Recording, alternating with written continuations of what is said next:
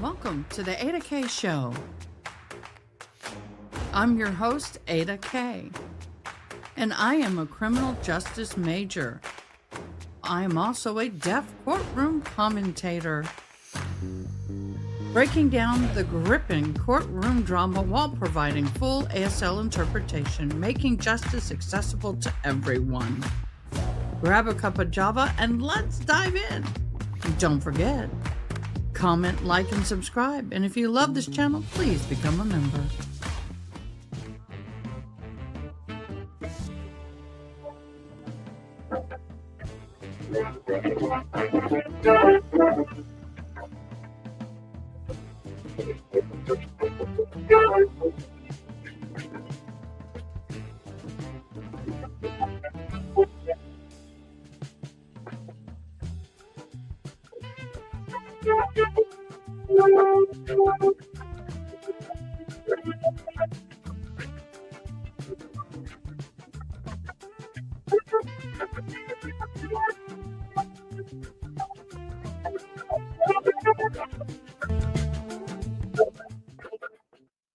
Good morning.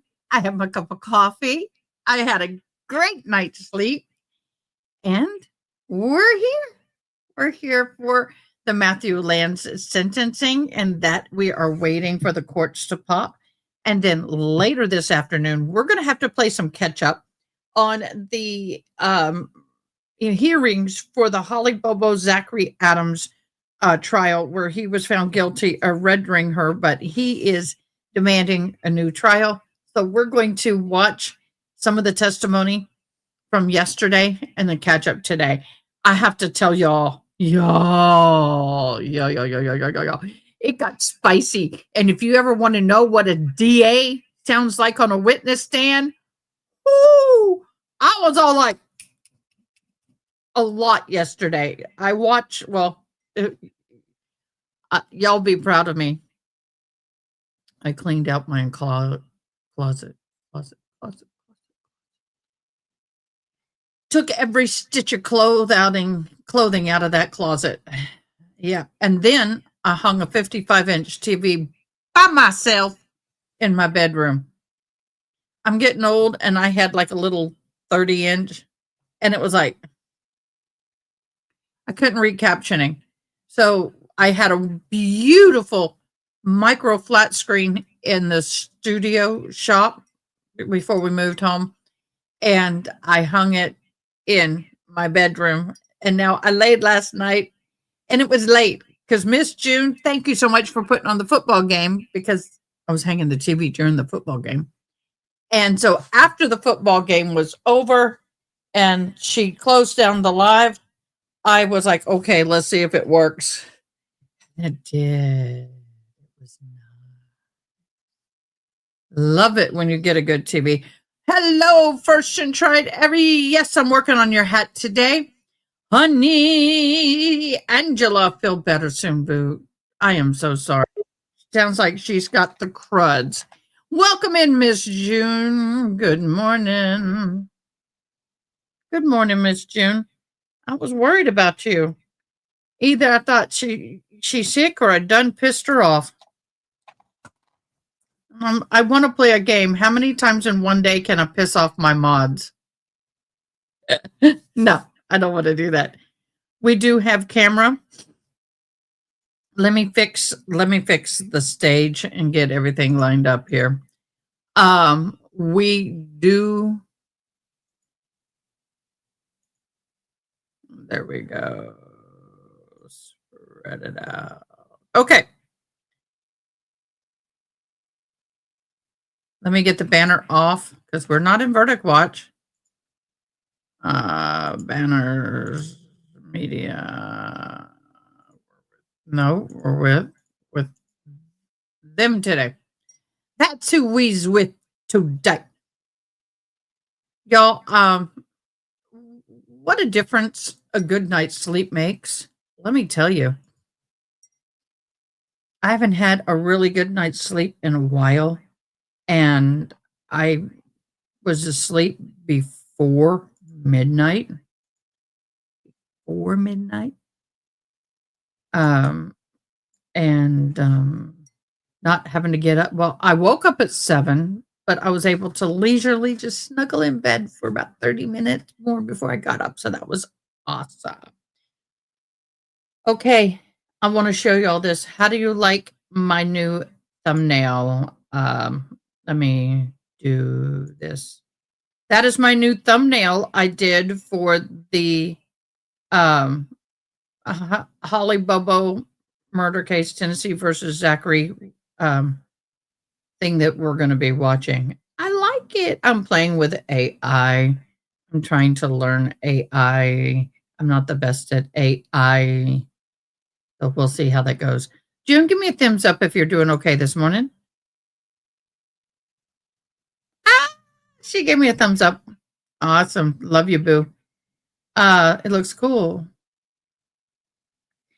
I know. And I didn't wake up with a headache this morning. That is the worst. I can go without sleep, but when you wake up with a headache first thing in the morning, what do you mean? No, not allowed. No games. Yeah, we're not going to do that. So let me read everybody through. Let me read you in. As we used to call it, read you in. I'm not reading. Really?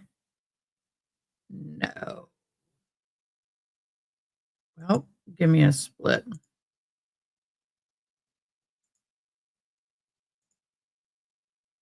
I put it in the wrong place.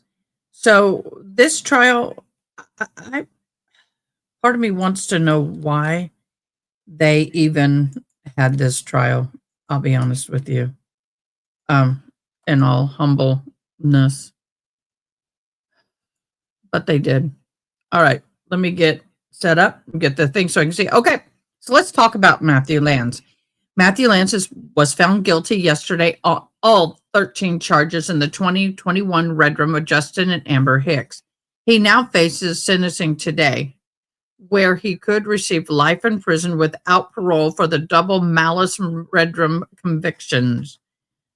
The overview of the trial is this. Matthew Scott Lanz, 26 years old, neighbor of the victims and former University of Georgia student, UGA. I'm sorry. Justin Hicks, Cherokee County firefighter. Oh, no, you are not a firefighter. Ooh. And his wife, Amber. Oh, he murdered them. Oh, I thought he was a firefighter. I was like, I'm not awake. So Justin Hicks and his wife, Amber Hicks. Justin Hicks was the firefighter. Okay. November 17th of 2021, inside their home in Acworth, Georgia. Their 2-year-old son was left alone, alive, for over 12 hours after he killed the parents. This was a bench trial, which means the judge decides the verdict and not a jury. He chose that himself. The guilty on all accounts after several days of testimony, forensic evidence, and witness statements. So the charges that Lanz was convicted of were 13 in total, 2 counts of malice red rum, premeditated killings of Justin and Amber Hicks, 4 counts of felony murder or red rum committed during the felonies, home invasion, unlawful entry into the Hicks residence, 2 counts of aggravated assault, violence, attacks with intent to injure, 2 counts of possession of a firearm during the commission of a felony, second-degree cruelty to children, for leaving the Hicks 2-year-old son alone without parents with the bodies for over 12 hours. Yes, that poor baby crawled all over his mommy and daddy, took off their glasses and tried to wake him up. Tampering with evidence in the attempts to conceal or destroy evidence of the crime. Now, the key details of this trial were security footage that showed Lanz moving around the Hicks property the night of the Red Room. Testimony revealed that Lanz had a history of paranoia, hallucinations, and escalating violent behavior. Lanz repeatedly answered no comment when asked if he understood his right to testify. The family's testimonies, the parents described him as obsessed with the Hicks home and struggled with mental health issues. So today we are waiting for court to go live for the sentencing. So what would he potentially get? Possible sentences will include life in prison without parole, most likely outcome for the double red room. In Georgia, malice red room carries either life with or life without parole. Death was a bench death. Well, since this was so life without the possibility of parole, he could get the DP. However, since this is a bench trial, no DP was sought. I had to get it right. Addition, convictions for cruelty of the child, home invasion, firearm possession add decades to prison time stacked onto the red room sentencing. The victim impact statements will occur before the sentencing. Family and loved ones of Justin and Amber Hips will be speaking before sentencing. Lanz family may also address the court. Summary: Matthew Lanz trial concluded and guilty of 13 charges, including 2 counts of malice in red room, and we are waiting patiently for the sentencing to begin. Please note this is going to be emotional. I'm going to see if I have a banner about taking care of yourself. Let me see.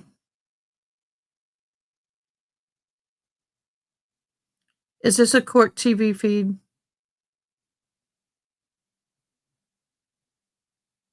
Yes. Okay, that will work. So we are going to run the entire thing. Oh, June, that's okay. I just wanted to make sure you were okay. We have a Karen Reed hearing? I guess we are. I'll set it up. I'll change this. I need to change the time on this one, edit it and change it to a later time. We'll set this one at 3:00 and save changes, and I'll set up the Karen Reed. Thank you for reminding me.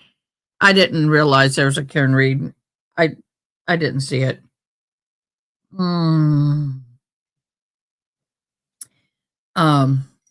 So it's a live hearing, hopefully. I didn't see it pop up in the feeds, so yes. Oh, honey boo, you know, that is ideal, but when they go to prison, they don't get much mental help. In prison, their mental health is pushing drugs. Okay, thank you, June. I will get that set up in the background once trial starts. I'll get it all done. Dun dun dun dun dun dun dun dun dun dun dun.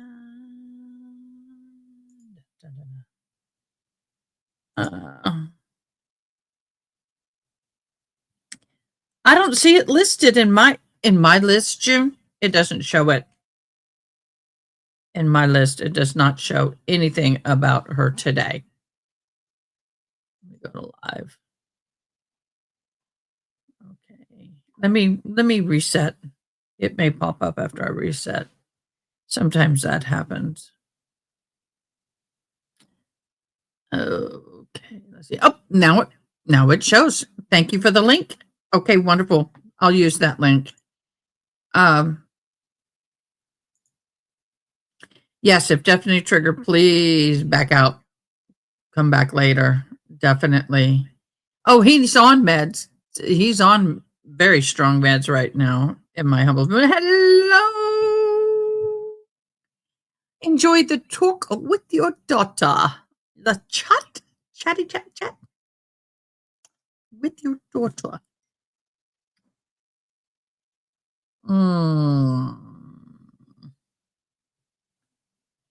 June, once we go live in this other one, I will set up that trial, okay?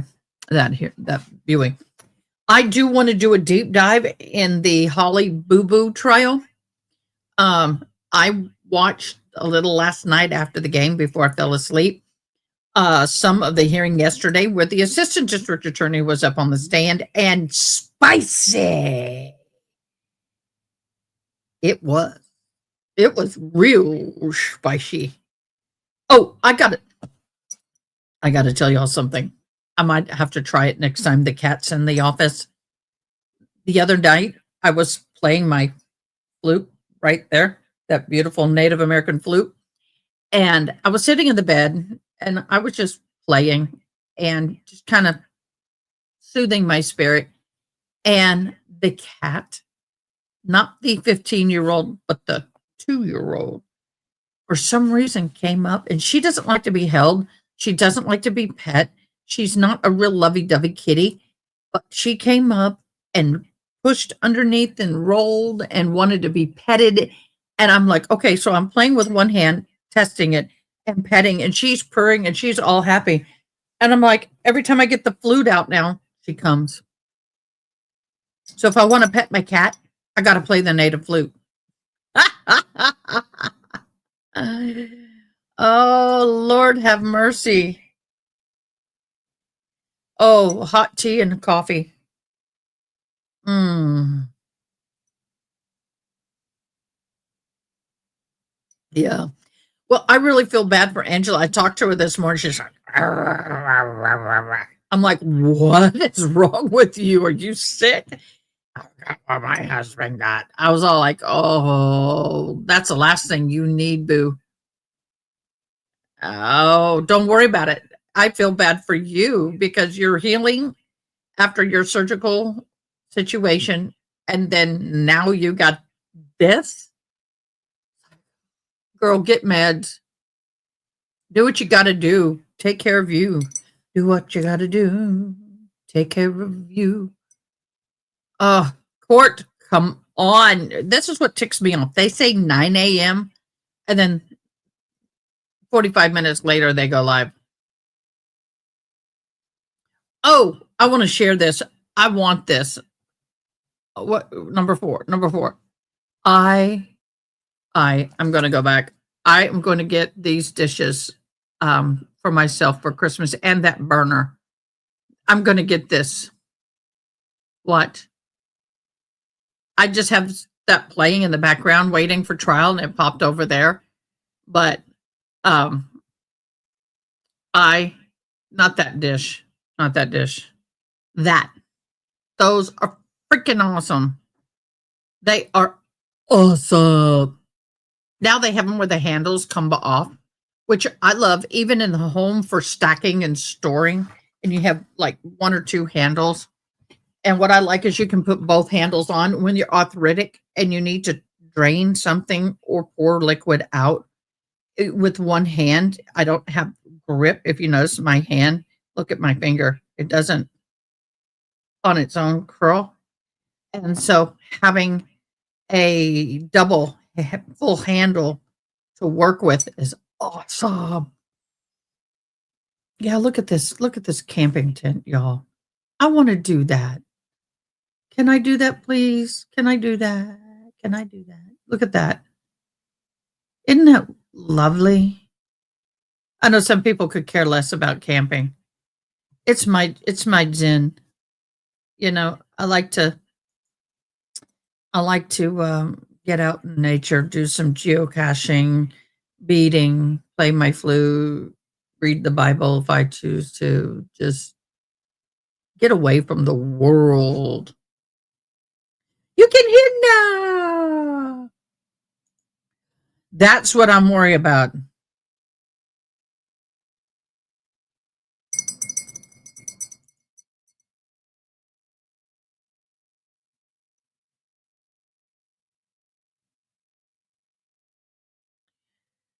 Ain't that the truth, honey? Oh, I'm glad you're back, Miss June. Just talks, JJ. June, may I call you JJ? Because that way the other June doesn't go, what? Mm. So I'm happily drinking my coffee this morning. I'm proud of myself with this thumbnail. I'm trying to learn how to use more AI. I create all my stuff without AI, and I wanted a cool foresty background, and that was cool. I enjoyed it.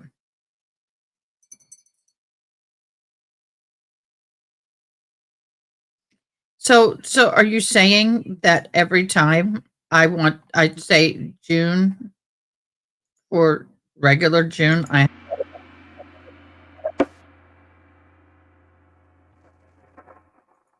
that's how I get a hold of my mods. Let's explain the sounds while we can, because I have had people asking me questions.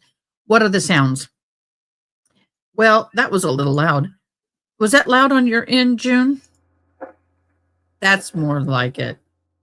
So the gong means that I have a message for them, and they will go to private chat. When they want to get a hold of me, one will either, and the other one will, where's the other one? June, which one do you use?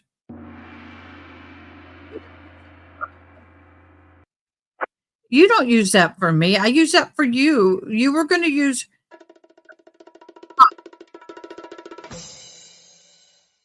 that's one. Boy, those are loud. Whew, that's loud. Those are loud. But if it's an emergency, no, actually, if it's an emergency, it's so we have these sound cues. So let me go through them. The gong was June. The police siren is like breaking news emergency thing. Sound cartoon screaming man. When they're mad at me, when I've driven them absolutely batshit crazy, that's what they do to me. I do this. Uh, and then when new people come in, train whistles for me. Drum roll is so when the train whistle goes off, that's one mod trying to get my attention. When the bongos goes off, that's another mod getting my attention. I have the taser. I need to make that. That is for when we're in court and the like Lloyd Daybell or Sarah Boone, if they have a taser belt on and they're pissing us off, we'll tase them. We have, of course, we do have the infamous screaming goat. And then we have jail doors. So when he was found guilty, jail doors close. And then we have my favorite.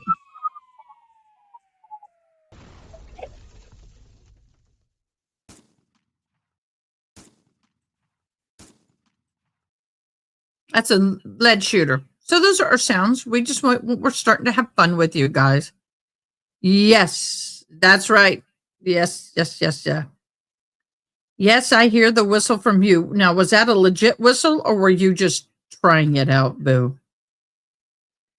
So we have sounds that my mods that can get in StreamYard have that we use because it's easier for me to be talking. Just playing with me. Okay. It's easier if the court's happening and I don't want to interrupt, but I need to. It's for June. I'll do it quickly. Like that. Yeah, I think we're going to be using the jail doors after the impact statements today. Yeah, we will be. But when you guys hear I'm trying to do that to let people know that we have a new person in chat, somebody that's hopped in that's not been here before. And that means I want you guys to be nice and welcome. Now, when you hear this, that's just because I'm welcoming you. I have a shite ton more sounds on my stream deck, but just to give y'all an explanation, because we've had people go, what is the deal with the gong? And I'm like, well, let me explain it. These are the backgrounds that were provided to us from I kind of like that one. I like that one and this one. Uh, so I'll leave it on this one now. That were given to us from StreamYard. StreamYard's really updated and it's really upped their game and made themselves worth the money I'm paying. Although I'm afraid to see what they're going to go up to. I think we're going to be using the gel door. Yeah, saw that.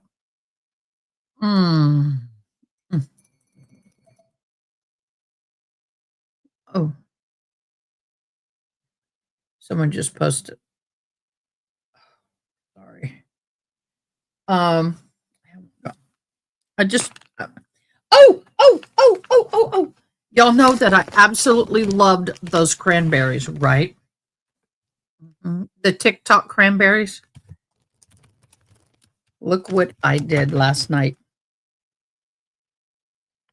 I went and got me cranberries and a little bit of orange juice. They really do pop. Let me know if you can hear this.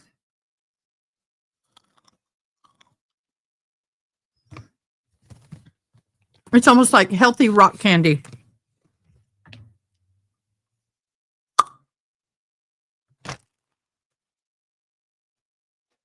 I did. Yeah, JJ went with me to the shop.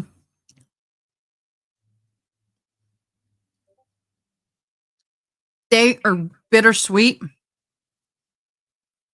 I bought enough, or I saved enough, that I'm going to try and soak some in sparkling wine. And I even going to put in some moonshine for New Year's Eve. I won't do it now. I will do it then. But yes, oh my gosh. Oh, those are good. I call them a holiday crack. I am a cranberry addict.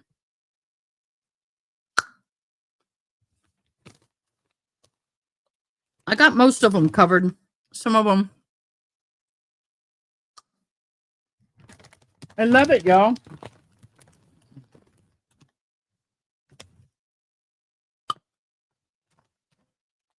I got some of them that still have moisture, so I'm getting them out so they don't affect the others.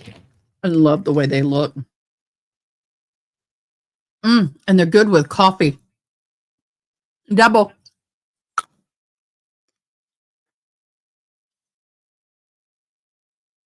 Oh, June or JJ, send me some. Where did you get strawberry rhubarb moonshine? What company makes that? That must be heavenly.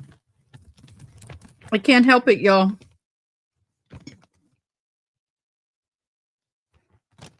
I'm getting the imperfect ones out.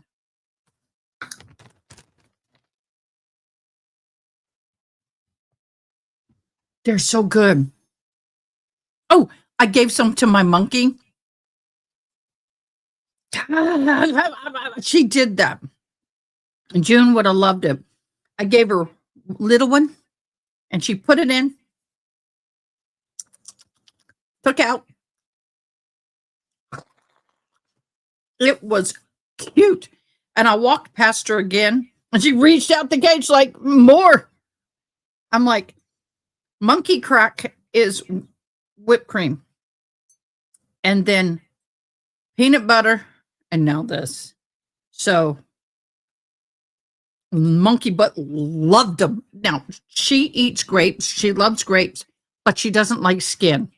So she will put the grape in her mouth, take all the skin off and spit the skin out.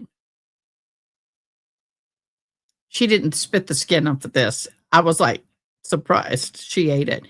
But oh, she did the monkey butt wiggle when she's real happy, like super excited.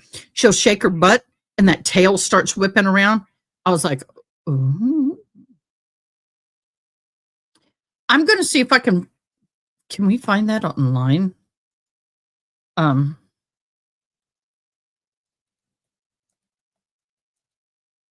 O'Donnell's moonshine.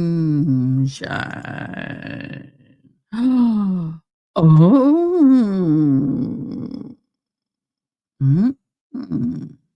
Where do I find it? Master of malts.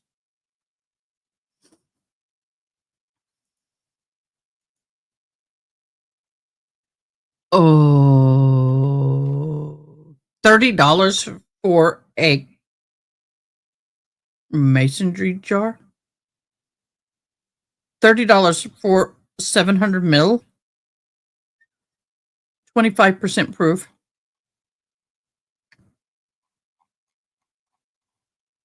Um,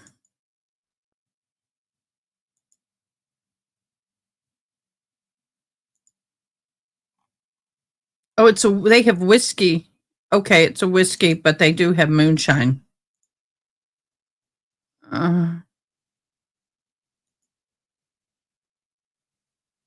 don't see moonshine listed.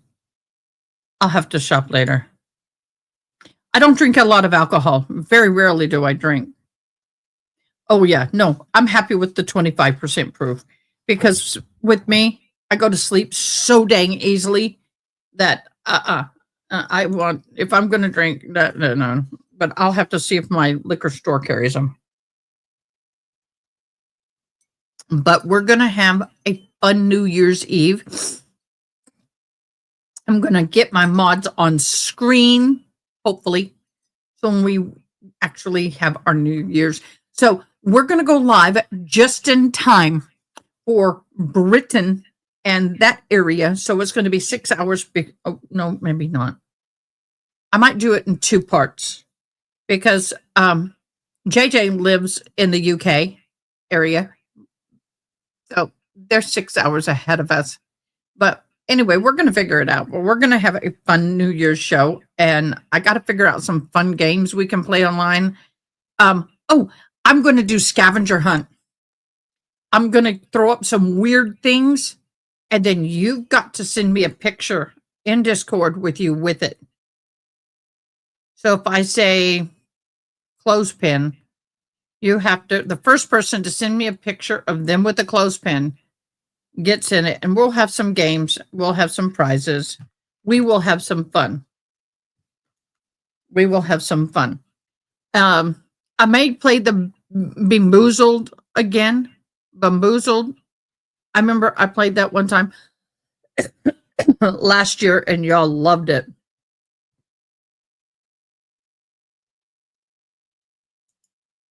Oh, see, you call them pegs. See, that's another thing I love about you is we can sit there and play around and play with wordplay. They only sell in the UK. Sorry, you can get it. No, that's what okay, so I'll look at it and see if I want to invest. We'll see. Maybe you can send me a small one in that package. Some small ones. You know they have small ones. Do they have the little ones? The wee little one. Can you send me a wee little one? Pretty please. I would love a wee little one. Oh.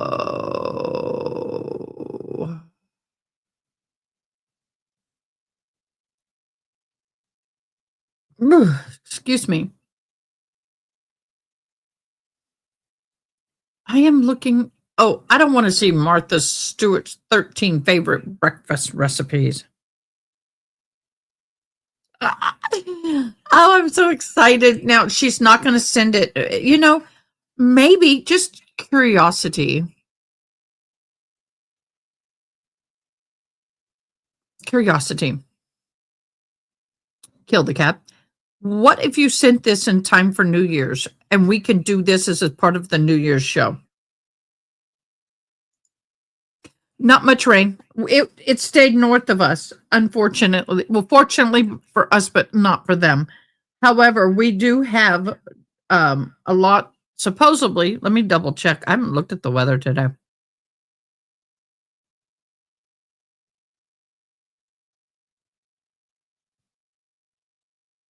They've totally changed our weather outlook.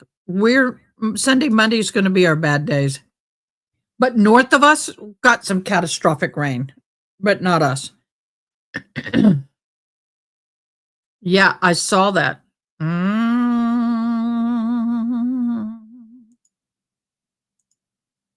I saw it. So, anyway, so the rain chances have changed for us. The front didn't come as far south as it was supposed to. So, very cherry liqueur. Ooh, that sounds good.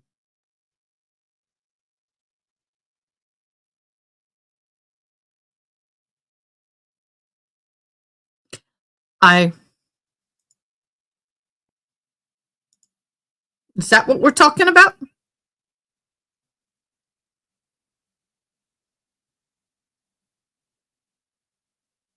Oh, my door. I'm sorry, love. It's overcast, but it's not. And this is in US dollars.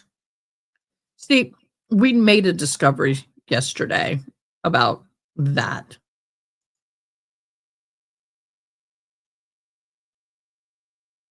I don't know if I'd like the cookie.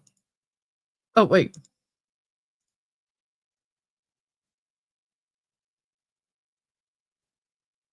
See, look, you can get a. Oh, look at that. I'm sure it doesn't cost that much for you, but look, you can get them. Are these full size?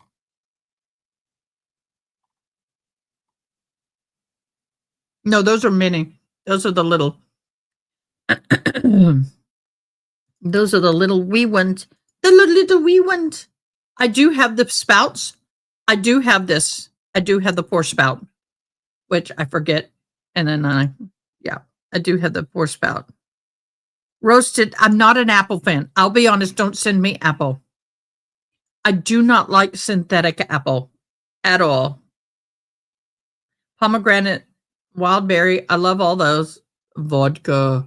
Yeah. Yeah. Probably not.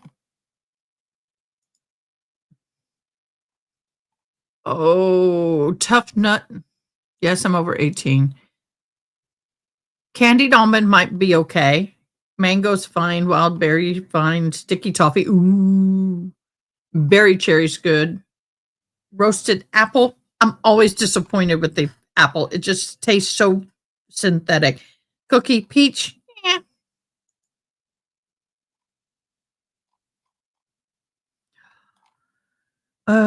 Berry cherry roasted apple. No. Berry blood orange. Macadamia. Never thought about that. Ooh, high proof. Yeah. Strawberry cream. Ooh. Y'all. See, that sounds good to me. Guess what? I love it so much. I'm going to save it down. Yeah. So I've saved the site just in case I get a little hopeful and want to buy myself something nice. We are still waiting for the Matthew Lanz. Hello, Libby. Court's on. I got it right here, boo. Oh, there we go. My bad. Back it up. Okay. You got it. Thank you, Libby. I'm too busy looking at moonshine. All rise. Have time to hear the court is now in session. Honorable Judge Sonia M. Brown is presiding. Good morning, everyone. Please be seated.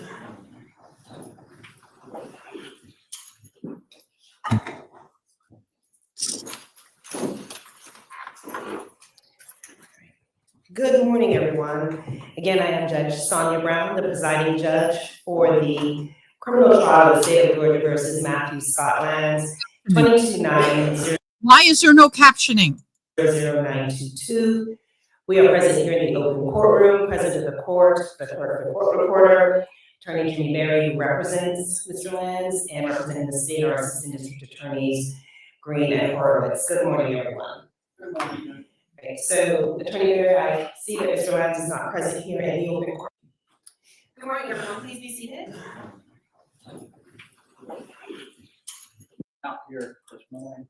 We did a waiver of his presence, and he signed that. So we would ask the court to allow him to be present. Anything the state would like to put on the record? No, I see the waiver and I believe it's in the file. All right, so the court has, before coming out, court did have an in-chambers discussion with the parties, both the state and the defense, and the court did do some research on what the court could or could not do when it comes to a defendant in a criminal case waiving any Where the hell is he? You mean he chickened out? appearance at any point in any court appearance, and the case law that we have been able to find gives the defendant the right to waive their right to appear at any portion of a court appearance, and there is no authority that allows the court to require them because it is the defendant's right at that point. And so a waiver of presence at sentence hearing has been filed here in the court at 10:22 a.m. It reads, comes now defendant in the above entitled case and states the following. I have been fully advised of my right to be present for my sentencing hearing, and I voluntarily and knowingly do hereby waive and give up the right to be present in my sentencing hearing today, November 21st, 2025. Submitted this 21st day of November 2025, signed by the defendant, Matthew Scott. You little chicken shite. You were too terrified to sit there and, oh, no, you don't. I'm going to fix that, y'all. Give me a minute. Lanz and his attorney, Jimmy Berry, and has been filed in court. And so we will proceed with the sentencing today. The court will not delay it, and the court will proceed with allowing the state and the defense to present any arguments or any statements that they would like to present to the court today. Yes, sir. Yes, sir. So we have 13 victim impact statements, and so you can proceed at this time. We would call Timothy Hicks.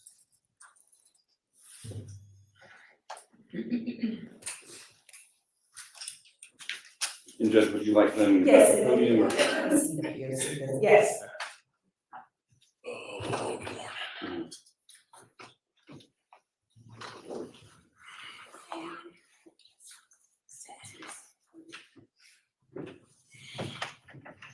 Raise your right hand, please. You do solemnly swear or affirm the testimony you're about to give the court in the matter now pending shall be the truth, the whole truth, and nothing but the truth, so help you God. I do. Right, have a seat for me, Mr. Hicks. I know you have already testified, so I won't need you to say or spell your word right. So you can get it right. I got him in court, y'all. He's in court. I just got to see him in that corner. I just got stuff. That's chicken. Oh, Thank you. Good morning, Mr. Hicks. Good morning. So it is our understanding that you have prepared a statement as to how this case has affected you. So at this time, I would ask that you provide that statement to the court. Well, I'll tell you, I haven't necessarily prepared anything formal. I've got a chest, bronchitis and stuff, so I'm gonna have to take a break. Take your time, there's some water there if you need it. I've had 4 years to write a statement, and I can't tell you the times I sat down.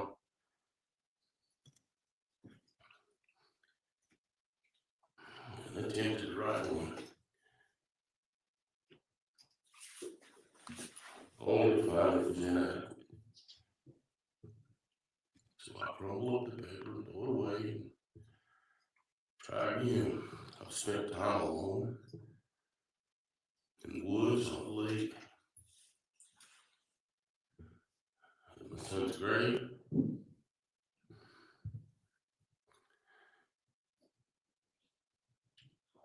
And I just find that there's just really not words proper enough to convey how this has impacted me personally. And Your Honor, look, I'm in the courtroom. There's so many people here that love to do this kind of people they were. They learned this by being good people, good Christian people. I'm going to share a story with you. It seems that my life took off when I was 19 years old. When I turned 19, I became a law enforcement officer and got married all at the same time. I'd always taken life pretty serious, and I felt I had that maturity level to pursue them. And so I did, and I spent my first 2 years in law enforcement and as a husband. And then on my 21st birthday, like many people do, they go out and celebrate and party, and some drink, some don't. But they celebrate that 21st milestone. For me,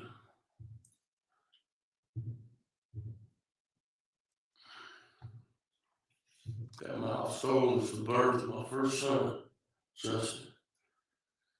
On my 21st birthday, I spent over 12 hours on an over a hospital bed. My wife was in labor with him. That's how I celebrated it. And I would not change it for the world. My son was almost born on my birthday.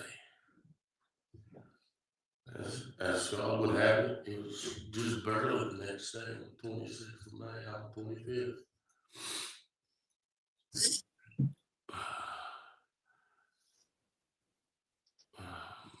Having children in order for any parent is one of the proudest days of your life. It's truly a gift from God. Not just a gift, but a blessed gift. I mean, for God to bestow upon people, anyone, children, God's entrusting you with something that He considers very precious.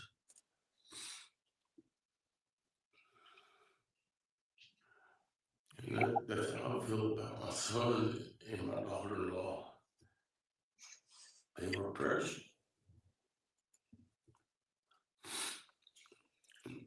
Mr. Lanz gets the opportunity today to tonight come out here facing us, facing our tears, our hurt, the hole that will be forever in our hearts. I understand the law, understand his rights, and I would do nothing to infringe those. I, for one, have stood in position to protect a person's rights. But I do think, Your Honor, that it speaks volumes of his guilt or innocence. If I was accused of a crime or otherwise, and knew emphatically without doubt a clear conscience before God Almighty, I would stand and face my accusers to my last breath if I were innocent. He's chosen not to do that.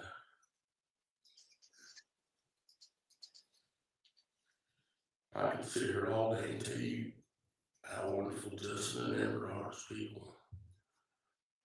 And I know that oftentimes the folks that love another, they speak those words about the person they love. And as you'll hear from me, and other people will do the same thing, but there's one slight difference. It comes out of Christian love. That's a different kind of love, Your Honor. That's a deep,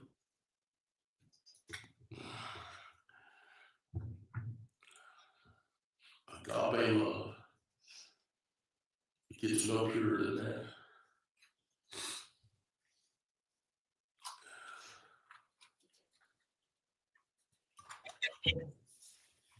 Amen.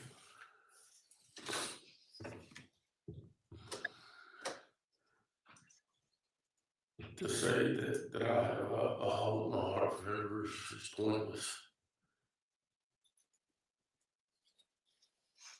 You know, I love all my children. I've got 3 total. There's always something special about your firstborn. It's the first for everything that you do as a parent. But again, all my children are gifts from God. And it hurts me as a man of the house, as the chief priest of the family owner, to watch my family suffer. Knowing there's nothing I can do. I took an oath before God, my wedding vows. I took an oath to myself, raising children. And there's nothing I can do to make them feel better. To heal the hurt, to bring the brother back to my daughter and my son, to bring a child back to my wife.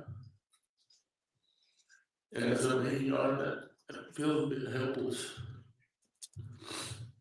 Because all I want to do is the right thing by my family. And in this case, I can't, and I'll never have an opportunity. I also feel like I've always told my children that I'll always be there for them and I'll protect them as best I can, even in their adult years. As a law enforcement officer, I know what evil works out in the streets and in the hiding spots. I've faced it face to face personally, and I made that promise to them. In this particular case, Joe, I wasn't able to protect Justin. He had to stand on his own 2 feet as a man and be gunned down. For what reason? You know, if there'd been some sort of conflict between them, or even if the offender stole $1, certainly a life worth way more than $1, but I could fathom a little differently. But senseless. Why? I still have that question. The answer to that may never be this side of heaven. But why? I just want to know why. I'm gonna try to wrap it up, Your Honor. That's so to give other people an opportunity to speak. What I'm about to tell you, Your Honor, I do not want to sway your decision on sentencing whatsoever, because I want the defendant to face whatever the court sees fit. But I'm gonna sit here today and tell you that I forgive Matthew Lanz for what he's done and what he's stolen from us. For me personally, I can't speak for everybody, I speak for myself. But I forgive him.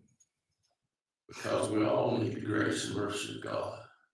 And I cannot, in good conscience, withhold what I ask God to give me from another person, including him. And as heinous and as evil as it's been. It's my prayer that Mr. Lanz goes to prison. And during that time, does some serious self-reflection. It's not mental rehabilitation he needs, Your Honor, it's an exorcism. That's what he needs. He needs a big healthy dose of Jesus. And I pray that he'll find that once he's there and it's time to reflect. Because hell is real. And hell is real. And regardless of my hurt and my pain, I don't want anyone to suffer hell. So, I hope you all can understand that. I can't stay bitter for the remainder of my days. I've got to rise up now and raise my grandson, do the best I can to bring healing and comfort to my family. And I can't remain bitter. I want Matthew to face the consequences of his decisions. And Your Honor, he had a choice. When he arrived at the residence and approached the area of entry more than one time, that was his valley of decision. That is where he was faced with Satan on one shoulder, whispering in his ear, and the Holy Spirit on the other. God gave him the opportunity to turn away and leave, but he made a choice not to. For whatever reason, he made a choice to carry out what he intended to carry out.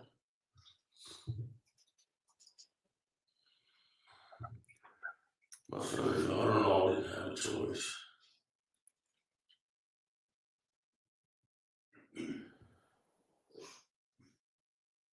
And I appreciate you listening. You probably hear this kind of stuff often in your profession.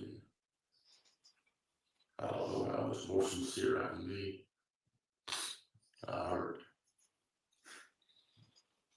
And I hurt deep. And a portion of my heart is gone forever. Save eternity. And that day I look forward to. I think I'm finished now. Thank you. Thank you, Mr. Hicks.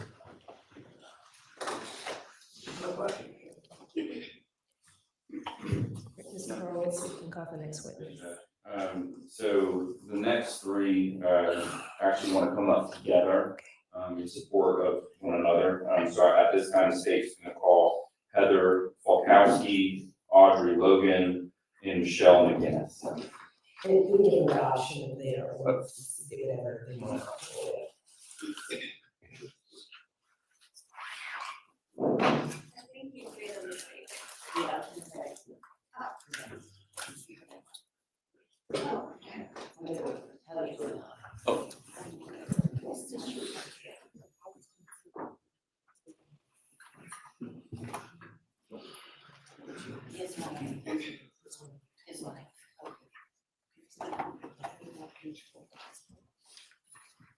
Raise your right hand.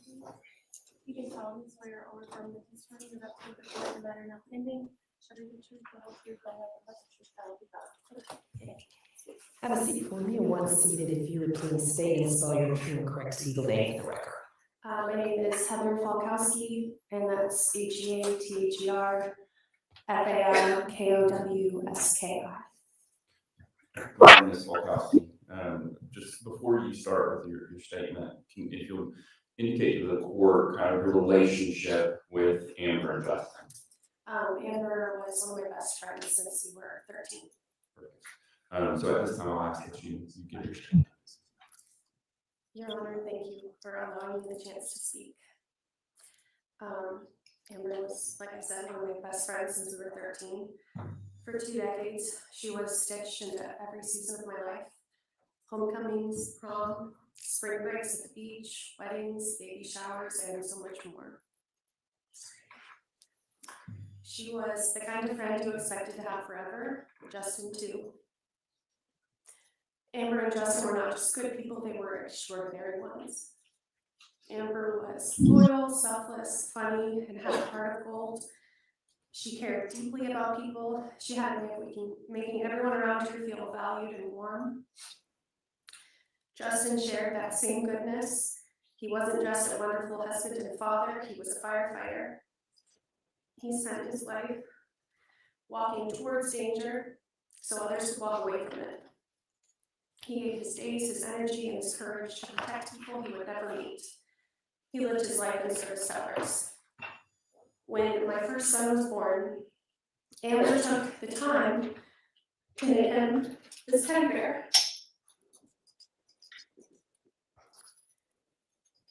Since her death, I've had another son. He's actually the exact age Jacob was that night. And he will never have a teddy bear made by Amber. One of my children has something from her hands. The other will only ever have stories. One of the heaviest burdens I carry is knowing that Amber's last ordinary moment was spent texting me and another friend as we made dinner plans. It was something we had done countless times. It felt so small, so normal. I didn't know that her response would be the last time I would ever hear from her. The next morning, as I was decorating my Christmas tree, my life was suddenly split between before and after. Since their deaths, the world feels dimmer. The grief is emotional, but it also lives in my body. It's the ache of reaching for my phone to tell my friend something and remembering she was gone. It is sitting in silence on days that should have been filled with laughter. It's dinner at Olive Garden with her seat left empty. It's the sharp, disorienting pain of knowing two people who should still be here are not. Not a single day has passed that I have not thought about them. And alongside this grief is trauma. I needed therapy to process their horrific murders. I cannot sit in my living room at night unless the outside lights are on because darkness now feels dangerous. My husband has to tell me anytime he's on his way home because the sound of someone entering our home makes me panic. This violence stole my sense of safety in my own home. But the greatest loss belongs to Jacob. Jacob lost his entire world in one night. He will grow up without the mother who adored him in every way a child deserves to be adored. He will never feel her arms around him after a hard day. He will never hear her voice cheering him on, never get the whispered reassurance that she loved him more than anything. And he lost his dad, who was strong, kind, devoted, and very brave. A father who ran into burning buildings so other families could stay whole. He will miss out on lessons, moments, memories, and love that no one else can ever replicate. Though I know his grandparents will all do a fantastic job. After all, they raised Amber and Justin. The loss that Jacob carries is lifelong. It will shape every milestone, every birthday, every achievement, and every heartbreak. There is no justice on earth that can give him back what was taken. Amber and Justin were stolen from their son, their families, their friends, and from the future they deserved. They deserved to grow old. They deserved ordinary mornings and long years watching Jacob grow up. They deserved to give Jacob siblings something they deeply wanted. They deserved safety, peace, and a lifetime together. I hope this court understands the full weight of what this world lost when Amber and Justin were taken from us. Justice cannot restore what was broken, but it can honor the truth. And the truth is that two extraordinary people were taken from us, and the ripple of that loss will continue for the rest of our lives. Thank you. I have to tell you, not to make light going on, but the lighting in this courtroom is freaking amazing. The backlight and the front lighting. I wish all courtrooms, because I can lip read this a whole lot easier. Good, clear lighting. I can lip read. Just to correct myself prior to Ms. Polkowski, obviously gave her statement by herself, but this next one is Audrey Logan, Michelle McGinnis, and along. Oh, just Amanda Creel. I apologize. So at this time, the state would move to tender what you mark as state's exhibit sentencing 1, which is located on this master drive here. And it's an audio recording of Amanda Creel's statement. And her name is spelled Amanda, and then Creel, Creel. We don't have any objection to that, Judge. We'll run over that. States 1, sentencing. May I publish? Yes.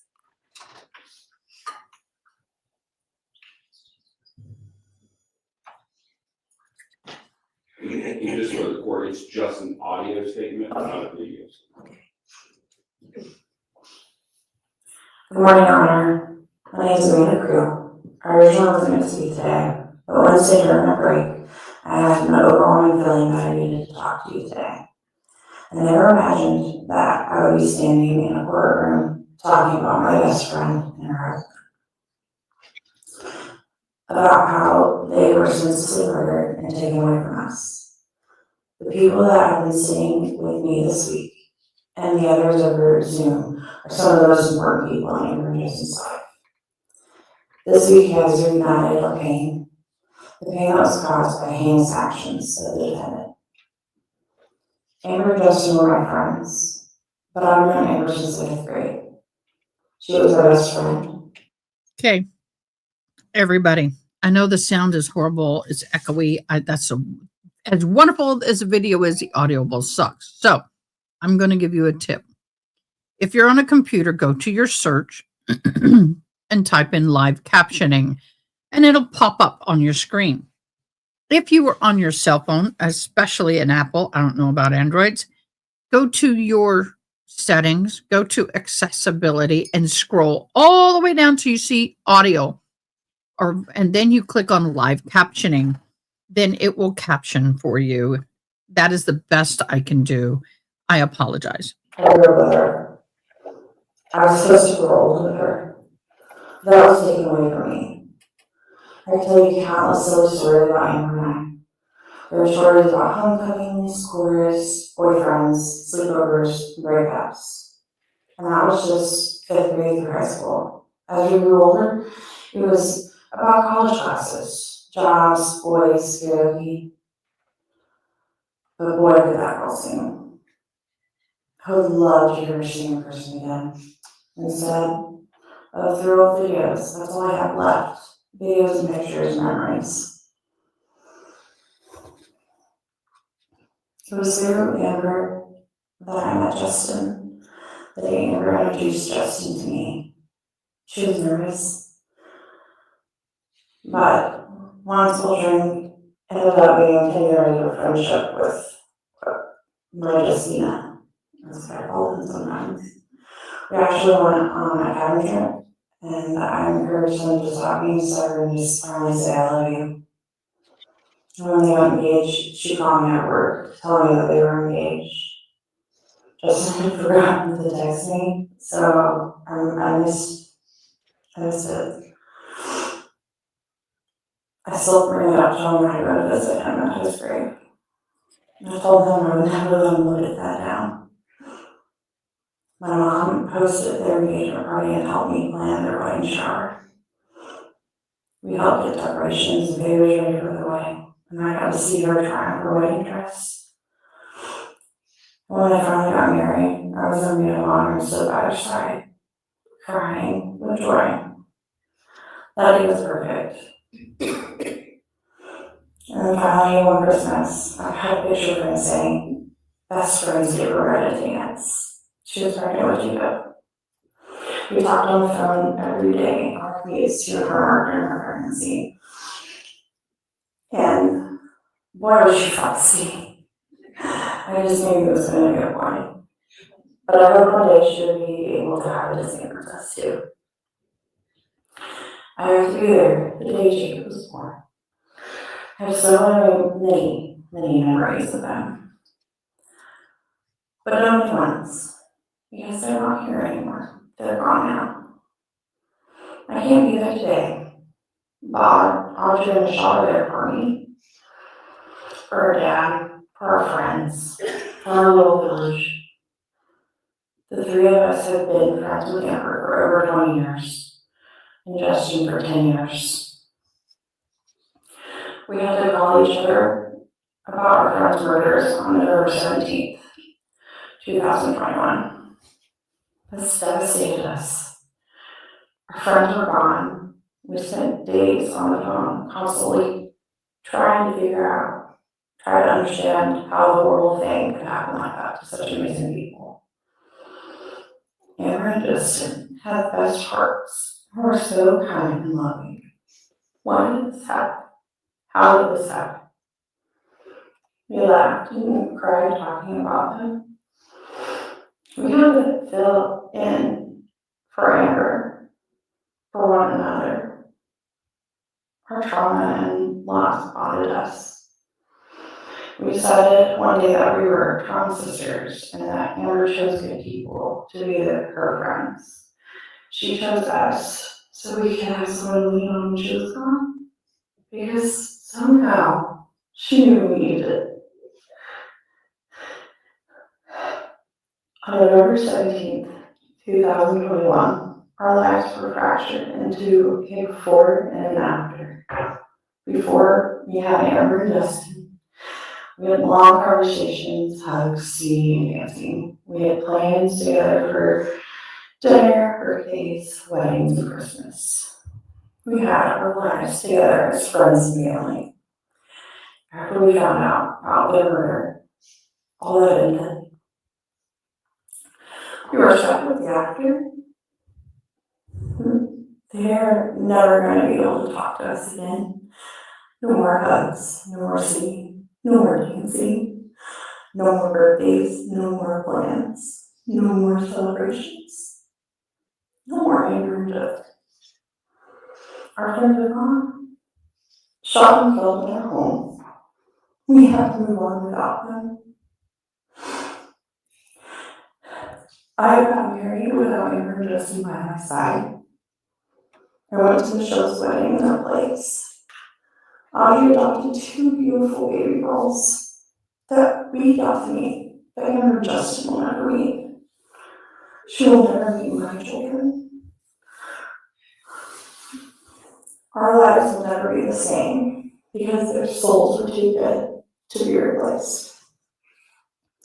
We will forever live with that hole in our hearts. The defendant didn't just take our friends' lives. He sold our sense of security. We now have lights, security systems, and fear. Fear for our safety, fear for our random noises, fear that we never had before this incident. On November 17th, 2021, Amber and Justin left their son because they were shot and killed while he was sleeping upstairs instead. Jacob was left alone for 12 hours, soiled and alone. But he will never be alone again, because every person in this courtroom will ensure that he has the closest thing to a life the defendant tried to take from him. He will never be an orphan. Your Honor, we ask you to sentence the defendant to the maximum sentence. This man deserves to stay behind bars for all the trauma and loss he has caused. We hope you consider our request when you make your decision on his sentence. Thank you for your time.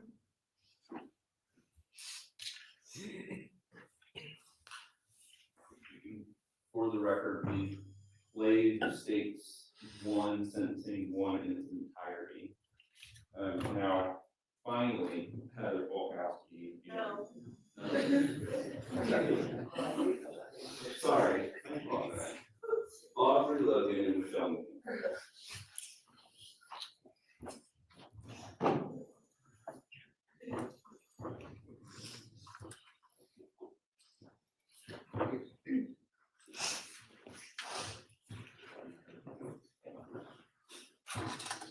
Do you all want to stand there, whichever one y'all are comfortable with?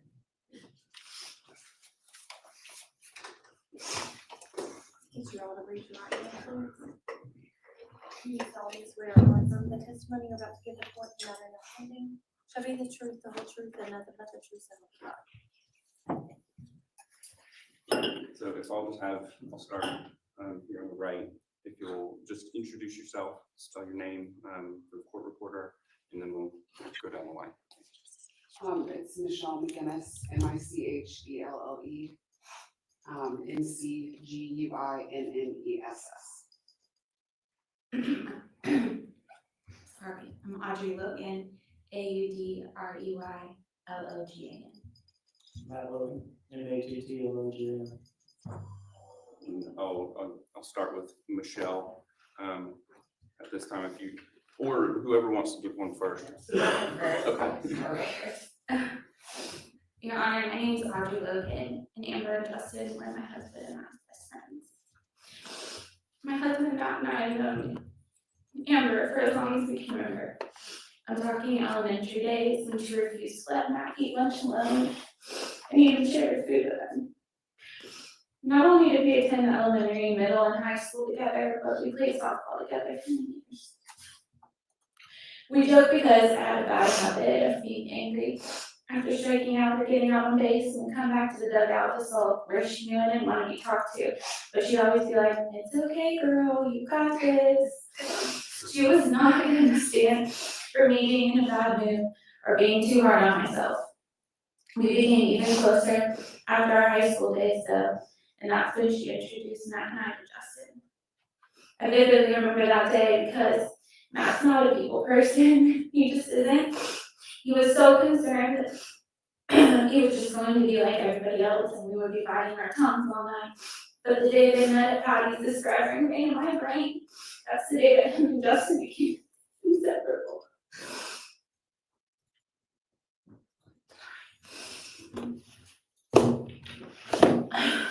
I truly never imagined the day that one day I would stand in front of a courtroom full of people and talk about two of my favorite people in the past tense. That I sit here hand in hand with some of their most favorite people reliving the absolute horror that happened on November 17, 2021. Reliving a pain that has no end due to choices that monster made that night. My life will now always be separated into before and after. On September 17, 2021, I went to bed, excited for the weekend plans I just made with Amber this year at church. I hadn't seen her since Halloween night when we took our babies trick-or-treating together. After that, my daughter and I came down with our speed, so I kept my distance away from everyone. A few days earlier, she came to my house knowing she wouldn't be able to see me in the middle of her busy schedule, just to leave to get a package. That's the type of person she was. We were excited to be able to get back to church and see each other. The very last text that I ever received from her said Sunday with an exclamation point. Because we knew we would see each other again in just 4 days. On November 18th, I woke up planning to do some Christmas shopping, so I texted her to ask if Jacob had a Christmas list so I could get the sample approval of my gift idea. She never received that message, and I would never get a response. See, that was before my worst nightmare came to life. My best friends murdered in their home. Their lifeless bodies left in their home. Their son confused. My mommy and daddy won't pick us. He just left them there like they didn't matter. And like Jacob didn't matter. But they mattered. They weren't just our best friends. They were our daughter's godparents. They were our family. They came beside me and prayed for me, over me and with me during all the hardest parts of my life. Amber was my voice of reason, my confidant, and my biggest fan. And Justin was always there to make us laugh and ground us when we needed it the most. They were in our wedding, and they were in ours. They were in our wedding, we were in theirs, sorry. We spent many weekends together, standing up entirely too late, watching the alien movie or silly nod we could get our hands on. Then when our children came, we were at their births, waiting outside the door for the minute we could hold each other's babies and check on each other. We started to create our own traditions with our babies, like family vacations, pumpkin patch trips, and trick-or-treating. But you see, that was all before. Now, we're in the after. A big piece of my husband and I died that day too. So much joy was stolen from our lives, our innocence, our peace of mind. Our home is now lit up outside 24/7, surrounded by cameras monitoring every corner, every blind spot. Our life is full of ring notifications or Life 360 alerts. Any little noise in the middle of the night wakes us up and strikes fear. I can't even come home at night without fear that someone's watching my every move. And that's just how I feel. Imagine how Amber's dad feels or how Justin's parents feel. That type of fear never goes away. That monster took away our sense of security even in our own homes. Now we're forced to live a life in a world that none of us asked or planned for. Amber and Justin never got to see our daughter Peyton, their goddaughter, start school, or see her passion for dance or cheer, or attend a recital, and they won't be there for any of the most important moments of her life. They'll never meet our other two daughters, Quinn and Brooke, whom I know they would have loved beyond measure. And they would have taken them under their wing as any good shopping parents do. Because they weren't just incredible parents, they were amazing godparents too. Always loving Peyton as if she were their own. I needed them for all those moments, and I still need them for moments to come. I need them next to me in the row in church on Sundays. That's where their absence felt the most. They may have always been a little late because Amber needed her start piece, but Justin needed his Duncan, and they were going to get both. Always. But they were there, worshiping their Savior and praying for each other and others because that's who they were. They were believers. They are believers. Even though my last image of them at church is their lifeless bodies laying in their coffins in front of the altar. I know they're still worshiping beside me. It's just from heaven now. Yes, I know where they are, and that I'll see them again one day because of their love for Christ. And for that, I'm grateful. I sure could use an Amber hug right now. But this is not the life I planned for, or the life they planned for. On November 17, 2021, I took their son to bed and sat down for some well-deserved time together. Just 2 more days and the weekend would be here, their first full weekend together in a while. They had plans to decorate for Christmas and were so excited, decorating a big new house, a girl's dream. Then that monster decided to steal that from them. Why? And we may never know. But Your Honor, these 2 humans, Amber and Justin Hicks, were 2 literal angels on the earth. It sounds so cliche, but it was the truth. Living their day to day, putting nothing but good into this crazy world, and that monster stole everything from them in less than 10 minutes. Everything from us and absolutely everything from Jacob in 10 minutes. Now they will never see Jacob grow up, go to school, start driving, get a job, get married, and start a family. They will miss every single moment of his life. And Amber lost her mom. After Amber lost her mom as a baby, this would have been her worst nightmare. Jacob to grow up without his mom and his dad. They did everything right, and it wasn't enough. Jacob will carry this trauma with him forever. That pain can never be erased, and for what? Amber and Justin had so much life to live, and that monster, I said over there, he's not here, stole that from all of us.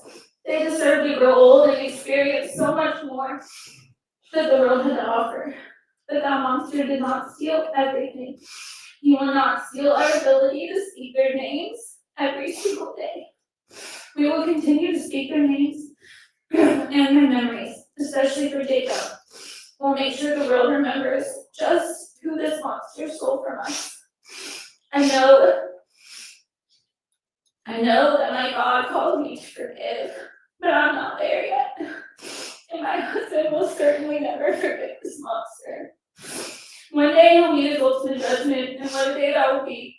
Today, though, Your Honor, we ask you to send it to the maximum extent of the law. Lock him away and go with the key and maybe never have to see his face again.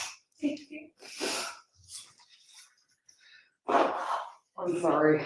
Wait a second.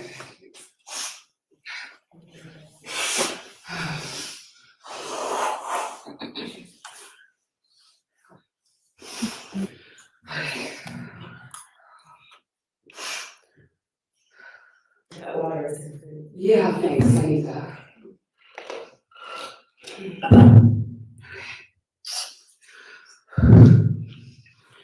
On November 17, 2021, 2 of the best people anyone could ever know were carelessly taken from this world at the prime of their lives.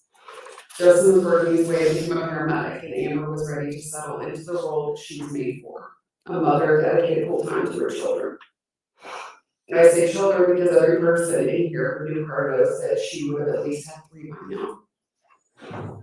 I would like the defendant to know that he's not the only person in this world who has suffered loss. Amber lost her mother at just 3 months old. Her father, Mark, raised her on his own, and she had to grow up without a mother.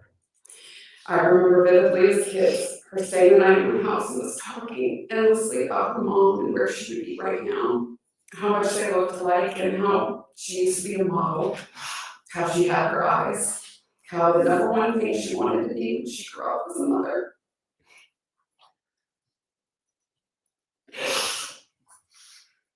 He took that from her. He took that from Jacob. He took that from her father, her family, and her friends.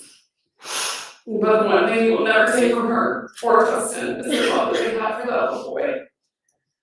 Thanks to the defendant, Jacob has a village in the hundreds backing him for the rest of his life. And there will not be a day that goes by without him knowing who they were and what they stood for, how amazing they were, and how proud of him they would be. I know Amber, and I know she would say that she forgives the defendant. I can't speak for Justin, but I feel as if he would say the same thing. However, I have never and will never be the angels that they were and will always be now. I will never forgive him. There is no taking back or undoing what he's done. He has done a disservice to this world by taking these two people out of it.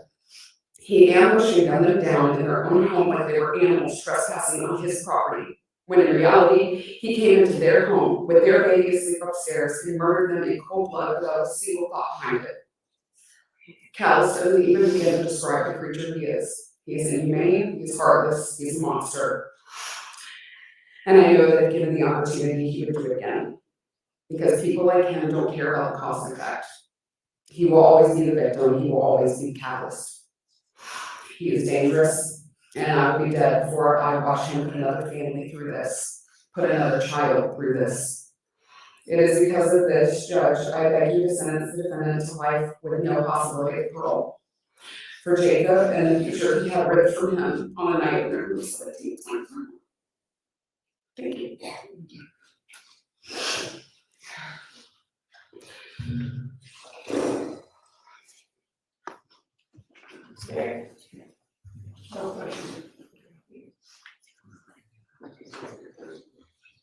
Turn forward to the comments. Thank you, Judge. At this time, state calls Kristen Bauer. Just read it, okay.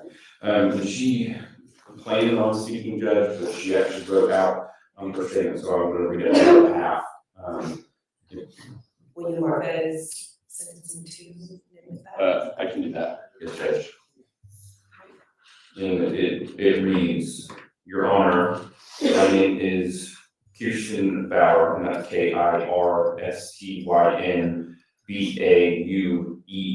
and then in parentheses, GOGGS. Amber and I are cousins, but if I ever said that, she would correct me saying, no, you're my sister. We were only 2 years apart, both July babies. Amber was an only child due to the loss of her mother just 2 months after she was born. We were inseparable as kids. If she went, I went. She was my big sister, my maid of honor, my best friend for life. Now I'm here and she's not. It's not fair. They should be here today. Amber and Justin were the kindest people I have ever met. When people say they had hearts of gold, they truly did. I want to take everyone back to our childhood days. What a lot of people don't know is our grandparents lived 2 doors down from the Hicks family. We all grew up together playing in each other's yards or riding bikes. One day, Justin looked at me while we played in their yard and said, I'm going to marry Amber one day. Remind you, we were only kids. They were 12 at this time. I looked at him with my 10-year-old self and said, you're crazy, and laughed. How could you know that? He said, I love that girl. His brother Michael and I busted out laughing like, whatever. Fast forward to 2017, his dreams came true. The most beautiful bride walked down the aisle as to the love of her life. I've seen Justin as a grown man cry of joy that day. Lord, my sister Amber was the most beautiful bride I've ever seen. If you knew her, she just had the most beautiful smile that would light up a room that day. It was a courtyard filled with loved ones. Early in November 2021, Amber was so excited to host Thanksgiving in their new beautiful home. She couldn't wait to have the family over. She said, "I love Christmas. We were going to go ahead and decorate before Thanksgiving so we can prepare Christian." It's always a running joke with us. I always said Christmas comes after Thanksgiving. She didn't care. As you have seen in the photos, she didn't spare an inch of ceiling space for that Christmas tree. She wanted the biggest and the best. The second hardest thing I have ever had to do is shatter my son Braden's world. I had to go come the 18th and tell my son his Aunt Amber and Uncle Justin were no longer here. They are now with the Lord. He was 9 then. He understood and had so many questions. But his first question was, what about Jacob? How is he? Is he okay? Where is he? At that moment, my sweet, kind heart boy couldn't even have emotions till he knew his baby cousin was okay. Once I told him he was okay, you could see his world shattered and all of his memories and love came crashing down on him. When our babies hurt, we hurt even more. Jacob brings us so much love and joy. I see so much of both of his parents in him. He's so kind-hearted and always checking on you if you look sad or even raise your voice a little.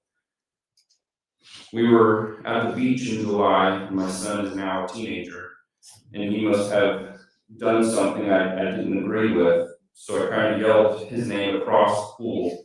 Sweet Jacob got out of the pool and walked over to me on the edge and said, "Hey, Aunt KK, I just wanted to check on you to see if you were okay." He just melted my heart. This is my mother and father coming out on him.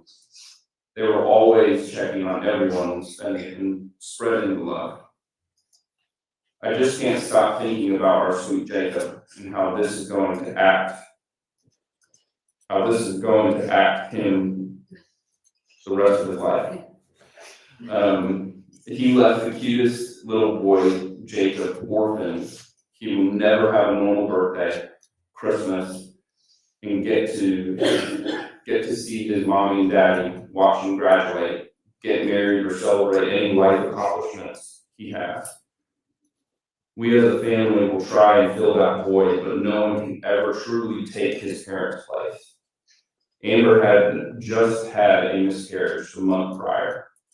They wanted to add to their family so bad, but now our sweet Jacob will forever be labeled an only child. That was not supposed to happen. They wanted to fill that beautiful home with a couple more children. He was never supposed to live this life without his parents and siblings. Like I said, we can't fill that void ever, but we will try and surround him with all the love and support we can. When I say he has a village, that village is thousands and thousands of people. Cherokee County Fire and emergency personnel has been here immensely for sweet Jacob and family. Blood does not make family, and we have learned that through this entire process. This courtroom has been filled with just 1% of people that love them and care for them. I honestly believe we could wrap this building multiple times with the amount of people that these two beautiful souls truly impacted. What Amber and Justin thought was their dream home later became their worst nightmare, along with everybody else that loved them. Our hearts will honestly be forever shattered with the loss of these two beautiful souls. Nothing can ever bring them back. What he did is not human behavior. What he did was acts of a savage animal. He sat there and preyed on them like a savage animal. He should be treated as such and locked in a cage for the rest of his life. Thank you, Your Honor, for helping us get justice for Amber and Justin. Thank you. You may call your next witness. At this time, the state calls Chief Eddie Robinson and Sergeant Tyler Davis.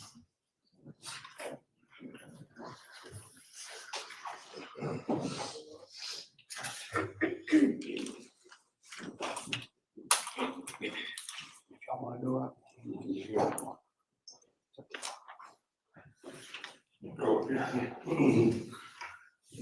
Raise your right hand, please. You do solemnly swear or affirm the testimony you're about to give the court, no matter now pending, shall be the truth, the whole truth, and nothing but the truth, so help you God.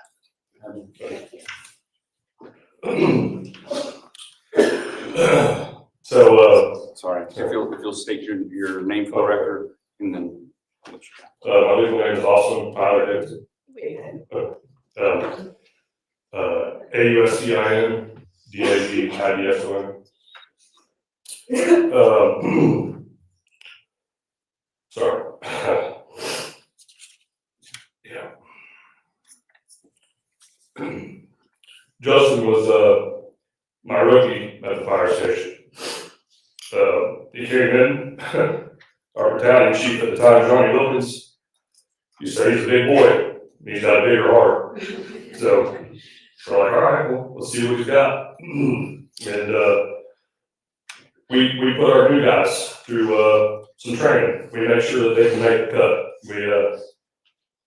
We do a lot of hard things together, and we every meal together. We sleep in the same bunk rooms together. We know every secret about each other. We are family. So me and Justin, we grow a really close bond quickly. I did not have the pleasure of growing up with them like his friends and family did back here, but that bond that we had was closer than my own family. I was telling my mom the other night I have 3 younger brothers, and Justin was closer to me than they were. We worked a side job together. Most firemen have some sort of side gig, and we worked together on our days off at the fire station. And if that wasn't enough, our families got together on weekends and we'd go fishing. And Justin was a brother.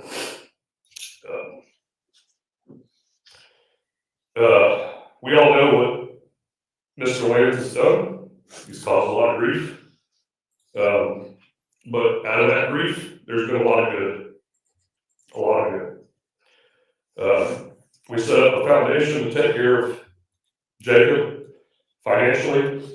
Jacob's Pathway that I'm a part of, and the chiefs and other members of Cherokee County started another organization that helped as well, the Fire Foundation. So we've helped not only Jacob, but we've helped a lot of people through hard times in their lives financially, and getting that brotherhood together as often as we can to remember our brothers and our sisters in this field. I don't want to keep bringing up the bad stuff that happened, because we all know that it's terrifying, but I do want to say a little bit about who Justin was and Amber. And I remember the time that we were sitting in the station together one night, and I told him that my wife was pregnant with my first son, Austin, and we had a cigar together.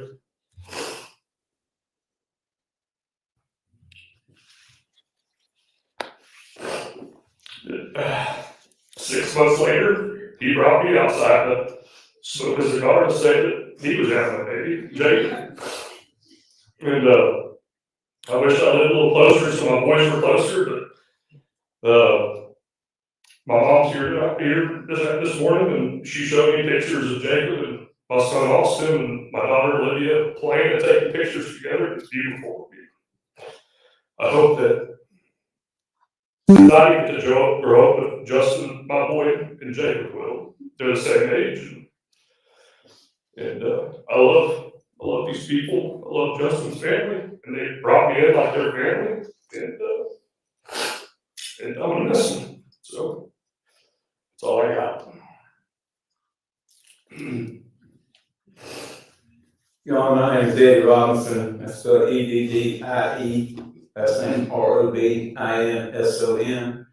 Thank you for giving us a few minutes today to come and just really kind of try to bring honor and pay tribute and plead with the court for sentencing. I can validate these young ladies when they come up and they speak about Amber and growing up and things that they did. My daughter played softball with Amber and these guys. I had the luxury a couple of years of being an assistant as coaching with those kids a little bit, and what a joy they were. My daughter, through some poor decisions, unfortunately became pregnant during high school. She had a baby. He's done well. He's going to go through school. We pick on her all the time. We pick on him about the only kid that's ever graduated from high school twice. But the day he was born at the hospital, who do you think was there? I got a picture I can show you. It's Amber holding my grandson. So when they come before you, they tell you the impact that's had on them. This impact is real. It's not made up. I just want to make sure that everybody in this room realizes these are real people with real hearts.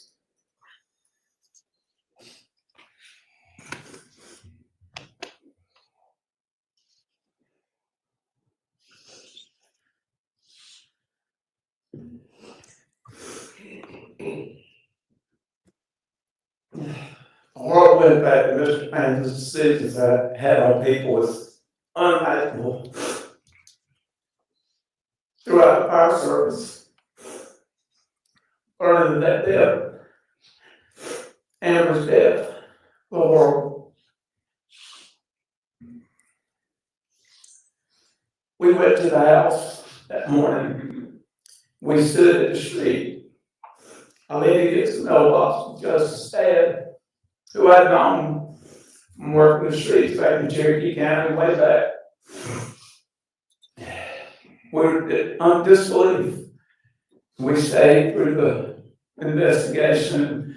Investigators, you could just tell watching from a distance that they were not going to leave any stone unturned. They were going to collect every piece of evidence in great detail, and we're grateful for them for doing that. And then it was time to remove Justin and Amber's bodies from the house, and they allowed us to be part of that. And more as that may sound, it brings us honor that we could do that, because we were able to escort them over to the morgue here, and the next day we loaded them on apparatus and escorted them to the crime lab. They never spent a second alone until the day of the funeral. There were firefighters every night, stood vigil throughout the night, throughout the days leading up to the funeral, through the funeral. There were probably 1,200 or 1,500 firefighters from across the state of Georgia that had visited or was at the funeral. The number of apparatus that was in the processions were absolutely amazing. And we will not ever allow Justin and Amber's memory to die. If you walk into our paramedic training facility at our fire training complex, we have a wall, and on that wall is a big picture of Justin. There's a big sign over the door, his paramedic certificate.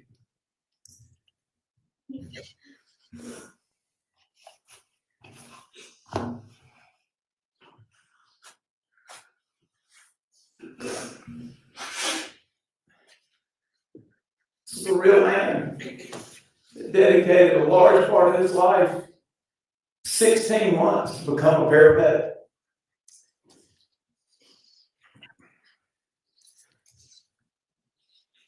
He never got to enjoy receiving that certification because of his plans. He never experienced saving lives in the back of an ambulance, practicing medicine in a road ditch. He was ready, he was prepared, he wanted to do it.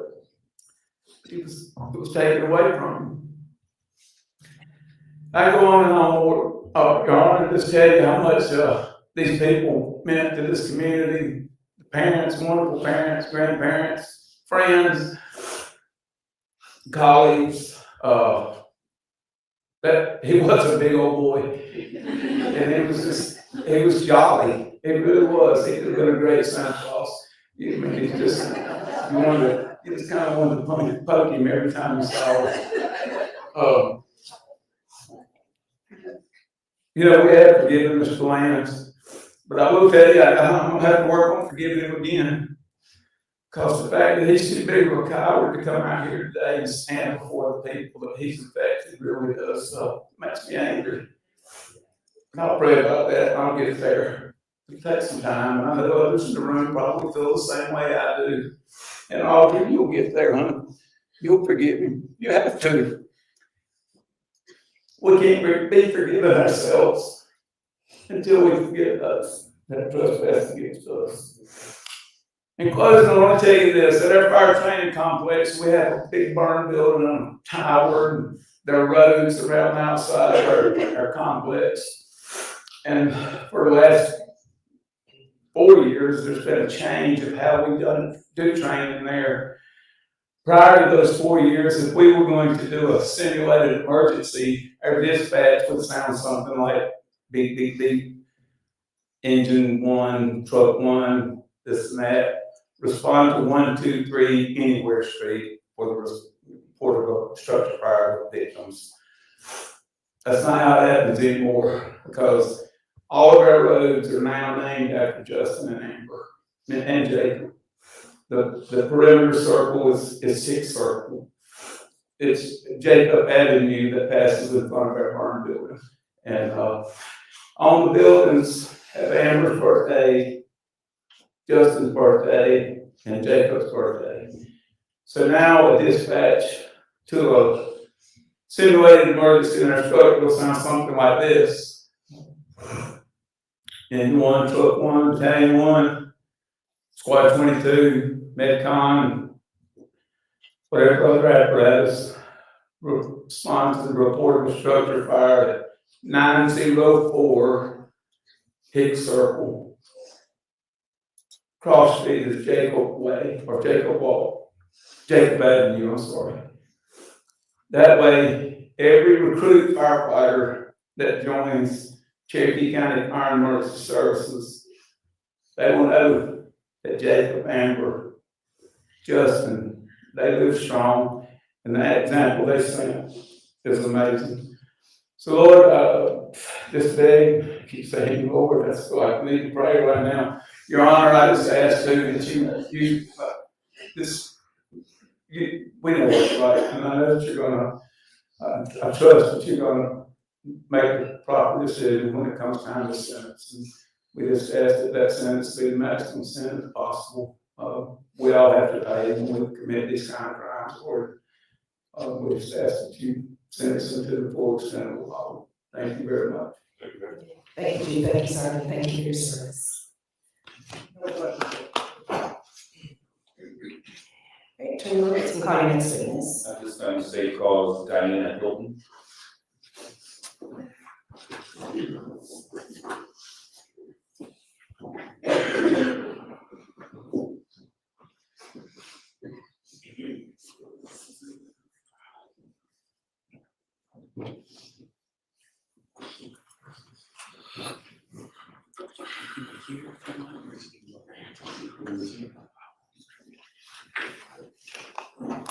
Raise your right hand, please. You do solemnly swear or affirm the testimony you're about to give the court in the matter now pending shall be the truth, the whole truth, and nothing but the truth, so help you God. Thank you. If you'll just spell your name for the court reporter, and then tell the court your relationship with Amber. Diana. You actually move this a little closer for me. I want to make sure I hear everything you say. Diana Hamilton, Diana Agilton. Amber was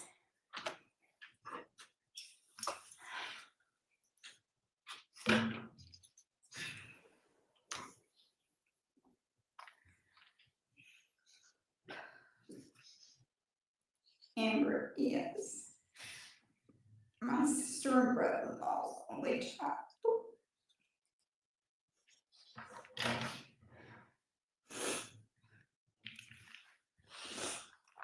When Amber was 11 days old, her mom was having severe pain and was admitted to hospital, where they found that she had cancer. And Amber was 3 months older and had passed away. The last thing my sister said to me, the last time I was at the hospital, she said, please help take care of Amber.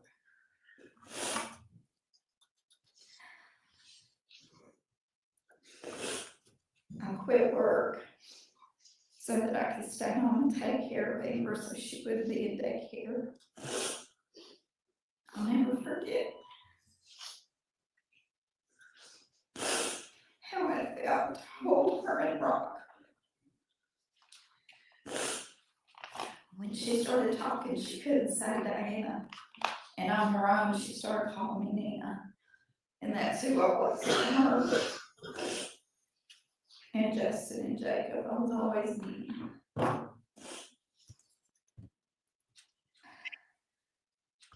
The first time she brought Justin for us to meet him, I knew he was the one for her. And we loved him as our own. They had beautiful fairy tale baby. And Amber looks like a princess. And Justin her prince. We were all so happy when we found out they were having Jacob. They bought a beautiful home after they were married, but it was so far from family and they wanted to move closer. Amber fell in love with a house in Berlina. It was her dream home. She and Justin were so happy to make a home there with little Jacob. I took the picture of them that everyone's seen standing in front of their home. Jacob loved it there. The little tiny fire truck that we've all seen in the pictures was Jacob's favorite. He would grab Kit Kat and put her in there, and she would make all these noises like she wanted out, so Amber would tell Jacob to put her down. She would act like she was gonna get away, and then she would stop in front of the fire truck and wait for Jacob to come pick her up again. And put her back in the fire truck with him. It was their little game. They were so happy. Justin was working and studying so hard to take his test to be a certified paramedic that he never completely unpacked his office at home. And then on November 17th, 2021, evil invaded their home and maliciously took Justin and Amber's lives. He, the monster, talks about the demonic lights in their home. Those lights were not demonic, it was their Christmas tree. The only thing demonic in their home was him and his black heart.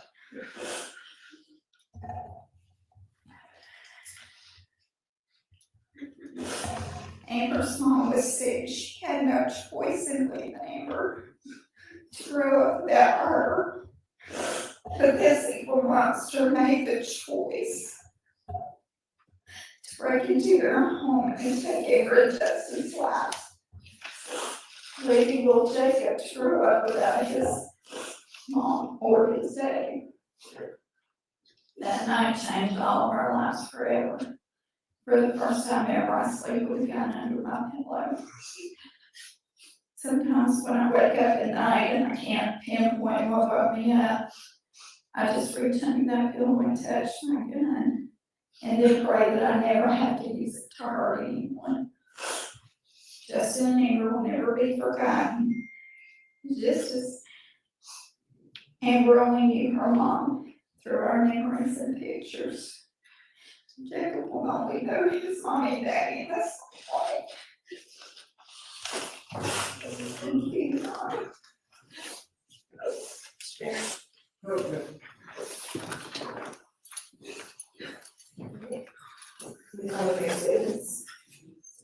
Your Honor, the next statement is going to be State's Exhibit 3, is a written statement from Brandy.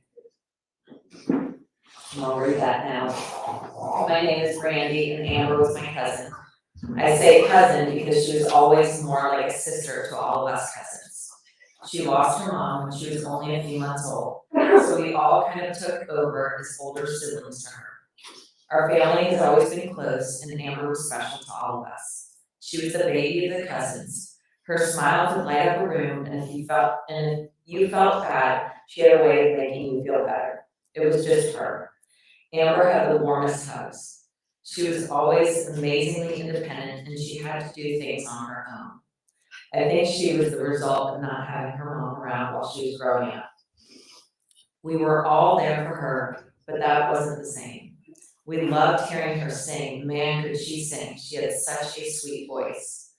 We loved watching her play softball and just grow into the amazing person that she was. Then Justin came along. He was just this amazingly sweet guy, always a little goofy, but that was part of his charm. He was a big teddy bear. The love he had for our Amber was so evident in everything he did. The two of them together was just sweet. They loved each other from the time they were kids, and that love grew over the years as they went by. They got married and started their life together, and then little Jacob came along a few years later. They loved that boy fiercely. They had just bought their dream house. They loved that they were closer to family. Justin and Amber also wanted to extend their family. They wanted to add another little one to complete their family. They were trying to do that at the time of their death.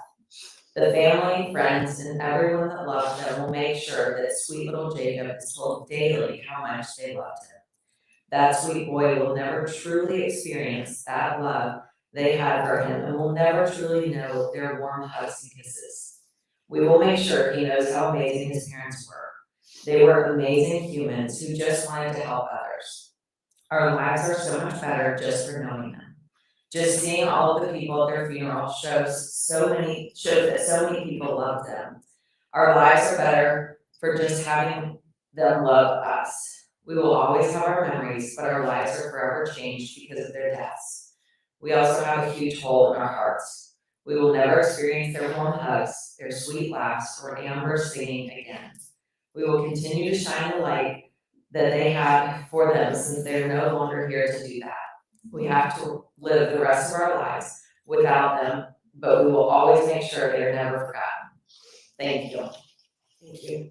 And next, the state will call Laramie Hicks.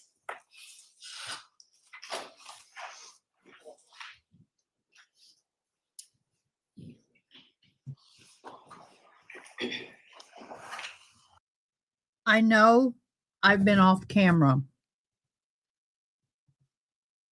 This is very heavy and very hard, and been hard for me to control my emotions, so I'm beating as a coping mechanism. I'm taking a breath. We need a breath. I like how they're letting the judge know how down to earth the family was to them and sharing some of the memories and what they're going to miss at home and work.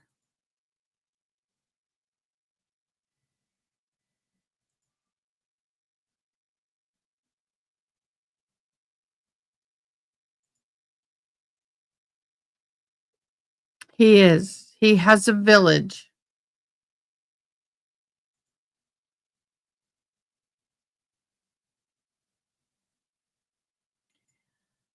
I don't know, but I put him here, making it look like he's sitting there. But coward is what comes to mind for me. All right. Raise your right hand, please. Both of you can raise your right hand. You do solemnly swear or affirm the testimony you're about to give the court in the matter now pending shall be the truth, the whole truth, and nothing but the truth, so help you God. Thank you. Laramie, if you'll first state your name and spell both your first and last name for the record. My name is Laramie Sims Hicks, still legally Sims, so LARAMIESIMS. And what was your relationship to Justin? Justin and Amber were my brother and sister-in-law. I'm married to Michael Hicks, Justin's brother. And starting out with this, I'd just like to say, I didn't get to know him as long as I wanted to. My husband now and I were engaged on November 13th of 2021, 5 days before it. I remember vividly getting text messages from both of them congratulating us on our engagement and wanting to be there for the celebration. 5 days later, we got a call from Amber's work saying she hadn't shown up, which was so unlike her. She was always reliable, sweet, caring, and kind. My now husband and I drove as fast as we could from our workplaces over to their residence on the Virginia Drive.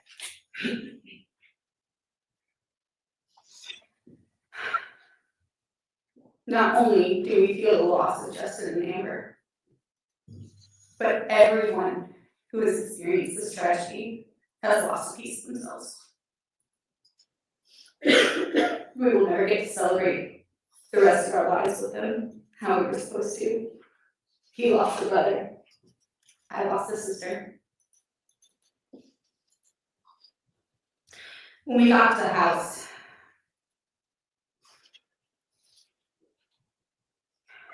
my mother-in-law Charlene and my father-in-law Tim and Amber's father didn't know what to make of anything. The people that I had known were gone.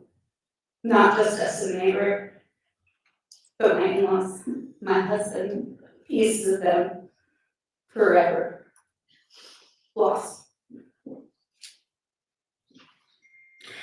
When we got married a year later, my husband was his best man, his best friend.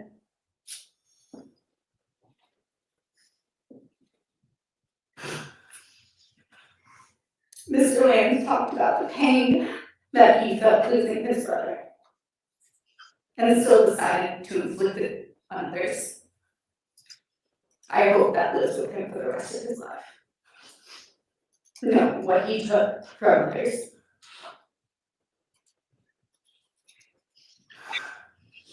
I also want to remind the court what everyone lost that day. Not just us, the friends and family, but Cherokee and Cobb County. Justin was a firefighter. He did everything in his power to protect others, to help others. And Amber worked with the public. She loved people. They both gave everything they had in service to others. The lives Justin would have saved. The lives Amber would have impacted. We've all lost something. Not just the friends and family, but the world. But our counties, our community.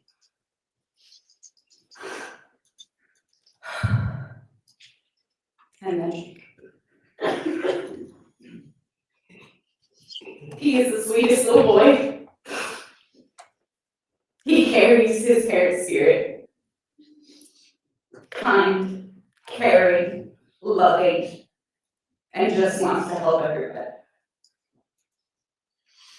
He will carry on the parents' legacy.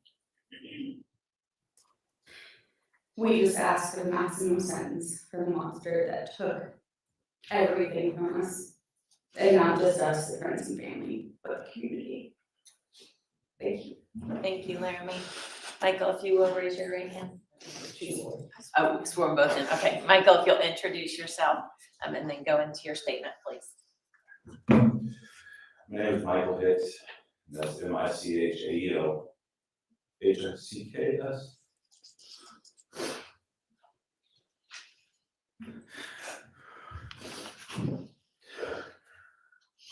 here today to speak about the loss of my brother, Justin, and my sister-in-law, Amber.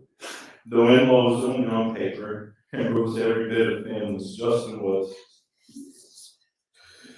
I want to tell you who they were, the light they brought into the world, and the unbearable weight their absence displaced on all of us. Justin and Amber lived their lives with purpose, kindness, and compassion. Justin was a firefighter. His entire career was built around helping others to save lives. And he carried that same selflessness into his personal life. Through how he lived his life, he was a testament every day to what it meant to be a loving son, brother, husband, and father. He was my hero long before he ever put on the uniform. Together, Justin and Andrew created a family centered on being a light to everyone around them. Anyone who crossed their path felt their warmth, their generosity, and their genuine love. Losing them has shattered our family. There's not a single day that their absence isn't felt. We mourn not just the life they were living, but the life they should have had. The future moments they'll never get to share with Jacob, the memories they should still be making. Family gatherings feel incomplete, holidays feel hollow, and there is a permanent empty space in our hearts.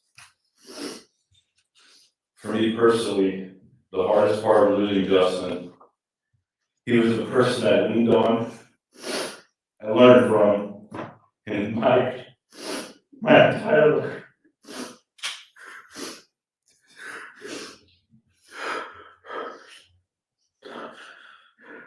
To me, he wasn't just my brother, he was my best friend. He was the person I looked up to, the example I measured myself against. Losing him meant losing a part of myself, and losing Amber meant losing who brought so much love and joy in our families. The grief has affected every part of my life, emotionally, mentally, and spiritually. It has changed how I move through the world. Justin and Amber deserve so much more time. They deserve so many more memories with Jacob.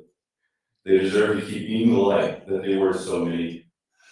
Their loss has taken more from us than I can truly express in words.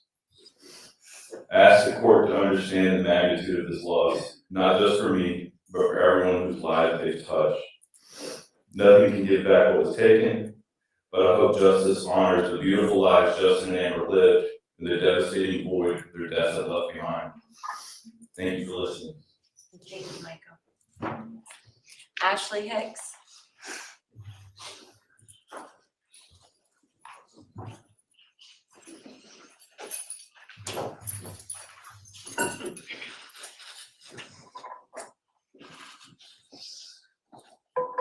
Raise your right hand, please. You do solemnly swear or affirm the testimony you're about to give the court in the matter now pending shall be the truth, the whole truth, and nothing but the truth, so help you God. I do. Ashley, if you'll spell your first name. My name is Ashley, it's spelled Ashley.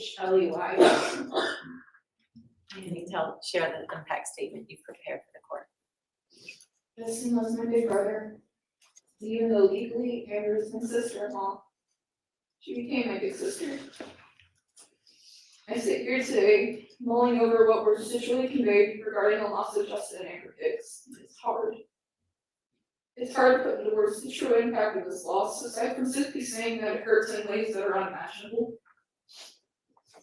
I sit here today still scrambling with my thoughts and hoping that what I've written says enough. In all honesty, I just want to be heard. I want it to be known that we're all still here. Well, they're not. We're still here trying to pick up the pieces. My big brother is gone, my big sister is gone, and I have no choice but to learn how to live with that. Justin, the big brother who I called Daju, because that first name was just too hard to say as a child. Justin, the big brother who stood behind me during my school dance pictures as a way of protecting me. Justin, The big brother who took me to my very first job interview with a big smile on his face as we both thought it would be fun to pull a little prank on our parents, saying I didn't get the job, even though we both knew fully well I did. Justin, the big brother who rooted for me every step of the way throughout my college career, and yet never got to see me graduate. Justin Higgs, the big brother who, when he first moved out of our home, told me he'd never be far away. And there's Amber, the big sister who knew me before I knew her. Amber, the big sister who smiled and laughed with her entire soul. Amber, the big sister who knew every Disney movie and sang every song at every chance she could get.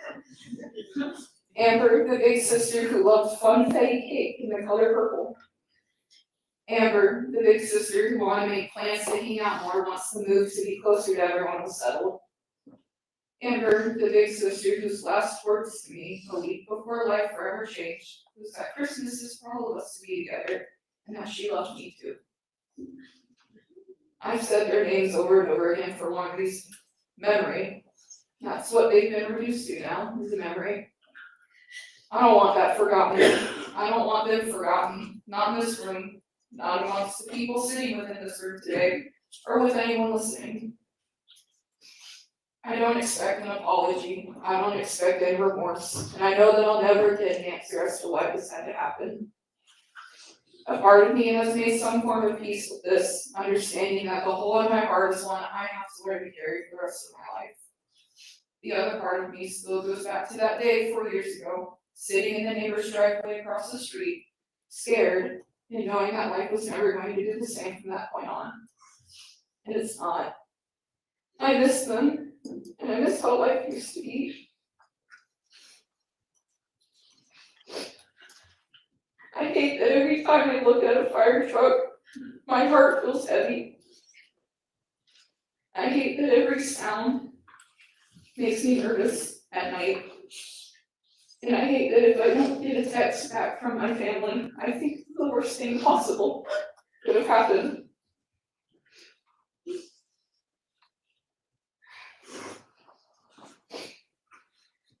I hope that the efforts of this trial finally close this 4-year-long chapter, because I know everyone needs it.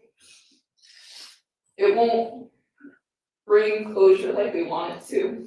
It won't fill in the hole in our heart like we want it to.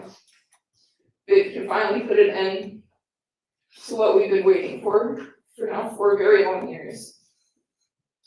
Justin and Amber were always looking after each other and looking after others while they were here, up until their final moments. Now it's our turn to look after them and the legacy they left behind.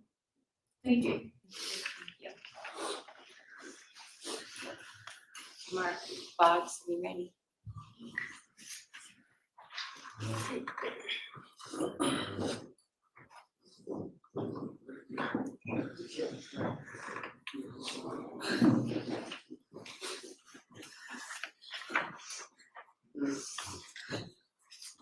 Could you both to raise your right hand, please? It's just Mark. Oh, you do solemnly swear or affirm the testimony you're about to give the court, the matter now pending, shall be the truth, the whole truth, and nothing but the truth, so help you God. Thank you. Okay, Mark, if you'll start by introducing yourself to the court and spell both your first and last name for the court reporter.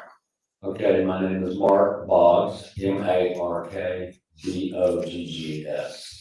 What's your relationship to Amber? Amber is my daughter. And before we get into your statement, prior to today, did you help put together a slideshow of photographs, including Amber and yourself? Yes.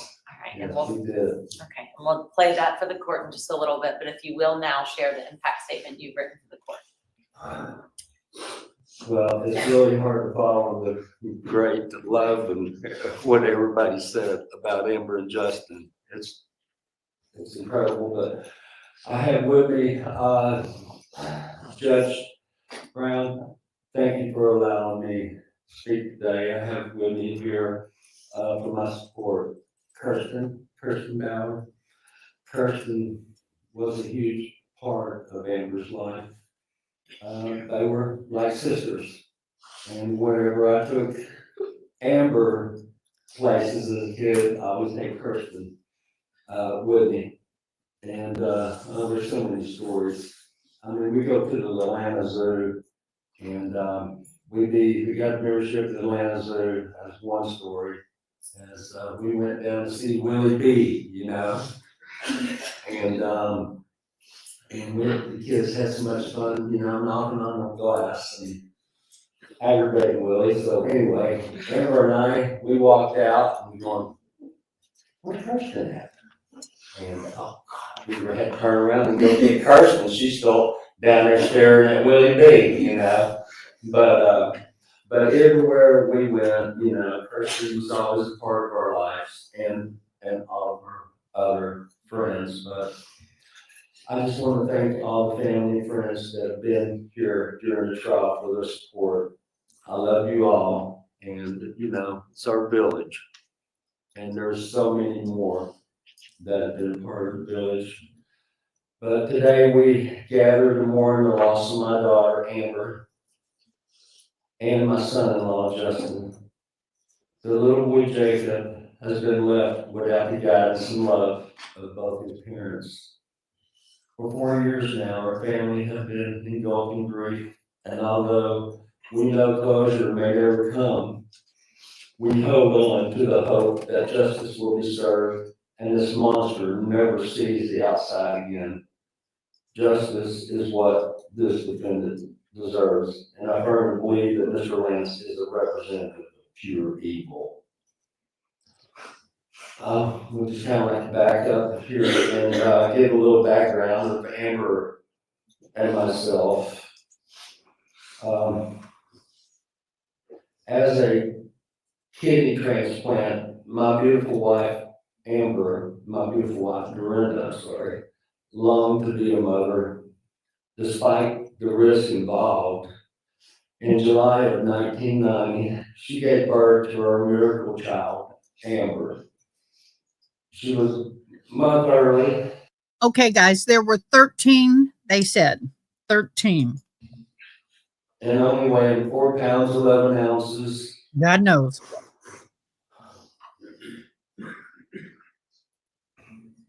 We got to choose the date of when Amber would be born. And we chose July 5th. Mine's July 2nd, but we wanted her to have her own birthday. But just tragically, 2.5 months later, I lost my wife, and Amber lost her mom to lymphoma. I guess at that time I became a Mr. Mom. And taking a role as a single parent was an incredible experience. I dedicated myself to Amber's upbringing, exposing her to many activities, jazz, dance, tap, ballet, YMCA, camping, sports, and more. The joys that we had and shared on the lake during camping trips, you know, it helped shape her childhood. And she always expressed excitement to me about passing those experiences over to Jacob. She said, Dad, I want you to teach Jacob all that you taught me. Of course, My apologies. I thought you were asking how many there were. and of course, I'm doing that with Jacob every time we're together. I have been playing baseball in the spring and lake life in the summer. And he is such a great boy. He's so much like his mama and his daddy. It's amazing. You see both of them. And as a father and a father-in-law of Amber and Justin, I want to remind everyone that I have the rights to that deserve recognition just as the killer does. The murder of my daughter and my son. The murder of my daughter and my son-in-law was not a random act. It was premeditated and intentional. Amber was my only child, and now I'm so lost without her. When I have Jacob on the weekends, he gives me strength to carry on. We're good buddies. Oh, yes, the both attitudes. of Amber and Justin is perfect. It is, it's hilarious. 4 years ago, this past Monday, I had my last conversation with Amber and heard her voice for the final time. Every evening, despite her busy lives, after work, Amber would pick up her son, Jacob, and she called me to discuss her day. I mean, it was every day. We always talked. Our conversations were filled with laughter, frustrations, and love. I was always honored to be her sounding board and offer her advice whenever she needed it. I was so proud of Amber on her compassion and her dedication to her job. She was in the audiology field at NGA, North Georgia Audiology, and was respected by her peers. They all loved her. And Amber and I were so close, she always reminded me about my health, particularly regarding my hearing aids, warning me and saying that neglecting them would lead to early dementia. So, I mean, there was no arguing with my daughter. Mulehead. So I made sure I got myself a new set of ears. So, well, still got better ears than a cornfield. But her care, nature, and concern for my well-being reflected her love and commitment, especially because she wanted me to live a long life, and I would be there for Jacob. She would comment about say how much fun I am, and saying Jacob is going to love hanging out with his papa. Yeah. Amber's light brightened every room she entered, and all she knew will contest to the infectious quality of her smile and laughter. Oh, but when her and Justin were together and they walked in the room, it was a whole another game. They were incredible. They were just perfect for each other. But the senseless act of violence that took Amber and Justin from us has shattered our family, leaving Jacob without his parents. It's hard to convey the pain and grief that has accompanied the loss of a child. The haunting memories of Amber and Justin's final moments are a burden I will carry every day, and all of us will carry every day. It's a reality that feels like an impossible dream.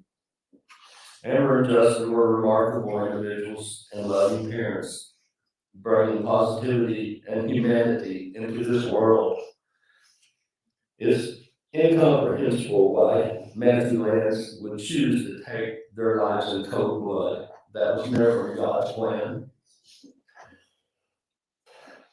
I'm a member of the POMC, it's Parents of Murdered Children in Marietta.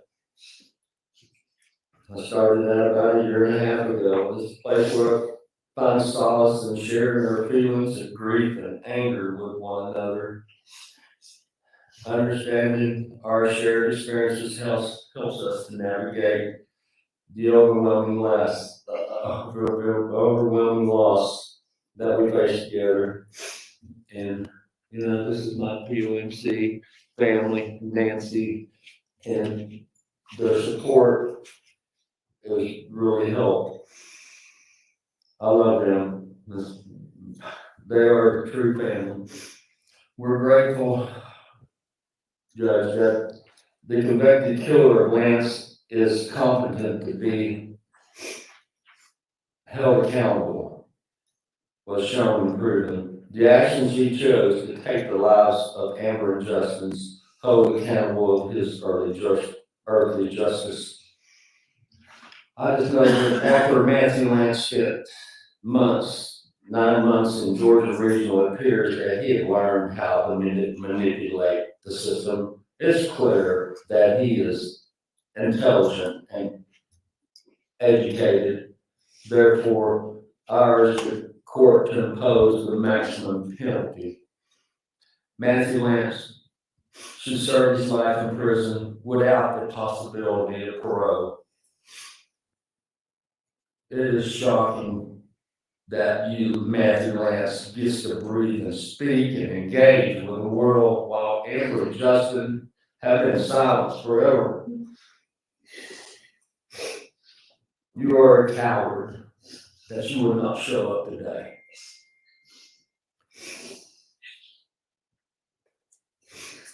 I will never hear the word dad again.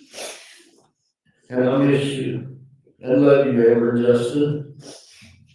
Your lives and your legacy will live on forever. And we will teach Jacob everything about you all. Thank you, Judge. Appreciate it. Thank you. And finally, Charlene.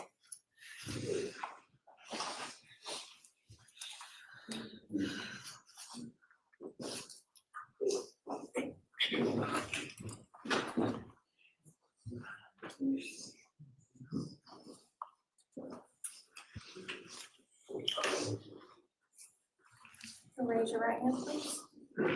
You do solemnly swear or affirm the testimony you're about to give the court in the matter now pending shall be the truth, the whole truth, and nothing but the truth, so help you God. Thank you. Right, and Charlene, if you'll first spell your first name for the record. CHALENE.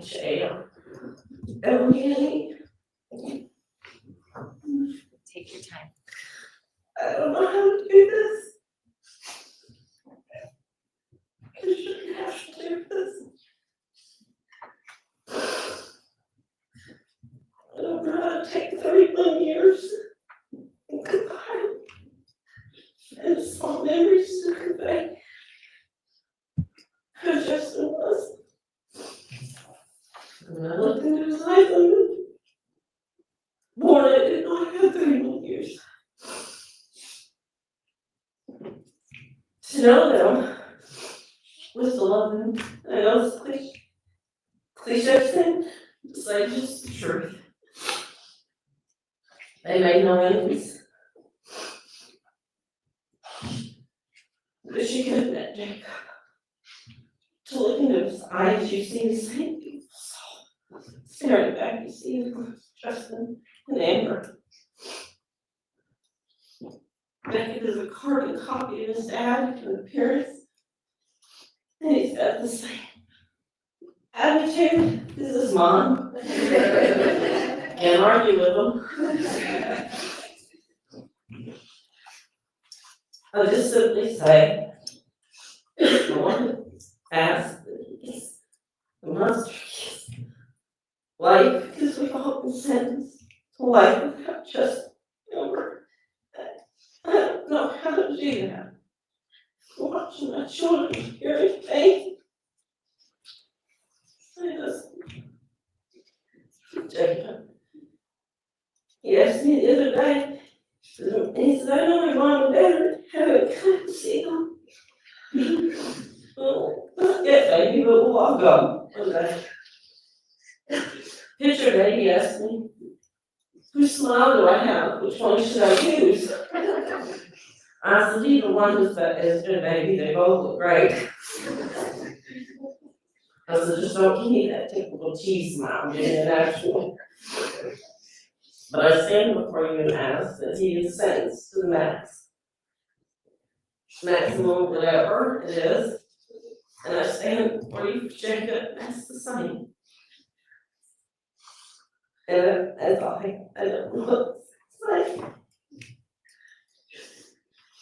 Charlene, really quickly, did you and your husband provide some photos to us to include in a slideshow presentation? Yeah. All right, the court, thank you so much. Your Honor, at this time, we do have two exhibits that I've shown defense counsel. The first is state sentencing exhibit 4, which is a slideshow presentation of photos of Justin and Amber and their family, along with photos of them together, that were taken from State's Exhibit 472, which is the phone extraction of Amber Hicks. Attorney Barry? Those were shown to me earlier, and we have no objection. You may proceed. Sorry, I have to log back in.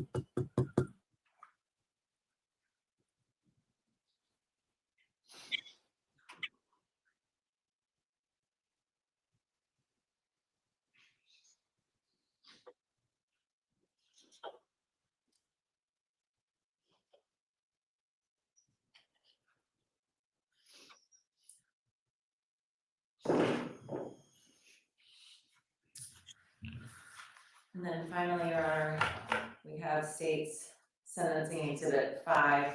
This will be the evidence that the state presents in aggravation, which has been shown to defense counsel. The 2 photographs and 1 video contained in state sentencing exhibit 5, again, came directly from the state's 472, which was Amber's phone extraction.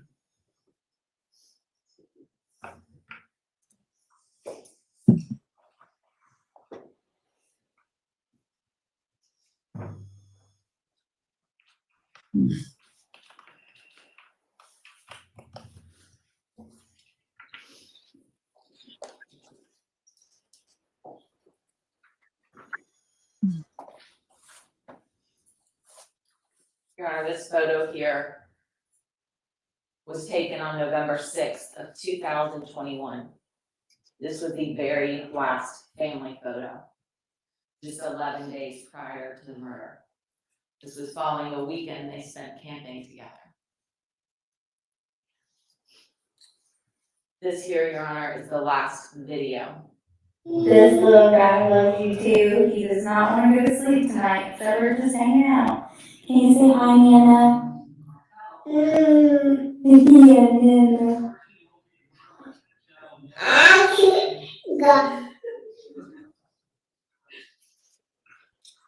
That video was the very last video of Jacob with his mommy on November 13th, 2021.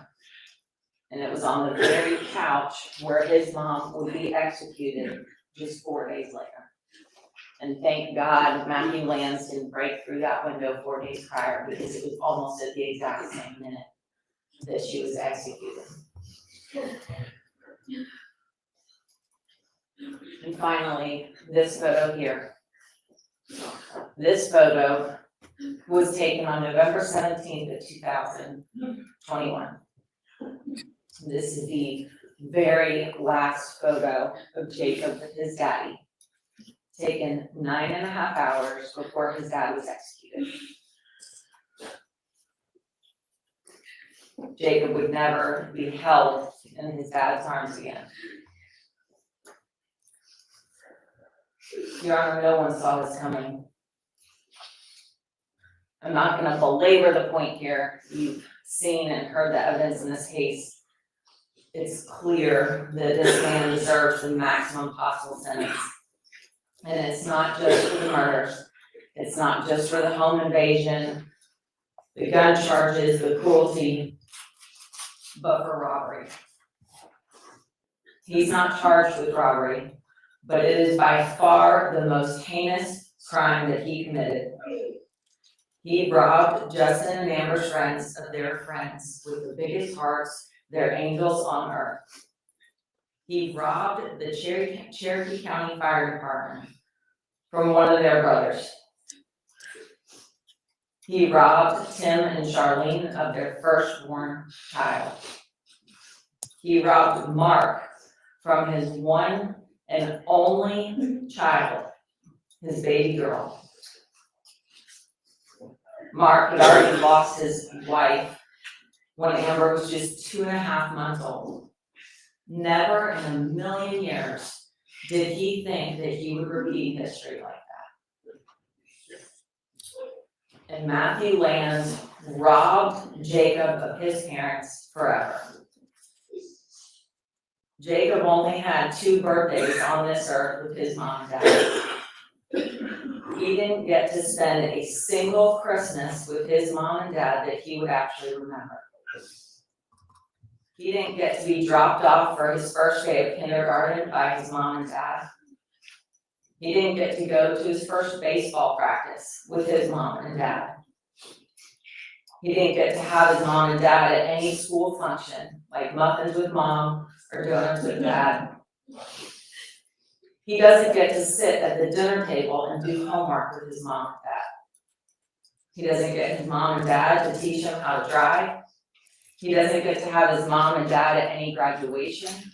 He doesn't get to have his mom and dad in the bleachers of any high school games. He doesn't get to go on college tours with his mom and dad. He doesn't get to invite his mom and dad for Parents' Weekend.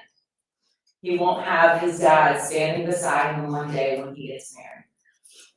He won't get to have a first dance with his mom.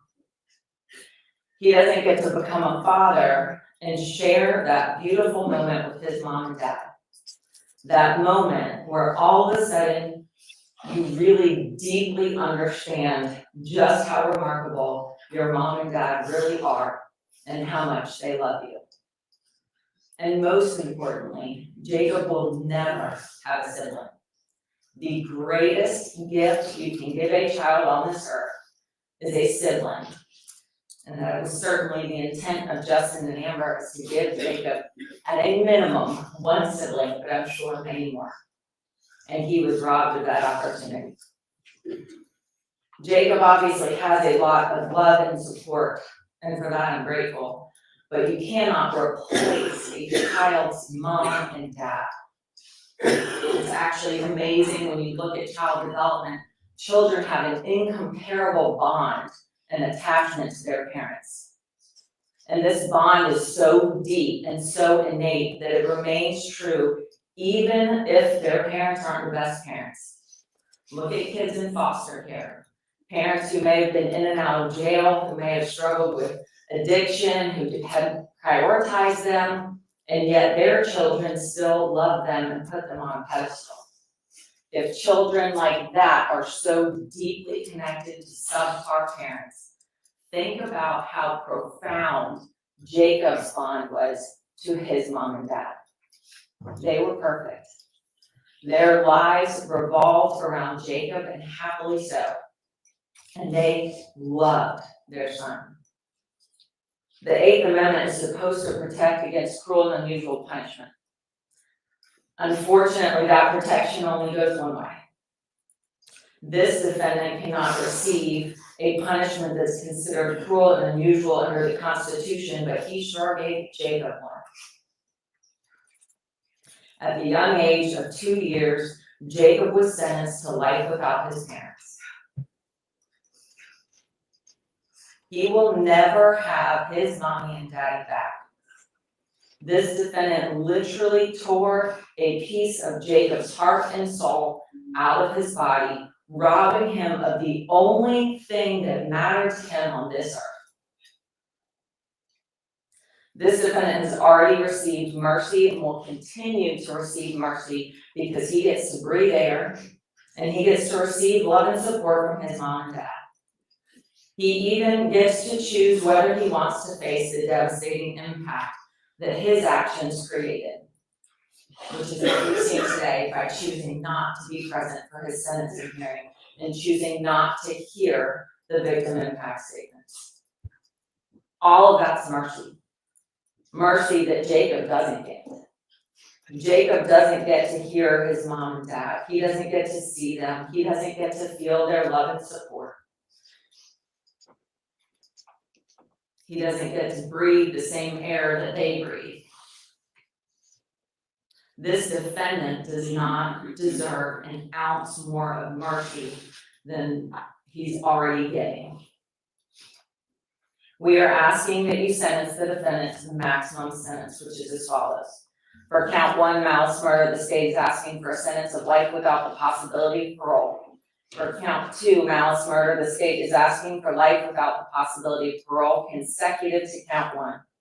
For counts 3, 4, 5, and 6, felony murder, those will be vacated by operation of law. Count 7, home invasion, the state is asking for a life sentence consecutive to count 2.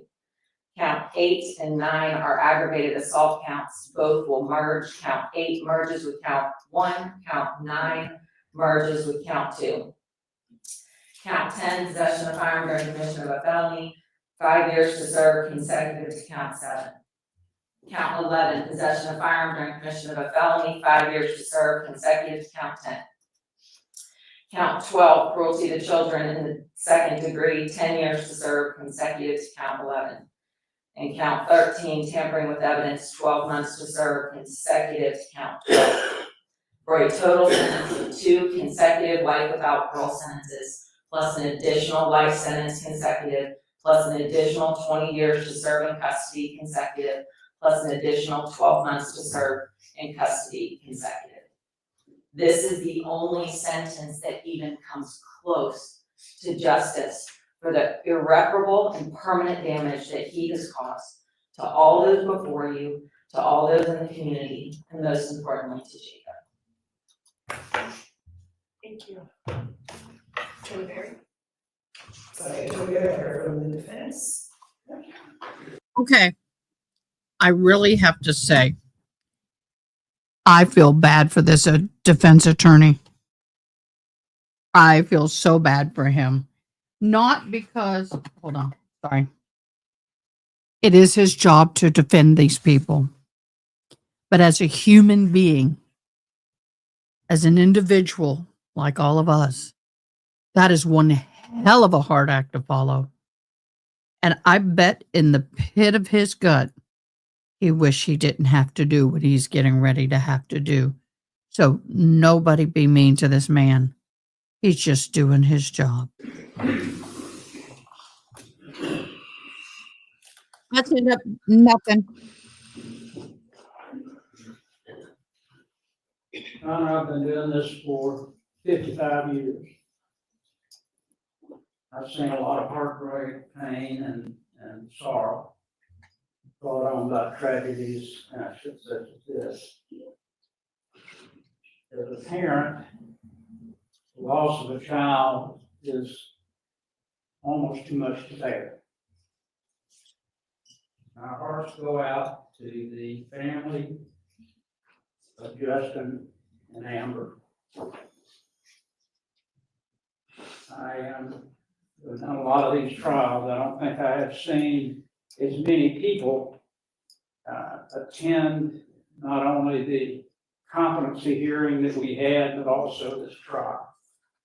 I think that certainly is a tribute to the lives of Justin and Amber. I think certainly the family should be proud of the number of people that are here and the people that want to honor them. As I said in my opening statement, this trial is about who was to blame, and secondly, why this happened. I know this court, because I know this court, you looked at every piece of evidence and rendered a verdict that you felt was fair. So now this court has determined who committed these crimes. However, we still don't know why. A lingering question in the minds of a lot of people to know. And that question of why is where we're going to ask the court for some measure of mitigation.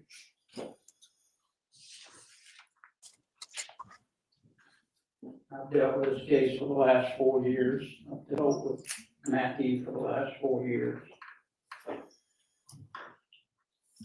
I believe that Matthew had and still has a mental illness. You have I think our ability to consider mercy is what makes us human.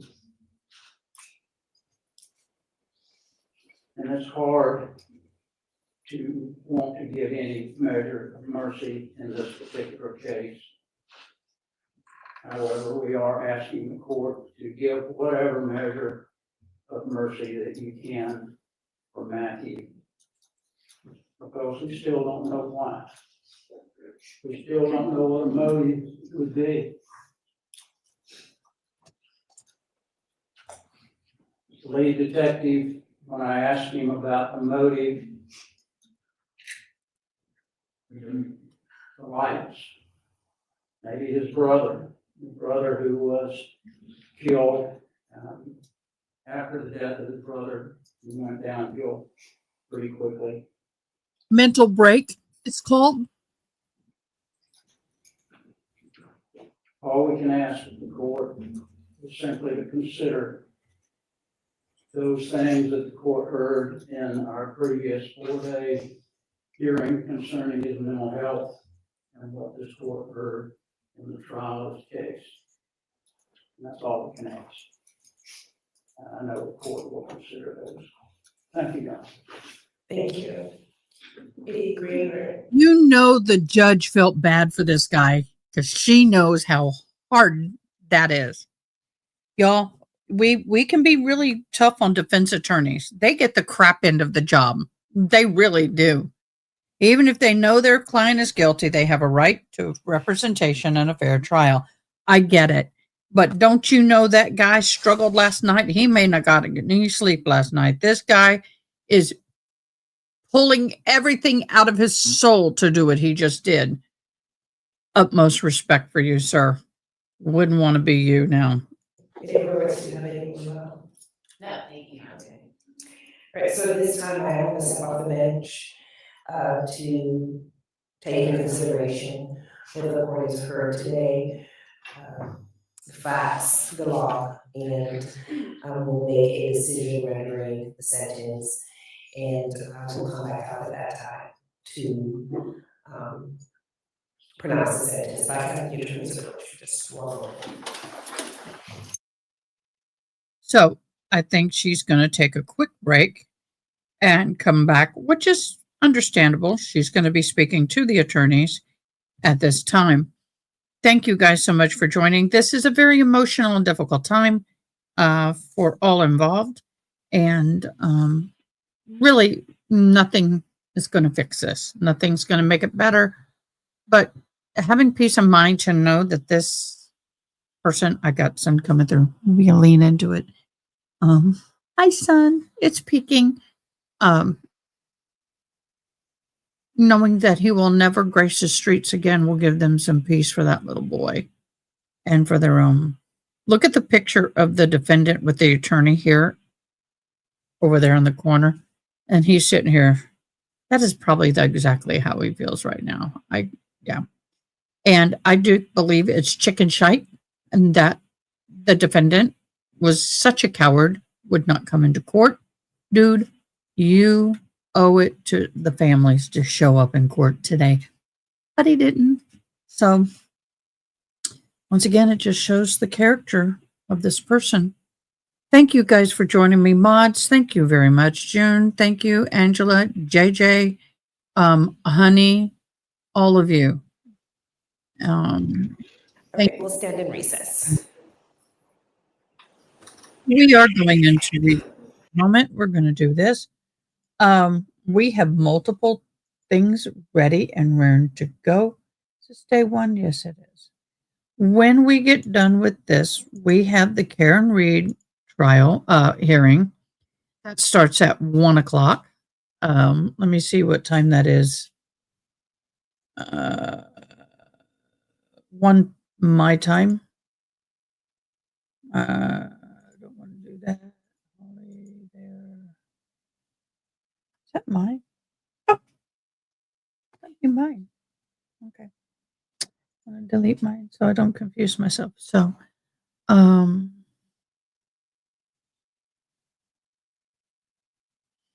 hope that if the case the judge does not allow, since he's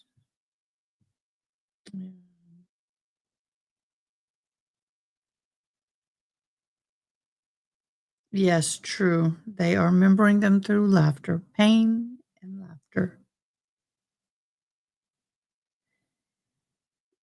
I was not surprised nobody stood up for him. I, even as his own parent, did not stand up for him. If I was a parent, as hard as it would be, I would stand up and make my sincerest apologies and condolences to the family. And I would tell the courts, as much as I love my son, he does not need to be out of jail.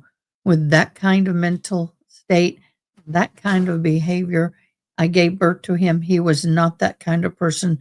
Something changed. But as hard as that is, that's probably where I would go if I was his parent, in all honesty.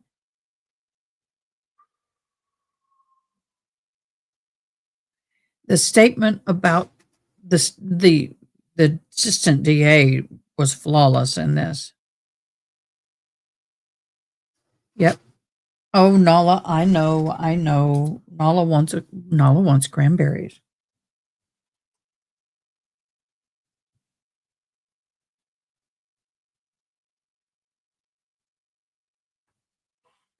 And I'm using chopsticks because I don't want the powdered sugar on my hands.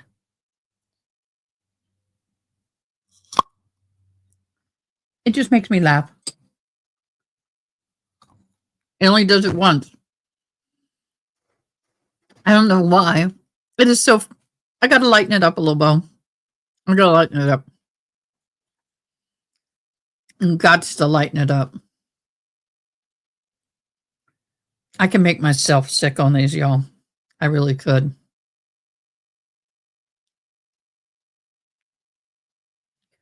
I really can. My new favorite way to eat cranberries. Mm. Mm. Mm. Mm. Oh my gosh, that's so good. Why are you turning off? Trying to get my captioning up and it all shut down. I'm trying to get it up so I can um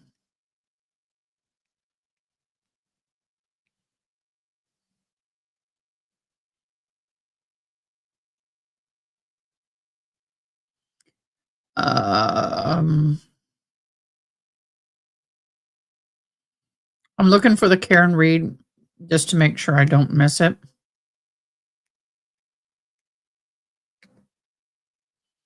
Hello, it's Brit. Hello, you have just entered after we, 16! Congratulations, boo!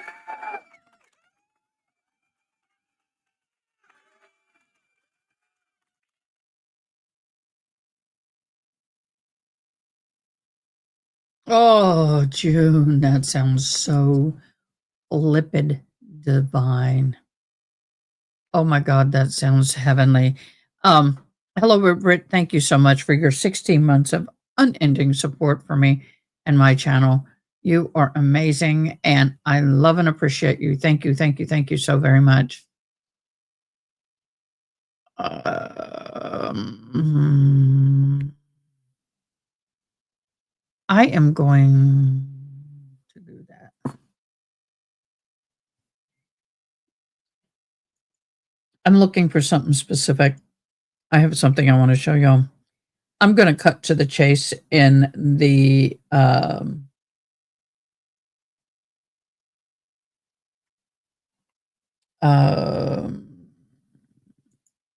Holly Bobo trial. We're going to talk about the Holly Bobo trial.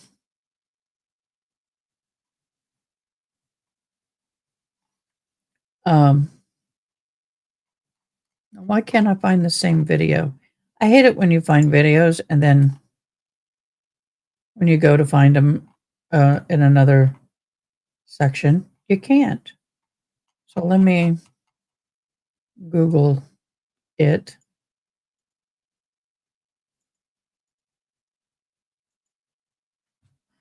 Oh, I got to get my keyboard up. I am working on your hand, Andrea. I mean, not Andrea.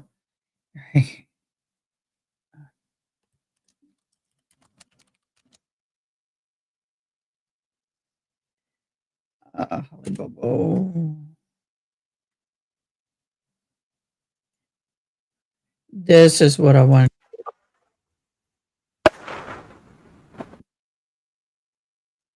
I'm going to share this for the moment.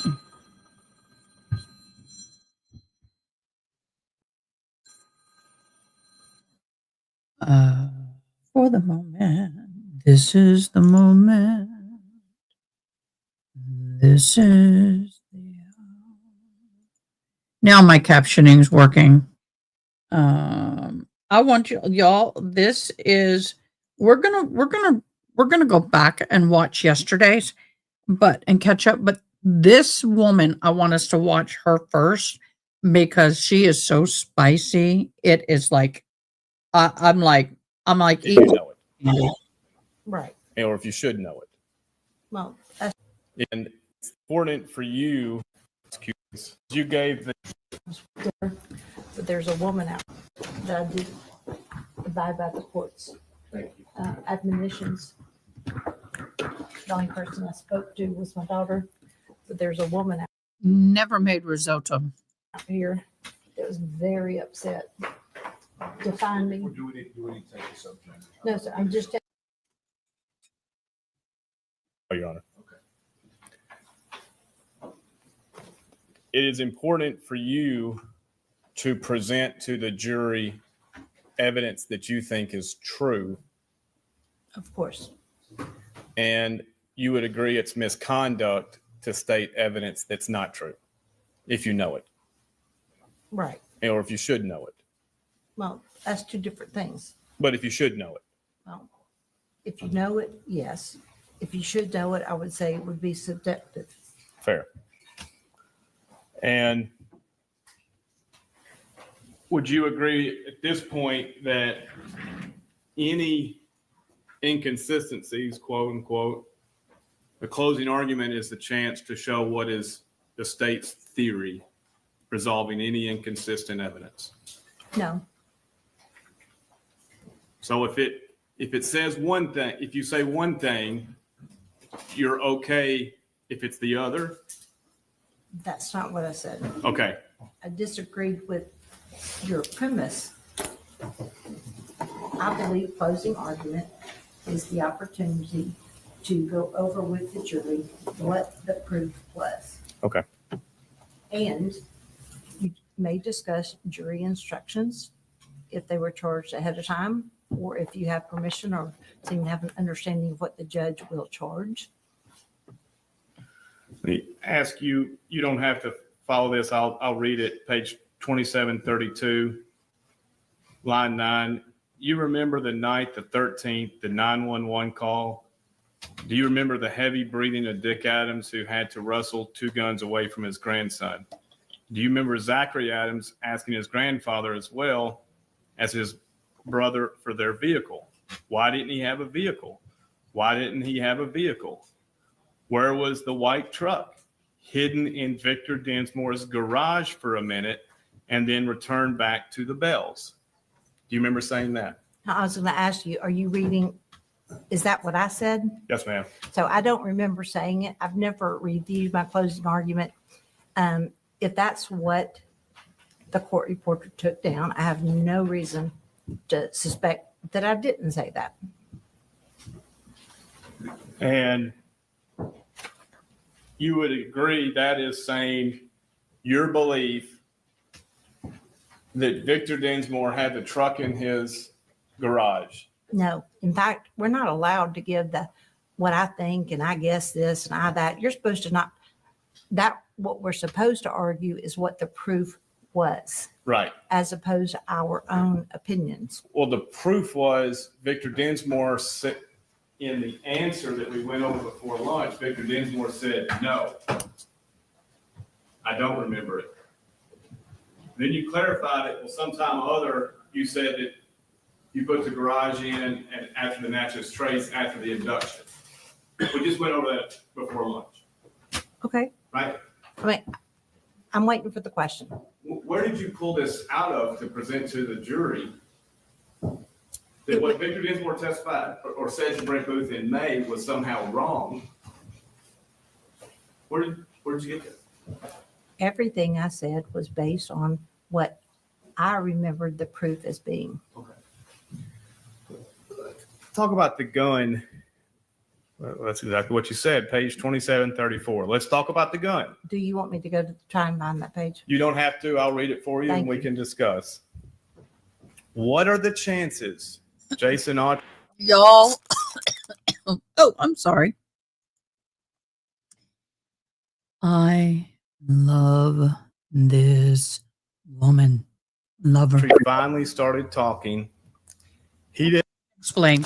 How do I say this? We're going to, after Karen Reed today, we're going to get into this. What happened is that they are in a hearing for motion for a new trial. This is the DA that tried the case. The defense is voir diring or having the DA testify in this hearing yesterday. The defendant got on the stand and testified. We're going to watch all this. I'm going to give you a recap. I just needed something a little lighthearted and snarky after what we just watched. So this is, give me a second and I'll see if I can give you the rundown. I have my notes, but they're stored in a different place. So let me go.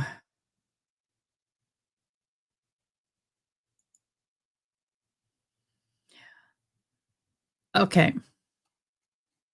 I'm not going to read all my notes on this. I just want to give you a quick rundown of victim Holly Boo Boo, 20-year-old nursing student of Pearson, Tennessee, disappeared on April 13th of 2011. Last seen by her brothers Clint walking into the woods with a man he thought was her boyfriend. Her remains were discovered in September. So this is April. She was missing through September 11. Her remains were found September 14, 3 years plus, in Decatur County. The case became one of Tennessee's most infamous emotionally charged investigations, drawing statewide volunteer search efforts for national media attention. Zachary Adams was the only defendant to go to trial. The others pled out, and the prosecutors argued. What's happening now is that the defense is arguing Adams deserves a new trial due to unreliable testimony and possible prosecutional overreach. So that's why she's on the stand, because they believe that they overreached. The prosecution insists the conviction was valid and supported by multiple sources of evidence. Judge J. Brent Bradbury will decide whether Adams' conviction stands or he gets another chance in court. That is why we're watching. This right here is the district attorney who tried the case, and she is being questioned by the defense, and it is snarky as hell. You haven't seen the half of it yet. Let's go. Didn't know where the gun was. Hadn't seen the gun since shortly after it was used to kill Holly Bobo. And he went with his cousin Shane, traded it for drugs to Victor Dinsmore. He's done it with it at that point. Victor Dinsmore gives it to his wife to carry. He's sitting there one night talking to somebody, and he gets worried about where the gun has been, what gun is this? I better get rid of the gun. He tells her, get rid of it. She does. He's done with the gun. That's in 2011. They left Tennessee before the end of the year. And when TBI agents go to talk to Victor Dinsmore and his wife, they tell us where the gun is. They dig, they use the backhoe, they bring him down, can't find it. Road's been regraded, it looks different. They go back, they talk to them some more. She's thought about it again. They go back to the spot. She tells them with underwater detectors, and guess what? They find a gun. I don't know why Miss Thompson is upset that it wasn't buried. Nobody said it was sitting on top. You saw the pictures. There and there, what it looked like when they raised it, it was covered in slime and rust and all sorts of crap. And Servine Broswell soaked it, got it off, and guess what? It still fires. It still fires. Still loaded. Still fires. Your opinion was that was the murder weapon that was found. Correct? Yes. Do you remember the various statements regarding various weapons that were used, possibly used? No. You asked me earlier about a long gun or something. I don't remember. I'm going to hand you IR 1929 and a copy to the court. Can you identify the entry? No.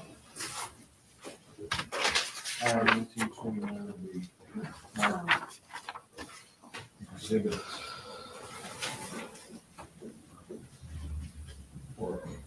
One 20. 120. Go ahead, Mr. Bates. Familiar with this? No. We are back.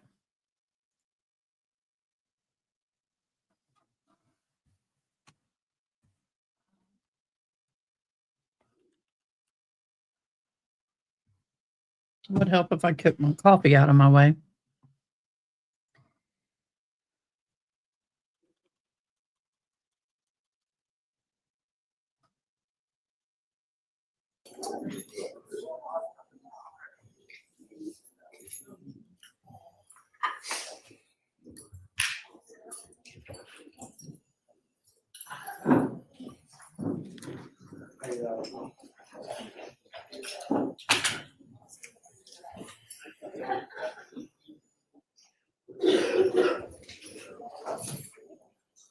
We are back on the record with the state of Georgia versus Matthew Scott Lanz, 229-00922. The court, the clerk, the court reporter, Mr. Berry represents Mr. Lanz, and the state represented by Assistant District Attorneys Green and Horowitz are present here in the open courtroom.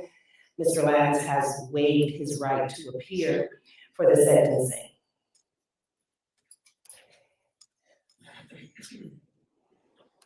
I'll start by saying that this is not an easy job. And I'm not saying that because I want sympathy or empathy from anyone. I signed up to do this job. I say that because there is no joy that comes in sentencing someone to the very minimum the law says will be a life sentence. There is no joy that comes from hearing from the loved ones about the devastation that has been caused in their lives. But I made a decision that I wanted to do this job. I made a decision that I wanted to do this job and that I committed to upholding my oath of upholding the laws and the Constitution of the state of Georgia as well as the law and Constitution of the United States. And I take my oath very seriously. And there were three things that I committed to doing when I sought to get this job. That was to be of service, to serve with compassion, and to be just. And being just or justice looks very different in every case that comes before the court, whether it is a criminal case, a domestic case, or a civil case. Because it is very, very rare that anybody comes into this courtroom for something of joy. Whether it is a criminal case, there is a defendant before the court, or victims coming before the court, or if I'm making a decision in someone's divorce about custody or visitation of their children, or someone comes in, there is a business dispute in their livelihood, the way they feed their families. I have to decide that. As Mr. Dixie said something when you were here in the witness stand, you said, Judge, I know you hear a lot of cases, and you see a lot of cases, and I do, unfortunately. But every single case that comes before this court is important. Every single case that comes before this court deserves the court's full attention. Deserves the court's full commitment to its oath, and deserves the court's full commitment to what the court said it would do in this position. This is the community in which I live, that I chose to live. I chose to live with my family. This is a community that I love.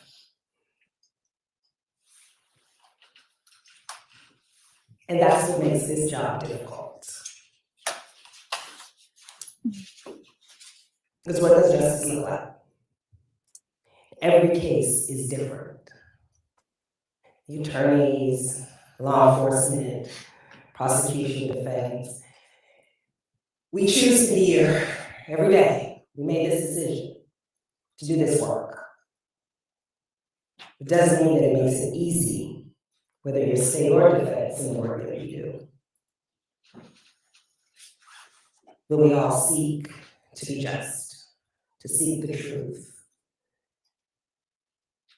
to take the facts and apply the laws that have been given to us with those facts,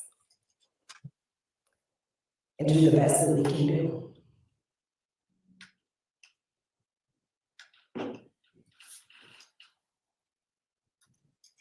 And in doing so and not allowing, when you're making a decision, you don't leave your human side at the door.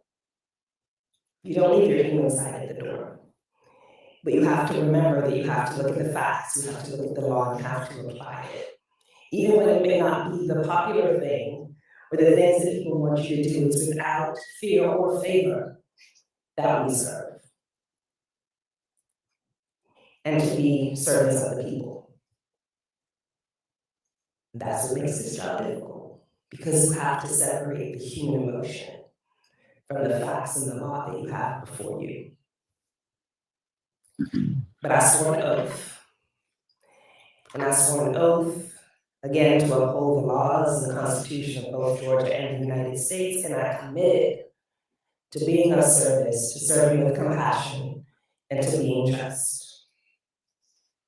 And so in the case of the state of Georgia versus Matthew Scott Lanz, 22-900-922, the court sentences Mr. Lanz as follows. Count 1, malice murder, life without the possibility of parole. Count 2, malice murder, life without the possibility of parole. Count 2 will run consecutive to count 1. By operation of law, counts 3, 4, 5, and 6 are vacated. Count 7, home invasion, life consecutive to count 2. Counts 8 and 9, count 8, aggravated assault merges into count 1, count 9, aggravated assault merges into count 2.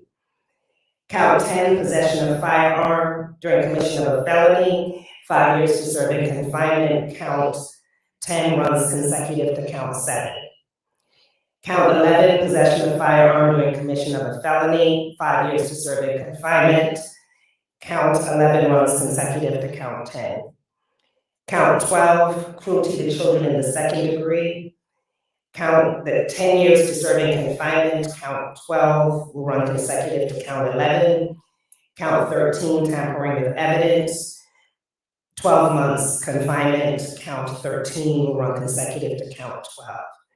Mr. Lanz is adjudged guilty for the above stated offenses and is sentenced for a total of 2 life without parole plus life plus 20 years plus 12 months to serve in confinement. I'll have the attorneys look at the sentencing sheet. Mr. Berry, as far as Mr. Lanz signing, are you going to sign, or will you take it back for him to sign, or will you sign and send it? Okay.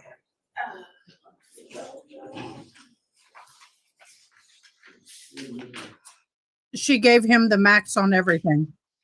Consecutive, not congruent. Basically, 2 life without parole, 1 life, all 3 consecutive, plus about 20 additional years consecutive of the 3rd life. So 2 without possibility of parole, 1 just life, and 20 years on top of that. That's 3 life sentence plus. Congratulations to the family. Justice has been served as much as it can be. Never fully is. I just, this is when being a public defender sucks. You get a case like this and you have to defend it. You don't, I just,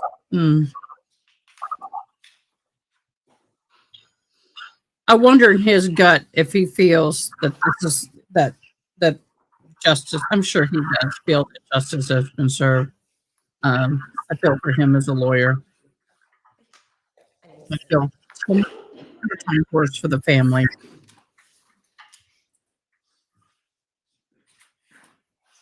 I hope and pray that The sentence sheet has been signed. Attorney Barry, is Mr. Lanz has waived his right to be present, I am going to here on the record review his post-conviction rights with you. And if you would please stay in your place that you will review those rights with him. I spoke with him yesterday about that, judge, again this morning, so he's aware. Okay. And for the record, the defendant has a right to seek post-judgment relief from the conviction of the crimes by either making a motion for a new trial in this court and or filing an appeal to a higher appellate court. If he wants to file a motion for a new trial or an appeal, then he will need to file a motion or notice of appeal with the clerk of Superior Court of this county within 30 days. He may want to more fully discuss this with his attorney, and if a motion for new trial is made and the court denies it, then he will have 30 days from the filing of this order of denial in which to file with the clerk of court his notice of appeal. The defendant has a right to have an attorney represent him on the motion for a new trial and the first level of direct appellate review. And if he cannot afford to hire an attorney, the court will provide him with an attorney and a transcript of the trial at no cost. There were several felony convictions, and we'll have a period of 4 years from the date of the sentence in this court becomes final to file a habeas corpus petition. The details that can affect the time with which Mr. Lanz can file his petition are contained within code subsection OCGA section 9-14-42C. For the misdemeanor will be a period of 1 year from the date of the sentence in this court becomes final to file a habeas corpus petition. Again, the details of the time that can affect the filing of this petition are filed within OCGA sections 9-14-42C and 40-13-33. And also just explaining to ensuring that Mr. Land understands those post-conviction rights. The court will set a specified date for a hearing for the motion of the new trial once the motion has been filed and the time estimate for the preparation of the transcript has been prepared. And we will set that date and provide notice to both the state and the defense. Before we adjourn here, there's a couple of final things I want to say. First, there are no words that I can say to family and friends that are going to fill the void in your hearts, and I recognize that. There is nothing that I can do or a sentence that can replace the ache in your spirit. I don't even want to use the word closure, because there is no closing on the love that you have for Justin and Amber. But it is my hope, and my sincere hope, that you can take, even if it's just a small step, forward towards healing. That the thoughts of Justin and Amber that now bring tears to your eyes will be more memories that will bring smiles to your heart. Recognize that Jacob does not have his mom and dad. Dad isn't there to throw him his first football and teach him to swing a bat, but his granddad is going to show him how to do that. Or mom to show up for muffins and mom. With a lot of aunties and grandma and cousin aunties that will be there to do that for you. A few weeks ago, I saw a response to a post that a friend made, that somebody made about the loss of their loved one. And it stuck with me the last few weeks. And it said, "What is remembered lives." And I know that Justin and Amber are well remembered. so they will live. This court is adjourned.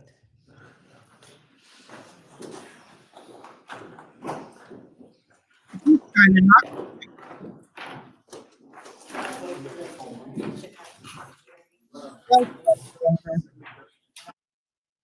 Well said, Your Honor. Well said. So it is done. It is over. The families can try to finish the healing process.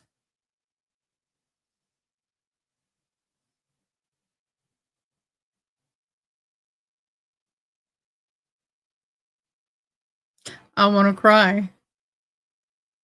Amen, Your Honor.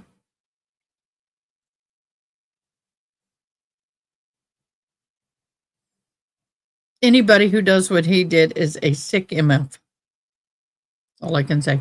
Sick as hell.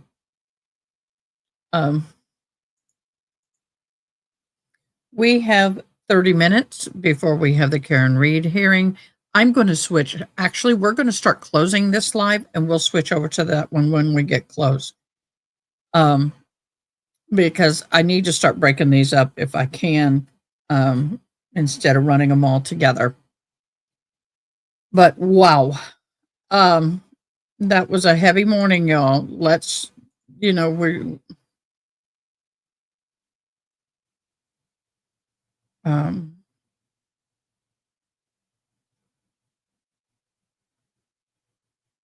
I'm sorry, I'm getting warnings and stuff. So I just want to have a moment of just solidarity and quiet for the two precious souls and their baby. Thank God that grandparent and there's family there who will raise that child, and the child will not end up in the foster care system. And we'll be able to hopefully have a good life.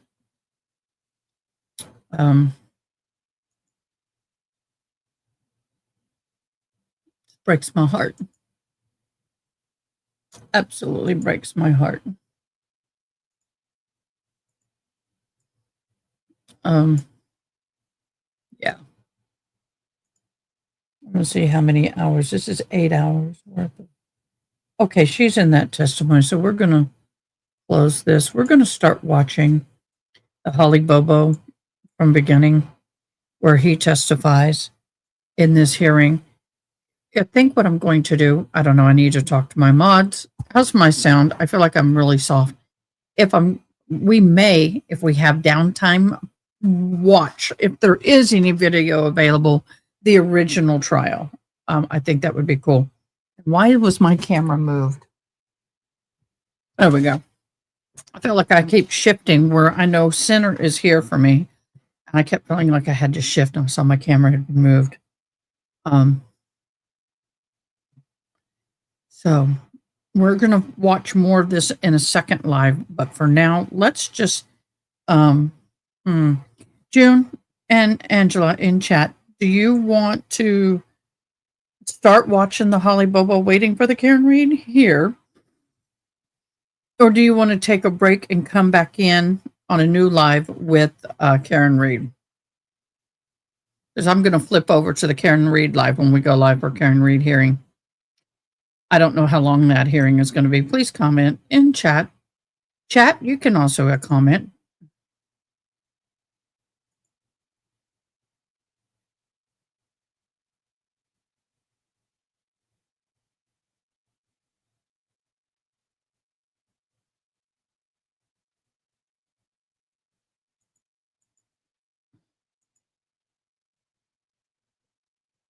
I'm waiting for confirmation from my mods. Go to private chat Discord. Do you want to stay here and just flip over? Or do you want me to end the live and take an actual break? Or we get up and stretch and move around, which is what I'm contemplating doing. Okay, you just want to do a hop? Okay. We can hop. We can stay here and we'll do a hop. All right. So let me get, unless the other mod disagrees. I'm going to start this.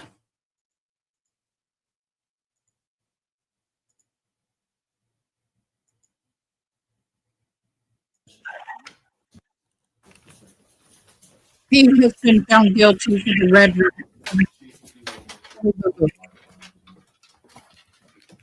Bobo. By the way, my son, his nickname that my daughter gave him when she was a baby was Bobo. Bobo. It was a Bobo.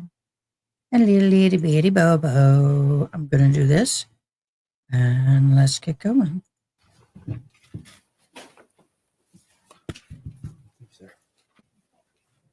Morning, Mr. Adams. You ready, Ryan? Oh. Is it on? Okay. Will you just please state your full name for the record? Zachary Rye Adams. And Mr. Adams, where did you grow up?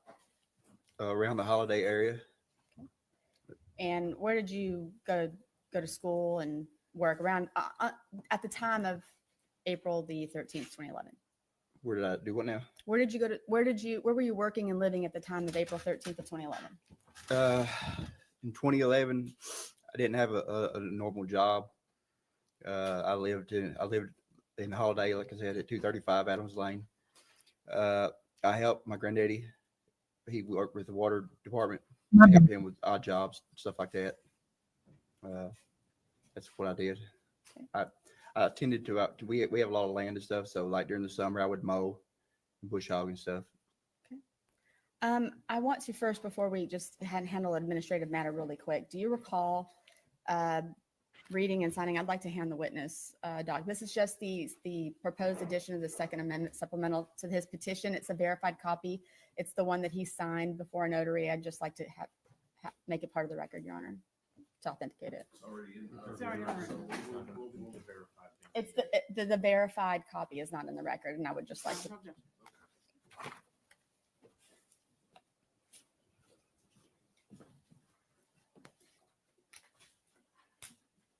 Thank you.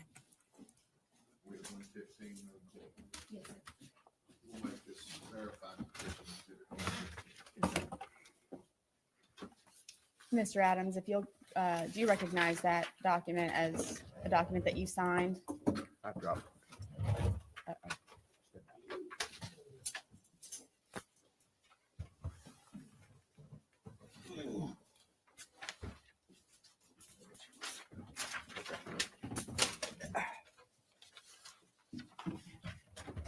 If you just go back to, I think it's like the third page from the back. Yes, that's my signature. Okay, so, and that's the petition that you signed, that was filed with this court. Yes. That's all I want to do.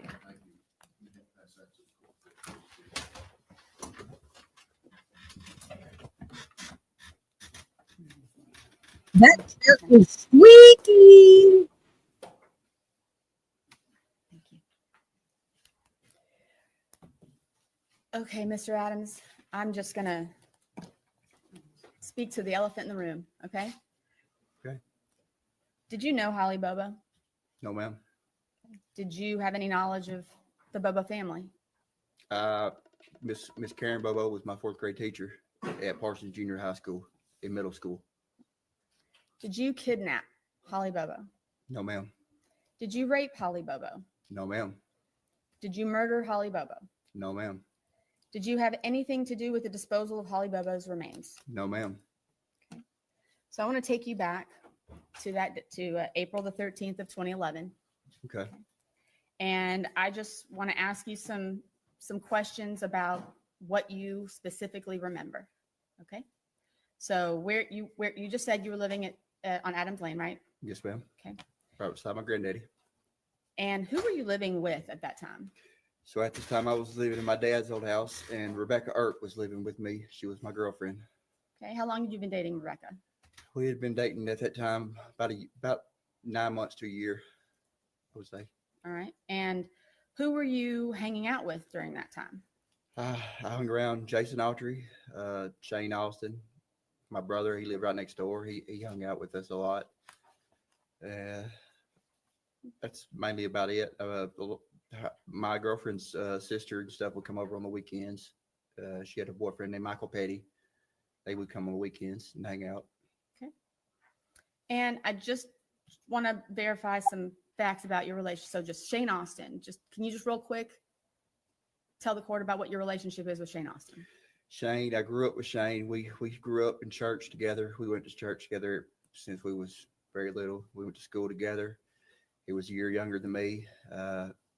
We competed in sports together. We grew up. He lived about a mile away from me. So we lived real far away from the high school. We probably lived the furthest away from the north end of our county. So we was the only two, as far as he was my closest friend that I went to school with. Okay. And you said Dylan, you hung out with your brother Dylan. Is he your younger brother? Yes, 4 years younger than me. And tell me about your relationship with Jason Autry. He was older than me. He was somebody I guess you could say I looked up to. We did a lot of drugs and stuff together. That was our main. That was going to take me to my next question. At this time, were you a drug user? Very much. And Daily. How often would you use drugs? Daily, I would say. And what types of drugs were you using at this time? Marijuana, morphine, methamphetamine, Xanax, Valium. All right, so I just want you to quickly recall what I want to clarify something. There's going to be things that you specifically remember, and I'm sure that there are things that you recall because of documents that you've been provided during this case, right? That's right. So just real quickly, take us through April the 13th of 2011. What are the things that you remember about that day? So that day I specifically remember Shane called, and I remember he called and he said, "Hey, Zach," he said, Your Honor, hearsay. Objections, hearsay. Your Honor, we're not offering it for the truth of the matter asserted. He's just taking us technically through the day as to what he did that day. Shane asked if I want to eat. When I answered the phone, he said, "Hey, you want to see if we can't overdose some Xanaxes today?" And I said, "Shane, don't be messing around," because me and Rebecca had been arguing the night before. He said, "Yeah." He said, "I've got some Xanaxes lined up. I need a ride." He had just previously wrecked his truck, so he didn't have a vehicle, and so he needed a ride. I said, "Well, Shane, I don't have a vehicle. I have to get Dylan to give us a ride." I said, "I have to go out and get him up and stuff." And so I went out to my granddaddy's, told Dylan the plan. He was getting ready. So while he was getting ready, I think I got on the internet and got on my Facebook, which is a password protected that I only have the password to. Nobody else gets on my Facebook page but me. Nobody has the password but me. And I got on there, and like I said, me and Rebecca had been arguing, and I think I had cussed or something on the main wall where everybody could see. And Becky Moody had commented, she said, "Zach, you can't talk like that." And I think I apologized. And it didn't take Dylan like 10 minutes to get ready. So we left. We went to Shane's, picked up Shane. Okay, so say you and Dylan. Me and Dylan. Went and picked up Shane, okay? So Dylan didn't have enough gas in the truck to make it to Parsons. So we go to the Shell station on the Decatur County side. We get $5 in gas because the gas is more expensive at the interstate. It's cheaper in Parsons. So we was going to get more gas in Parsons. That was the plan. So I'm pumping the gas. Shane and Dylan are in the vehicle. I pump $5 in gas, and while I'm pumping, I see 4 or 5 SUVs. And I'm not for sure if they had their blue lights on. I know there was no sirens, but I could tell there was cop cars. I could tell there was police SUVs. So my antennas kind of went up because we're going to pick up drugs, and they're cops. So I go in, pay for gas. When I come out, I asked Shane and Dylan, I said, "Did y'all see the cops get off the interstate?" And they was like, "What are you talking about?" So it kind of irritated me that they wasn't paying attention what was going on, So I get on 641, and I kind of fall in behind them to see how fast they're going. And I get Dylan's truck up to 100, and it shuts off, and they run out of my life. So I don't go 100 all the way to the Parsons. I go 60 or 70 because I know there's something going on. I don't know what's going on, but I know something's going on. I know there's whatever's going on. There's no cops coming our way. So we get into town. What I remember, we stopped by. I think we went behind Ramey's barbecue, and we went to the drug dealer's house. I'm not sure who it was to this day. I still don't know who it is. We get out, and I thought we was going to go in, me and my brother and Shane. But when we get ready to get out and go in, Shane said, "Y'all can't come in." So we sit out in the driveway, and whoever's house it was, they had a bass boat, and it was a nice Triton bass boat. The reason I know this is I love bass fishing. And so me and Dylan were looking at the bass boat, and we're talking about how nice it would be to have one. And I'm not really sure how long it took Shane, 10 or 15 minutes. He comes back out, and we go from there. We go up one block to the Delta gas station, which is right up from behind Ramey's. It's right one block up, right beside the hospital. So when we pull in there, there's a local deputy, Tony Weber. And Tony Weber has been known to harass me. He knows I was a drug dealer and drug user. So when we get there, I told Shane, I said, "Shane, you go in and pay for gas. I'm not going in." And so Shane pumps the gas, and he goes in. When he goes in, he pays. And when he comes out, he said, "Look," he said, "when I was in there, the deputy was talking about what happened." He said, "You're right. Something did happen. Somebody got abducted." And my antennas kind of went up. I said, "Well, I knew I was right. I didn't know what happened, but I knew something. Like I said, I knew something had happened." And so I knew that we needed to buckle up. We got these Xanax. Jane had all these Xanaxes on him, so I knew we needed to, kind of be safer. Okay. So when you guys went to get the drugs, who paid for them? Shane. Okay. So, and again, I initially asked you, there's going to be things that you specifically remember and things that throughout the course of this proceedings that you learned. That right? Has there anything that you have learned based on the documents that you've received or things throughout the course of your trial that you didn't specifically remember at the time? No, I'm going to object to that. I don't know how he can share with the court things that he has learned through other sources. That's the epitome of hearsay. That's the epitome of not firsthand knowledge. Well, he's a witness to a hearing. He can't come in here and regurgitate to the court. There's 4 terabytes of data that was provided to the defense in discovery. Yes, sir. Certainly, he's going to distinguish what he learned from that discovery versus his own memory. I'm going to allow it. Yes, sir. I'm going to allow it. There was things that jogged my memory about that day. I don't specifically remember going to the ATM until later on. There was a moment later on when I realized Shane had a lot of money that day, and I didn't specifically remember. I remember I was irritated with Shane. Shane liked to joke a lot, and he liked to make people laugh and stuff. And I wasn't having it that day because me and Rebecca had been up. I'd been up with Rebecca arguing all night, and I was kind of irritated. And I wasn't in no mood.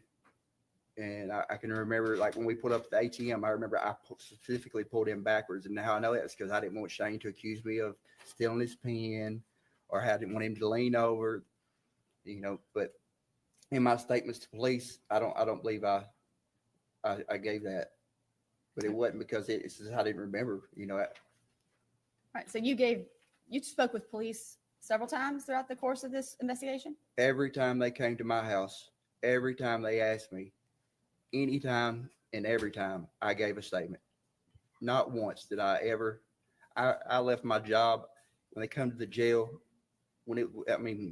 Anytime they ask. Okay. So real quick, I want to back up to something that you said. You said that you weren't in the mood because you had been fighting with Rebecca all night. Yes. Okay. So did Rebecca stay with you that night of the 12th? She did not. All right. And do you recall telling police that maybe she did, or were you confused? See, that's another thing that I didn't learn till we had the cell phone records. And she normally stayed there all the time, but her cell phone records put her at her mama's house up to 4 a.m. I think we was texting. So there's no way she stayed with me that night, you know, because she got off work at 10 or 11 o'clock from Joe's video, and she would either come straight to my house or go to her mom's house. And, you know, her Okay. mom lived in Parsons. So All right, so you're saying upon receiving the discovery documents, bank records, whatnot, it triggered your memory that you went to the ATM and got cash, and that you specifically remembered pulling in backwards. What vehicle were you driving at the time? we were driving my brother's Silverado. It was I think it was a 2007 Pewter. It's extended cab. Okay. 2-wheel drive. All right, and I'm going to ask you to look at something back there. Your Honor, this is Exhibit 8, I believe. The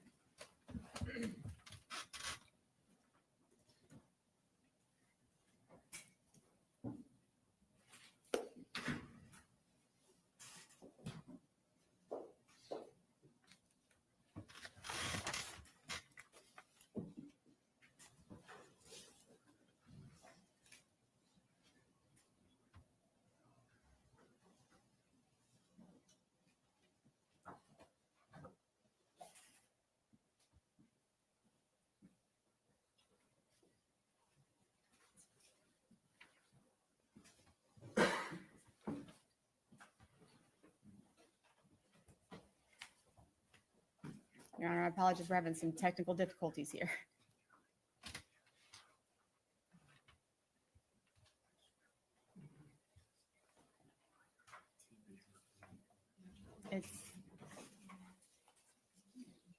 Do we have a printout of the still yet?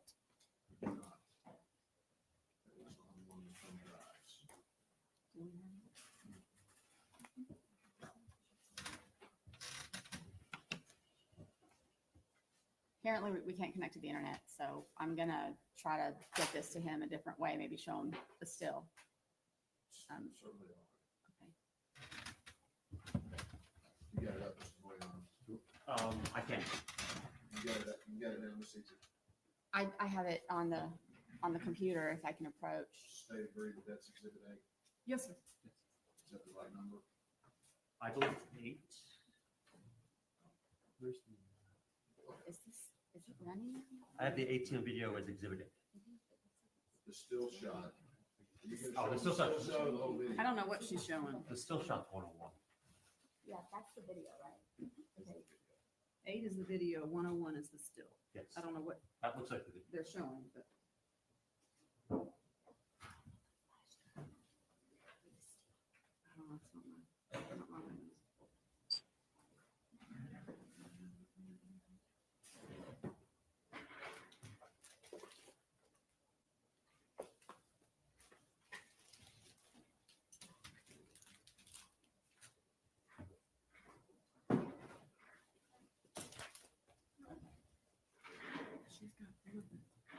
Is that okay? May I approach, Your Honor? You may. Now, let's clarify. Are you showing the whole video or just the still shot? I'm just gonna show the still shot, Okay, Your Honor. which is exhibit 101. Yes. Mr. Adams, do you recognize that vehicle? Yes, that's my brother's truck. Okay, and you're familiar with the ATM that you stopped at. Mhm. So who was in the vehicle with you? I'm driving. Shane's in the passenger seat. My brother's in the back. The timestamp on this is approximately 11:11 in the morning. Mm-hmm. Does that sound about the time that you guys would have gone to the ATM that day? It would have.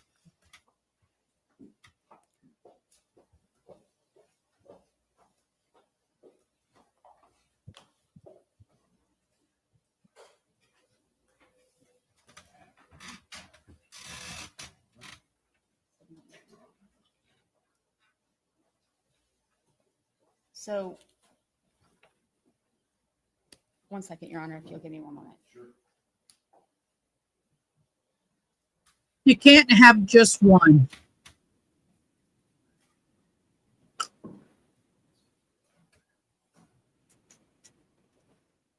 Your Honor, I'm gonna approach him one more time because I realize I need to show how the vehicle went in so that, because it correlates with my client's testimony. So I'm going to show the video. So Okay. now we're going to show the video, exhibit A.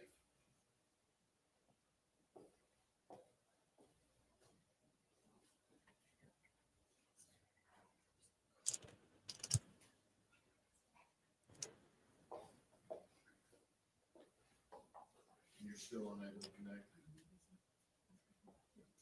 The TV is not connecting to the.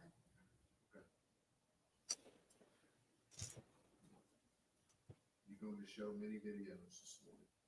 No, Your Honor, this is the only exhibit I'll be offering today.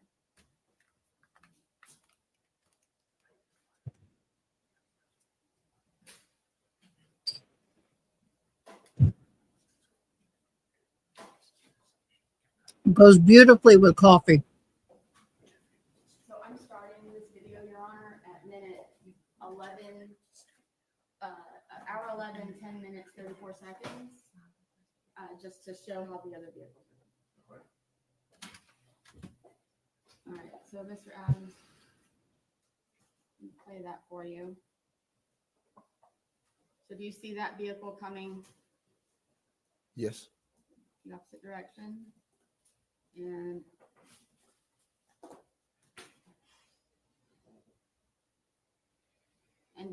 which direction is your vehicle going? That would be going the wrong direction. Like if you were going through the drive-through in the bank, that's the wrong way. The arrows were pointed, that would be going the wrong way. So when you pulled into the ATM, who was it, the driver's side or the passenger side that was facing the ATM? It was the passenger side.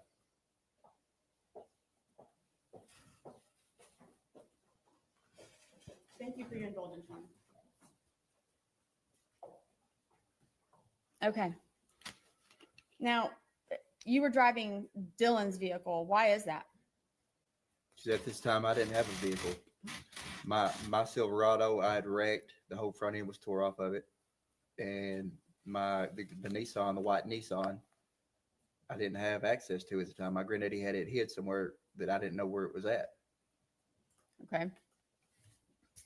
Granddaddy didn't want him. So when is the, well, first of all, this Granddaddy didn't want him driving stoned. ATM footage and this trip to the bank, is this something that you told your attorneys during trial?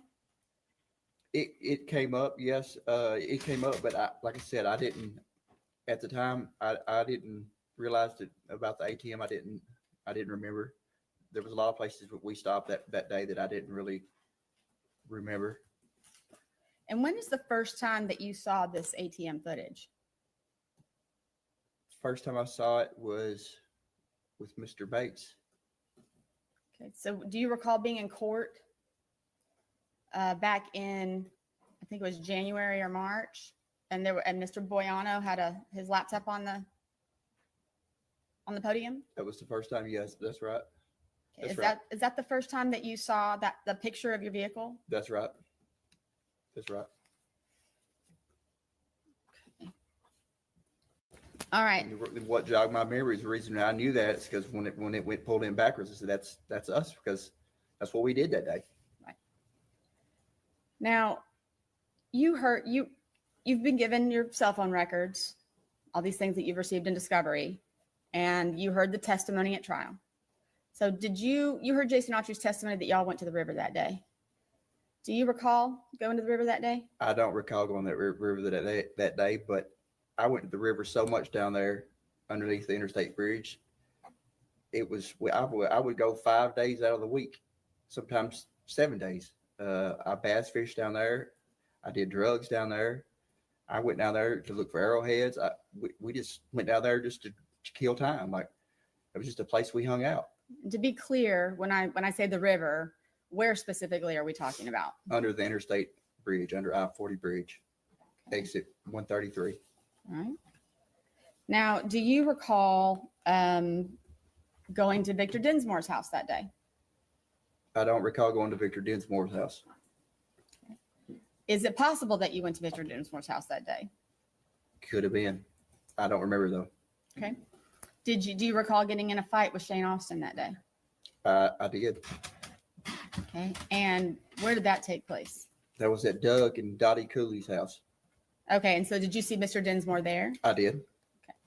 And who was with you at the time? Jason Autry, Shane and my brother was in the back, and I was driving. It was in Dylan's pickup. And what was the purpose of you guys going to see Mr. Dinsmore? Mr. Dinsmore was a morphine connection of mine. I bought morphine from him, and at this time, Jason or Shane, they couldn't access Victor to buy morphine from him, so I was the kind of the go-between. I would buy morphine and distribute to All Jason. right. So then you guys were doing Xanax, the pills that Shane Austin purchased, Mm-hmm. and then what time do you think you guys went over to Miss Dottie's? It was after we picked up the Xanaxes. It was after that. I would say, I'm not going to speculate. Okay. If you don't know for sure. I don't know for sure. Okay. So this particular conviction is not your first run-in with the law, is it? Absolutely not. Okay. So I would like to take you through, you're aware that if you would have testified at trial, that you would have had to have talked about some of your prior convictions. Of course. I'd like to run through those with you if you don't mind, okay? So, Mr. Adams, you have several convictions for possession of drug paraphernalia or possession of narcotics. Mm-hmm. Correct. Okay. When did you start doing drugs? Started smoking marijuana when I was 14. Started doing meth when I was 15 or 16. And there was a notice that was filed in your trial of, we call it a Rule 609. It just shows saying that this is the evidence that you're going to be impeached with if you testify at trial. Okay. Did you tell your attorney that you wanted to testify at trial? I did. Okay. And were you willing to face up to and acknowledge all of these crimes that you committed? Absolutely was. So you've been convicted of some assaults as well. I have. I've pled out to them. Okay. So there was one in 2004. Do you recall a conviction in 2004 for assault? I don't know the specifics, but I don't dispute it. Okay. And you have possession of controlled substance in 2004. Possession of drug paraphernalia in 2006. So you have several possession charges. Does that sound about right? That's correct. Okay. You have some theft convictions as well. I do. You have 2 of those. All right. And in 2007, you have 2 assault convictions. Do you recall the circumstances surrounding that? 2007, I don't recall. If you had more details about the incident or something. Well, why don't you tell me under what circumstances have you been convicted of assault? So, my grandmother knew. She knew that if I was in jail, sometimes, she knew I wouldn't be getting high if I was in jail, and she knew that she could call the law sometimes if I was high and say, "Hey, look, he pushed me or he did this," and she knew that I would be arrested, and she would be hoping that I would go to jail and, I guess, the catch Jesus moment, get Jesus and get saved and start acting right, and that's happened a few times where we had gotten in an argument or something and she called the law. And Mr. Adams, isn't it true that you shot your mother? I wouldn't say I shot her. I did operate a firearm in a reckless manner that caused her to get shot. So it was my fault, but it wasn't like what you would say I just, shot her. And you weren't ever convicted or charged with that, were you? I was charged. You was charged. Okay. And what were you convicted of? of? I did plead out to a simple possession or a simple assault. Okay. So that's one of these assaults that you have on here. It was. And in 2011, August 30th of 2011, there was a conviction for assault on a police officer. Do you recall that? I do. That was the incident at Nancy Trace State Park. And where the park ranger, I got out and run and he chased me down. I run into some thorns and got scratched up real bad. Still got scars on my leg, on the inside of my leg. Okay. Oh, and I missed one, July of 2011. July 25th of 2011, you have an assault conviction that you pled to for 11 months and 29 days. That was me and Rebecca. Me and her got into it. It was kind of a shoving incident. And Was Rebecca using drugs at the time as well? she was. And then you also have a domestic assault, June 11th of 2012. What was that from?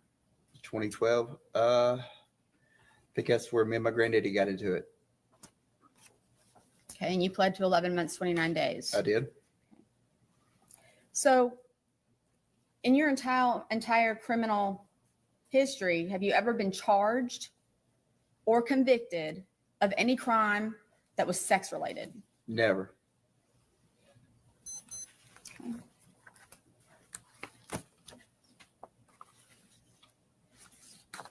All right.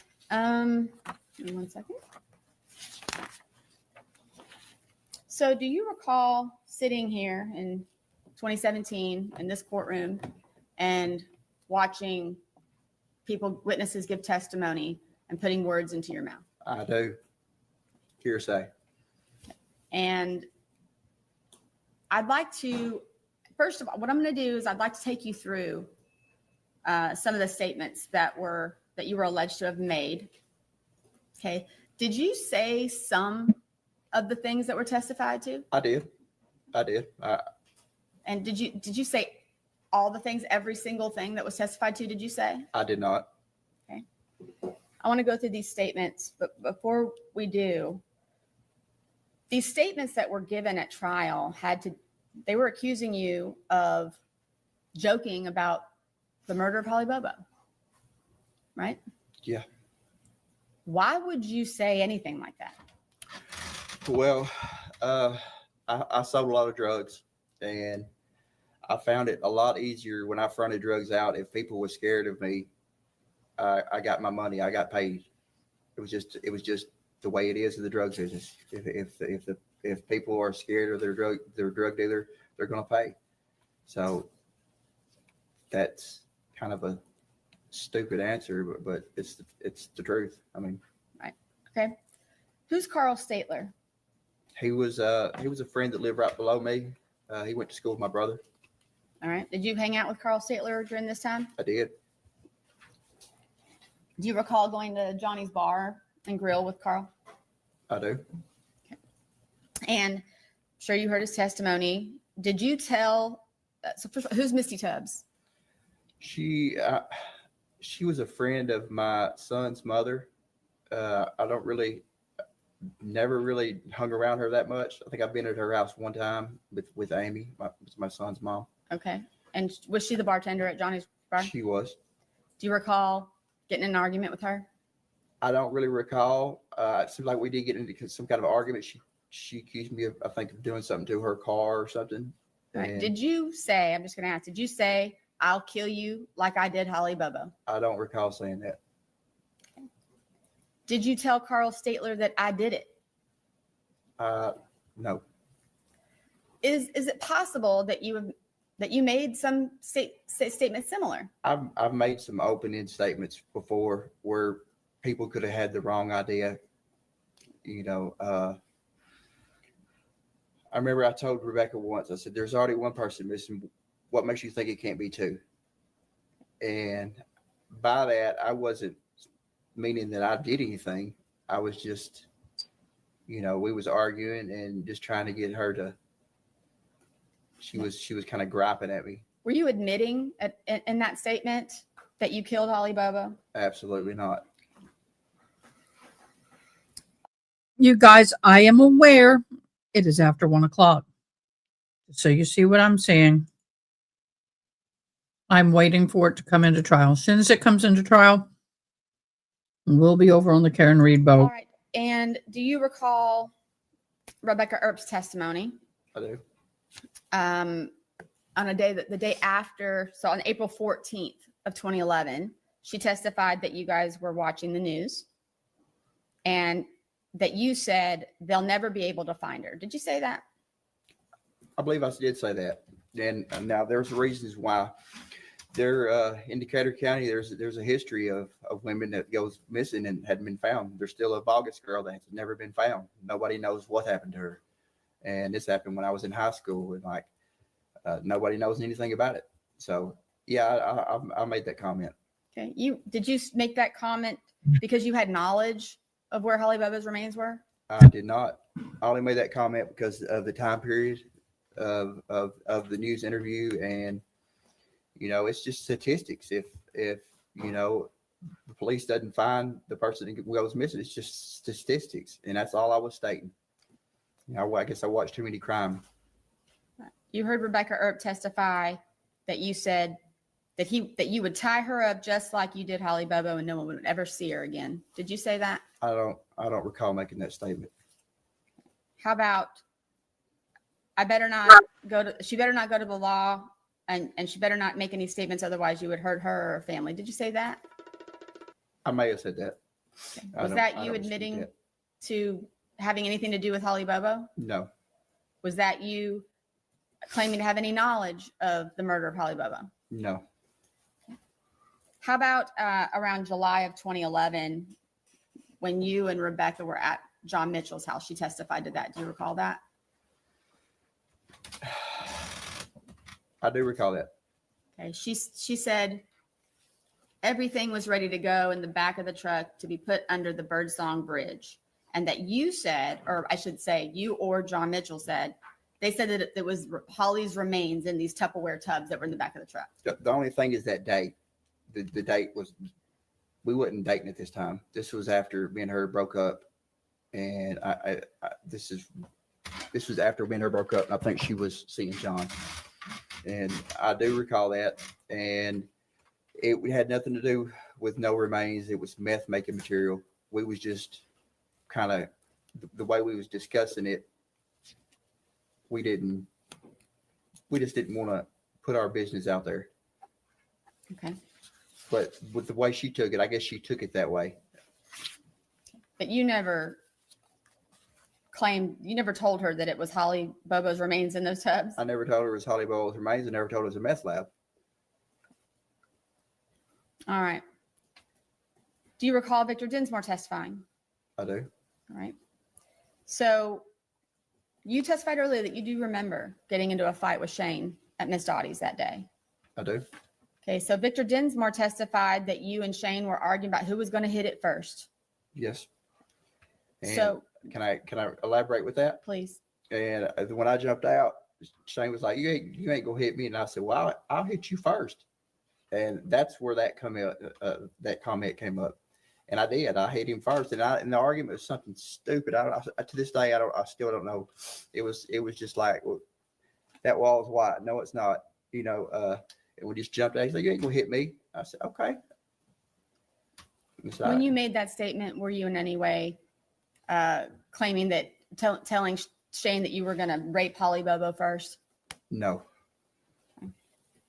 Anthony Phoenix, who is he? He was a friend of mine, a drug friend of mine. All right. Do you recall hearing Anthony Phoenix testify? I do. Now, he testified that, first of all, did you talk to Anthony Phoenix about meeting with Miss Bobo? I did. And did you express concern to him? I don't believe I expressed concerns. I think I just told him about the meeting. Okay. He testified that you were driving around in the car and said, "Let's rape this bitch." I did make that comment. I didn't say, "Let's rape this bitch." We was riding around, and he was needing some money. He was wanting to rob somebody's house. And anytime I've ever stole something, I've always gotten in trouble. And I could not get him to shut up about wanting to go rob somebody's house. He was wanting me to drop him off somewhere and pick him up. And I made the comment, "Well, if we're just going to do that, we might as well just go rape somebody." Because anytime I steal something, I always get in trouble. So that was, and after I said that, the wheel started turning his head, and I wasn't admitting nothing. I was just trying to get him off the track of going and stealing something, which he did. He didn't say nothing else about stealing nothing that night. So did you say to him, "I couldn't have picked a prettier bitch, and it sure was fun"? I don't recall ever saying that. Okay. So at any point in time during your conversations with Anthony Phoenix, did did you admit to raping or killing Holly Bobo? I can't. Never. I give up. I'll eat a cranberry every time. Jamie Darnell, who's he? He's a local friend of mine that uses drugs. All right. And did you guys use drugs together? Yep. Okay. You heard him testify at trial. Yes. So he testified that you said about a knife that you were carrying. If you knew, if he knew on the button, sorry, if you knew what that knife had done, that you would probably be afraid of holding the knife. Did you say that to him? I did. That's another situation where he kept bothering me. He was wanting to buy. I had a bunch. I've got a knife collection of my dad's, and my dad had this guy named Perry Wingo to make these knives. He would make them, and I probably got about 25 or 30 of them. And I had one of these knives with me at the time, and he wanted to buy it. He kept bothering me to buy it. He was getting high and kept asking me it. And I just finally, that's what I said. If you knew what this knife done, you wouldn't want it. And after I said that, he didn't ask me no more to buy that knife. But the whole goal of that was just to get him. He didn't. When I told him no the first time, it's like he wouldn't listen. So I told him that just to get him to quit asking about it. Were you in any way implying that that knife had been used on Holly Bobo? No. How about his testimony that you pulled a pistol out and shot it over the top of his girlfriend's head out the front door? No. Did you do that? No. Okay. He also testified that that same night he had pushed you out the door and you broke down crying and started apologizing. Do you recall doing that? I do. And we was in his bathroom getting high, and I was at this time I was an intravenous user. I used a needle, and I tried to get him to shoot up that day, and he didn't want to. And after that, I felt real bad because I tried to push that on him, and I apologized for that. And that's what I. Okay, so you were not apologizing for something you did to Holly Bobo. No. And he also testified that you needed to clear your name, that he couldn't be coming back around his house. You need to clear your name. And he said that you said that you couldn't do that because you were too far involved into it and there was no way that you could do that. I did, and there's reasons. I thought he was talking about you need to clear your name as far as like being the local drug dealer, being the local drug user. And I told him I was too far in. I can't do that. Like I was selling dope every day at this time. And yeah, I absolutely said that. But that was a mischaracterization. All right. So when you said that was there any implication from you that you had anything to do, but you were too far deep into Holly Bobo's murder? No, absolutely not. Corey Rivers. Do you know who that is? I do know who that is. Okay. And you saw him testify. I did. So who is Corey Rivers? He was just somebody that was at Williamson County Jail in the pod that I was with. Okay. And does it sound about right that it was around sometime between April and June of 2016? That sounds about right. He testified that you said that you went to him and asked him if God would ever forgive you. Did you do that? Never. And he also testified that you told him that you and a couple of your friends got drunk and went into the woods with this girl. One thing led to another, and I was there for the worst of it. Did you have any conversation with Corey Rivers that was anything like that? No. Have you had conversations at all with Corey Rivers? I did talk to Corey. Okay. What did those conversations entail? I don't really recall. I may have told him what was going on, like what was going on with the case. What the state was alleging. That's the only thing that we're here. Y'all, here's a life lesson. If you find yourself in jail or prison or jail at that point, and you're waiting for trial, even if it's just a minor thing, you don't share anything about your case with anybody. The reason why is because anything you give them, they will turn against you in hopes of getting lesser time on themselves as being turned state witness. Case in point. Did you testify to him, or I'm sorry, excuse me, not testify. He testified that you said that the bottom side was found in one part of Tennessee and some other pieces was found in other places. Did you say that to him? I don't recall saying that. And that it had been chopped up? I don't recall saying that either. Did you at any time in any of your conversations with Mr. Rivers admit to killing, raping, or kidnapping Holly Bobo? Never. All right. How about Sean Cooper? You remember him? I remember Sean. Who's he? He was, so when I was at Chester County Jail, he was in the little room right there with us. I think it was 3 of us. Okay. Now, he testified that you asked him to tell your brother, Dylan, that if he doesn't keep his mouth shut, that you're going to put him in a hole beside her. I don't recall saying that. I do remember telling him that he needs to tell my brother. I think he had charges in Obion County, and that's where my brother was being held. I said, well, you get up there, you need to tell my brother, Dylan Adams, he needs to keep his damn mouth shut, because the lies he's telling has got me arrested for something I didn't do. Did you in any way admit to Mr. Cooper or imply to Mr. Cooper that you were involved in Holly Bobo's death? No. Okay. How about Jason Kirk? Do you know who that is? I think that was the other guy that was in there.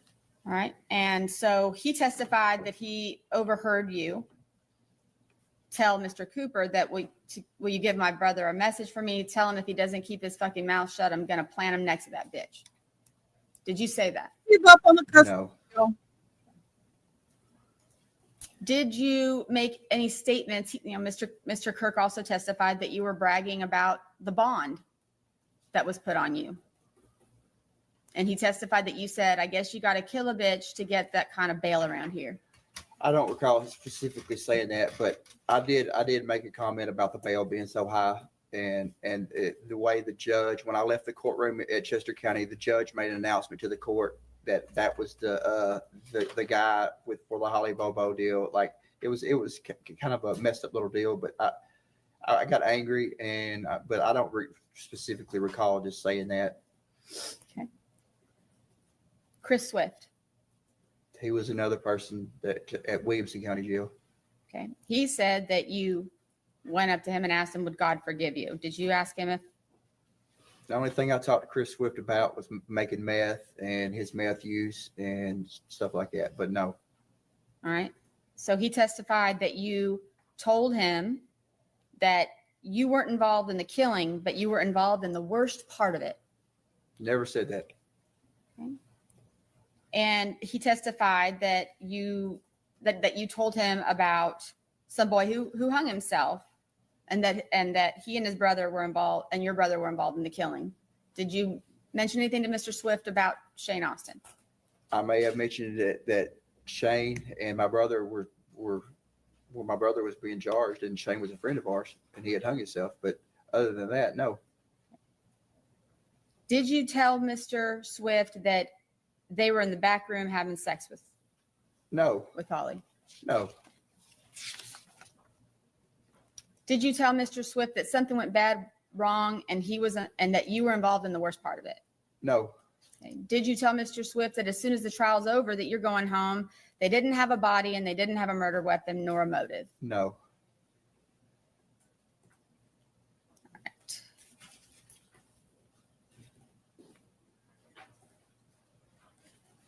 Did you have any, did you call Mr. Swift from another inmate's? He gave me his phone number, and I believe I did call him. Okay. And did you tell him that you probably wouldn't be talking to anybody else and to take care of himself? I don't remember what I said in that phone call. I'm sure it was recorded if it was a jail phone call. Did you threaten Mr. Swift in any way?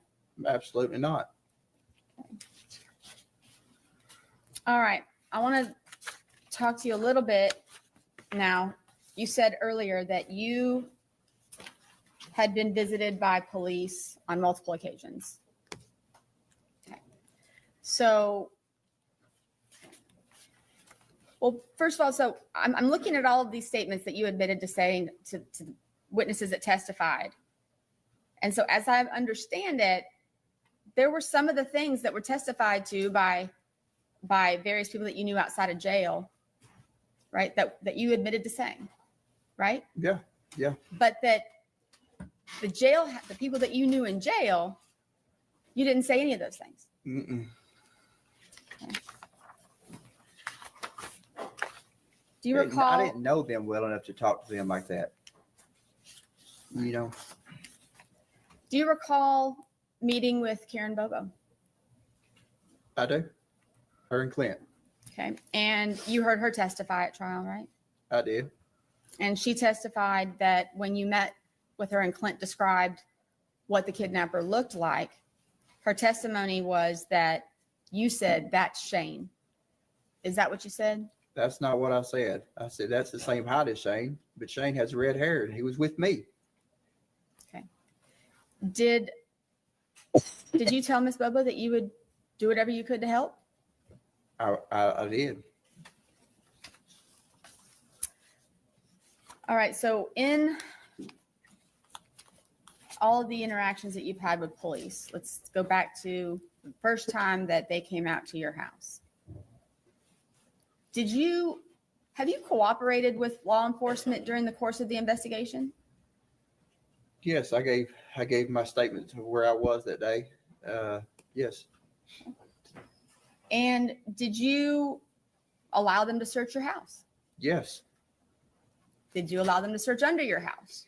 Anywhere there could be a body or, you know, I told the FBI and the TBI, y'all can come in here and look anywhere y'all want. Y'all start pulling drawers up, I'm gonna ask you to leave. You know, you look anywhere a person can be, you know, anywhere you want to look.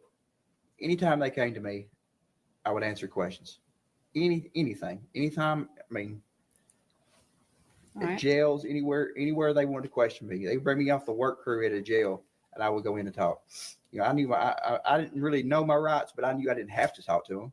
But I did. I wanted to help. Do you recall hearing testimony about officers observing you in those early days vacuuming out your car? I vacuumed out my truck all the time. If you looked at my vehicles, I vacuumed my trucks out all the time. That was a regular occurrence. You can ask anybody that knows me. All my vehicles were clean. I kept a shop vac at the house just for that. What about the mattresses that were leaning up against the house? So when Rebecca moved in, we moved all her stuff. I had a double wide 16-foot trailer. We moved all her stuff on that. And the mattress, I think there was 3 mattresses. She had 2 mattresses in the box set. One of the mattresses blew off whenever on 641 when we was coming. So we took everything off the trailer and stuff. And I went back and got that mattress. And she said, look, don't bring it in. We're going to clean it up and stuff. I don't really need that. It just makes the bed look higher. And so I was like, well, what do you want me to do with it? And she's like, I don't care. Just don't bring it in here. We don't have nowhere to put it, you know? So I said, okay. So I leaned it up against the back side of the house. And every time I would mow or every time it would get dirty or something, I'd either wash it off or I would blow it off with the leaf blower because I was under the impression she was still going to use it. I didn't know, you know, what to do with it. It was hers. I wasn't going to throw it away. That would have caused the argument. You'll give me one moment.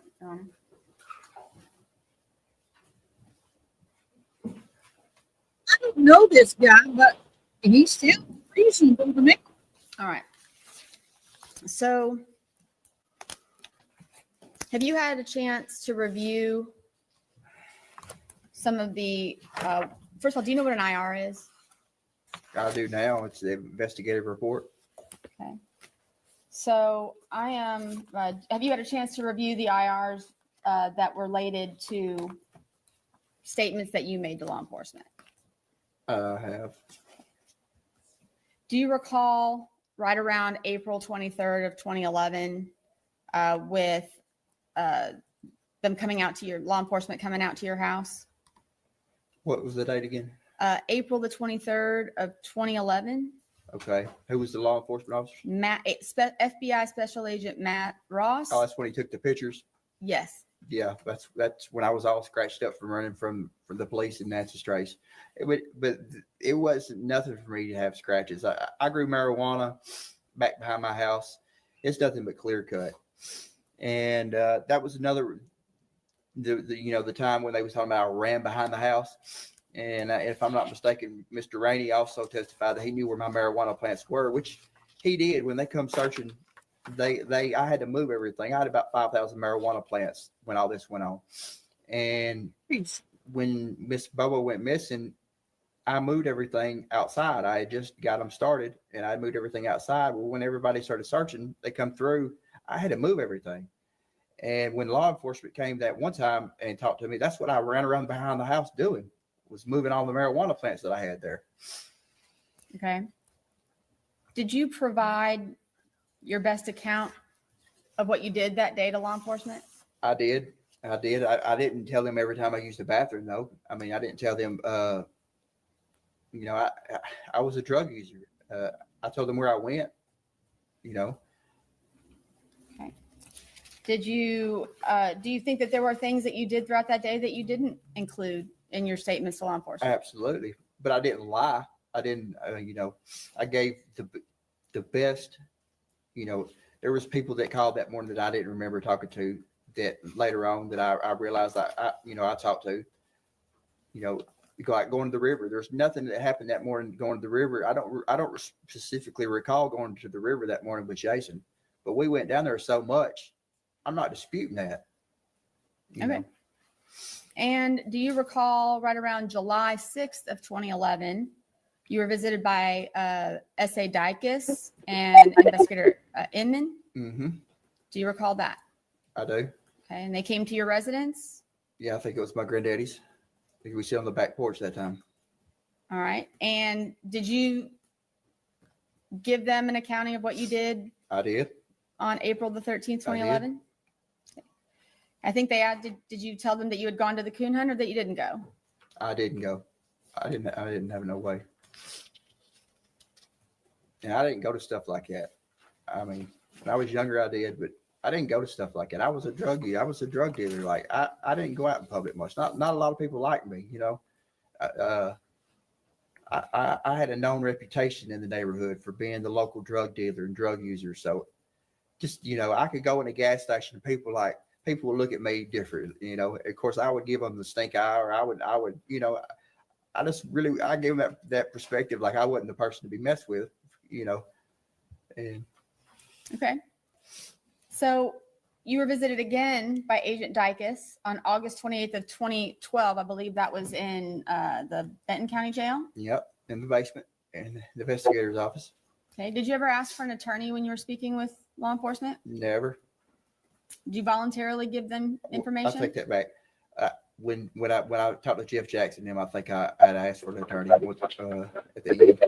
But during this meeting I did with Terry Dykes at Benton County, I didn't know. And did you voluntarily sign a release for your phone records? I did. Anything that they needed, anything anything you wanted my DNA, anything I could have did, I would have did. Okay. Even if so would you have done anything that you could do, even if it meant? There were so many cops in the neighborhood.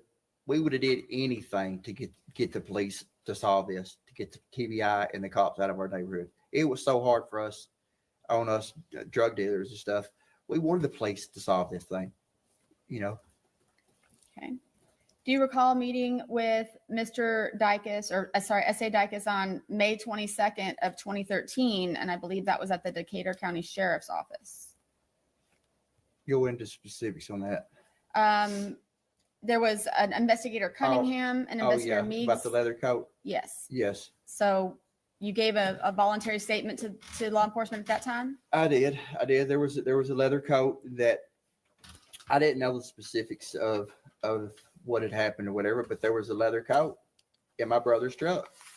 I didn't know who it belonged to. I know my brother did at this time. I don't think he had a girlfriend, and I was willing to do anything I could to help. And I called them in. I said, "Hey, look, did Miss Bobo have a leather coat on?" And they said, "No, this didn't." Okay. I was willing to do anything, Do you recall again meeting with, or speaking with law enforcement September? Let me make sure that I'm on the right one. Hold on one second.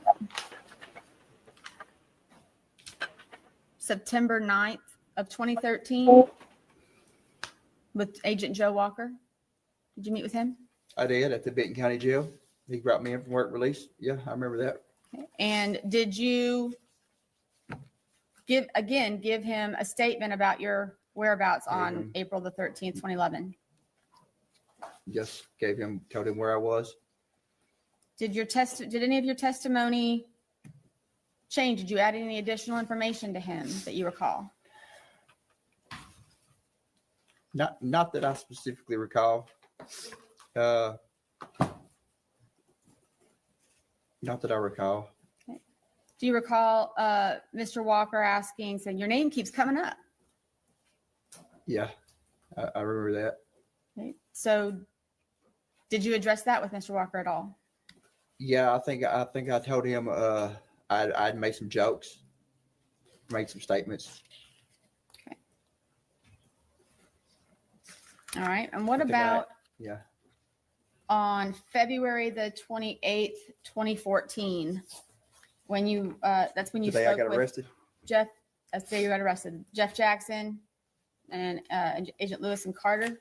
Yes, ma'am. Tell me about that interaction.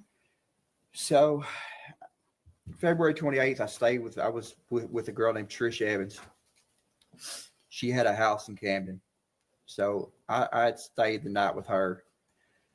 And that morning I was getting up. I was going to help a guy that owned a local plumbing shop up there. He's not sure his name. I think his last name was Farmer.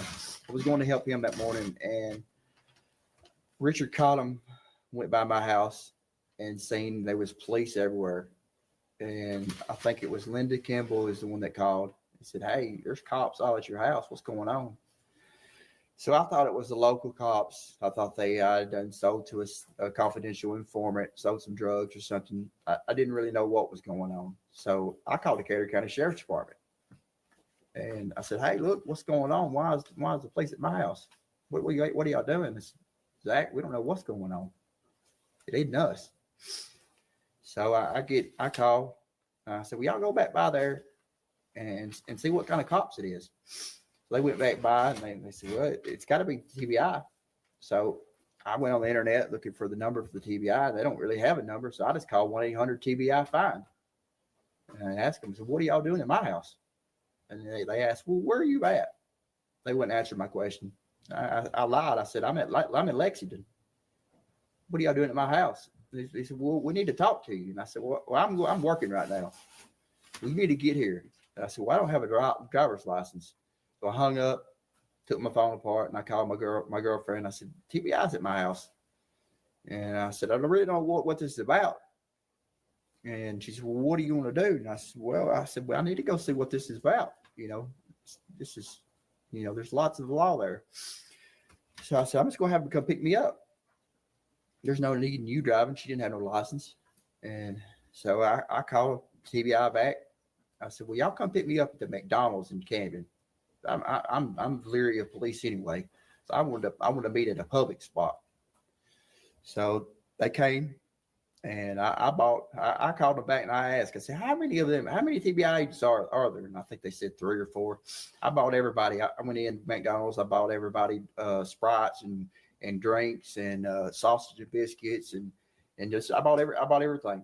And got in the vehicle at the McDonald's with Jeff Jackson, and I don't know the other agent's name. I know Jeff Jackson was in the back. We leave McDonald's and they pull right in the Camden Bank parking lot. Tell me to get out. And the whole time Jeff Jackson's got his hand on his gun. And I'm thinking, when I get in that vehicle, I thought I was going to get shot. I didn't know what was going on. He never took his hand off his gun. They pull me out. They search me, take my pocket knife, and we ride to my house. And I'm asking, like, what's this about? What's this about? And they make statements that my brother has made statements.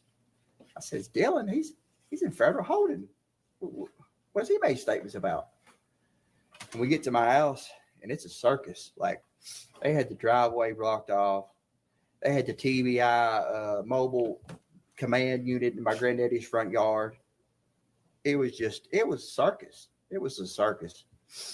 And So let me just make this, you volunteered, you sought out law enforcement when you found out that they were looking for you, and you invited them to come meet with you. I did.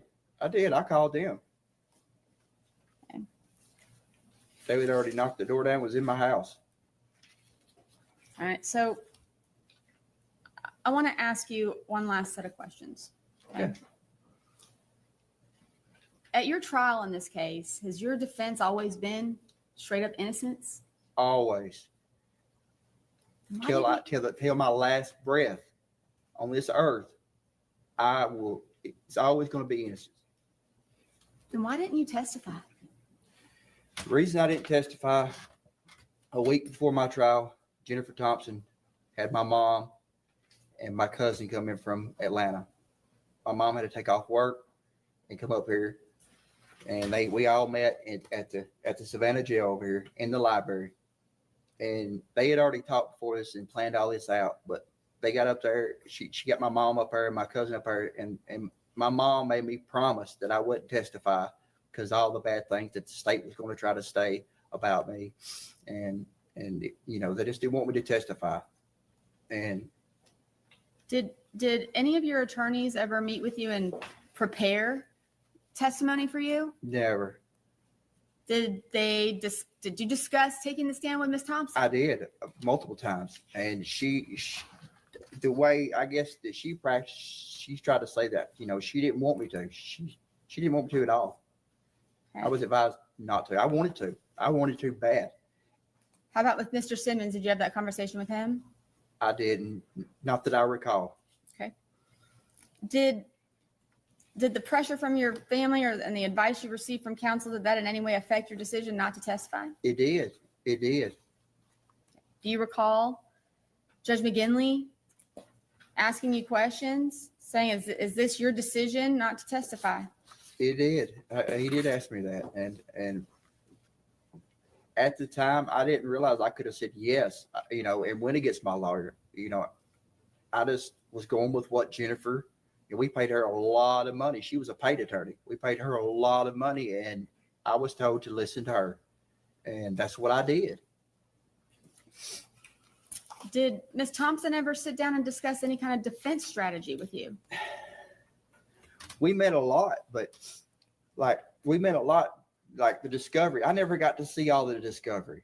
Like, she tried to fix it up at the Williamson County Jail where I could get a computer and get the hard drives. Like, and the sheriff, there wasn't trying to make anything extra, like special for me. He said, no, you can get it mailed in. What the sheriff didn't realize, it would have filled 4 or 5 cells up. And I never got to see all the discovery. I never, you know, we met a lot, but a lot of it was just, you know, she just asking where I was, just, you know, she was unorganized, very unorganized. So being a part of this post-conviction relief process, observing Mr. Bates and I. Day and night difference. So knowing now, if you had known then what you know now, would you have testified? Absolutely. And I just have to ask these questions one more time. Did you kidnap Holly Bobo? No. Did you rape Holly Bobo? No. Did you murder Holly Bobo? No. Did you have anything to do with the disposal of her remains? No. And if I would have knew anything about this, it could have helped in any way possible, I would have. And is everything that you testified today the truth? Absolutely. That's all I have, Your Honor. Thank you, Your Honor. At 8:19 in the morning on April 13th of 2011. Okay, guys, I got to ask y'all a question. Let's take a little breather. Yes, I am beating. I got to get this hat done. I got another one to do. I need to get them off by the end of the month. Do you believe his testimony, or do you not believe his testimony? June, should we put up a poll? I don't know. I got to tell you, I have my opinion, but I want to hear from y'all. Do you believe his story? Now, understand, he is fighting for a second trial. And that is what we're here for. This is a hearing for the judge to decide whether or not this man goes to trial again.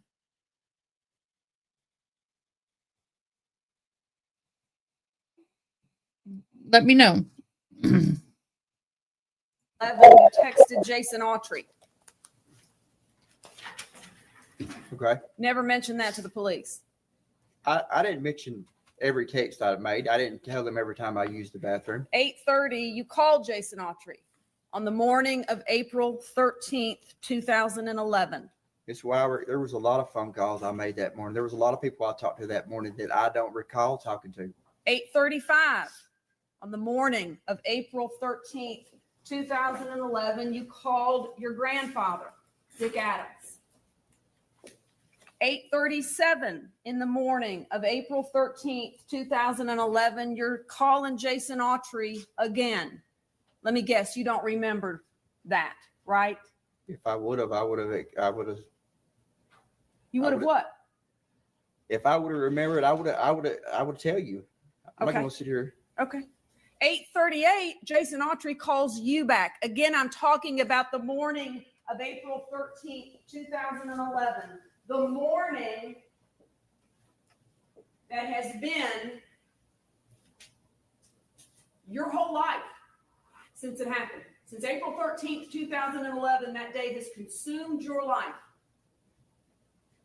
And nobody until this moment has heard that information. You didn't tell one officer. I did not. Wait, I had nothing to do with Holly Bobo's disappearance. I was on the phone with my grandfather. I was texting with my buddy Jason Autry. Never mentioned it, did you? There's a lot of things I did that day that I didn't mention. Right. And it wasn't because I was lying or trying to be. It's because I just didn't remember. I was a drug user. I didn't remember everything I did that day, but I didn't lie about where I was at. You Absolutely like to did leave not. things out, like you like to leave things out sometimes when the police talk to you. No. Okay. No. 8:38, you're calling Jason Autry. 8:53, you're calling Jason Autry. What was the urgency of getting hold of Jason Autry that morning? We talk all the time. Okay. We probably talked every day. Pull the phone records before that day, April 12th, April 11th. How many times did we talk to Jason Autry? I talked to Jason Autry weekly. I mean, every day I've talked to Jason. There probably wasn't a day that went by during that time period that we didn't talk. We used drugs every day. Of course we talked. Y'all were close. We talked every day. Y'all were close. I looked up to him. Right. 8:58, you get a call from Brandon Williams. Yes, ma'am. 9:10, you get a call from Brandon Williams. Yes, ma'am. We was talking. Brandon Williams was a friend of mine and Rebecca's, and yes, I was talking to him. We're trying to get him to help get on my side and get Rebecca back on my side. Rebecca Earp testified at the trial. Of course, she was not telling the truth, right? She was mistaken about what she remembered. She wasn't telling the truth. She told the jury, you left early that morning to go scrapping. Turns out you didn't go scrapping, right? Remember that? I didn't. Look at the scrap records. I didn't. I scrapped before. I think it was 2 days before that, and a couple of days after that. She told her that's where where she you at my house. If she was she testified that she was at my house, how is she at my house if her cell phone is pinging at 4 a.m. at her mama's house? How is she at my house? I don't know. Between 9:50 and 10:32 in the morning.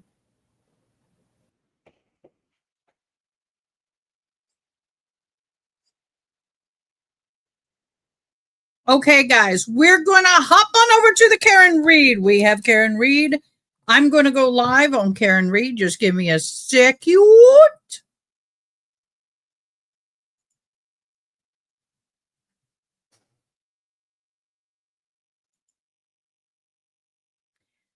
Give me just a momento.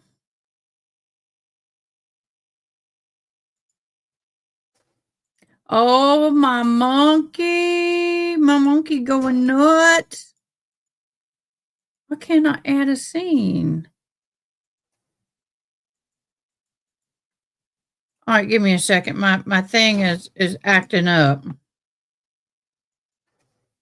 No. Nala. There we go. Add the stage here. There. Share screen. Read. Share. Go live. Go live. We're going live in Karen Reed. Give me a split second, y'all. Don't dash anywhere.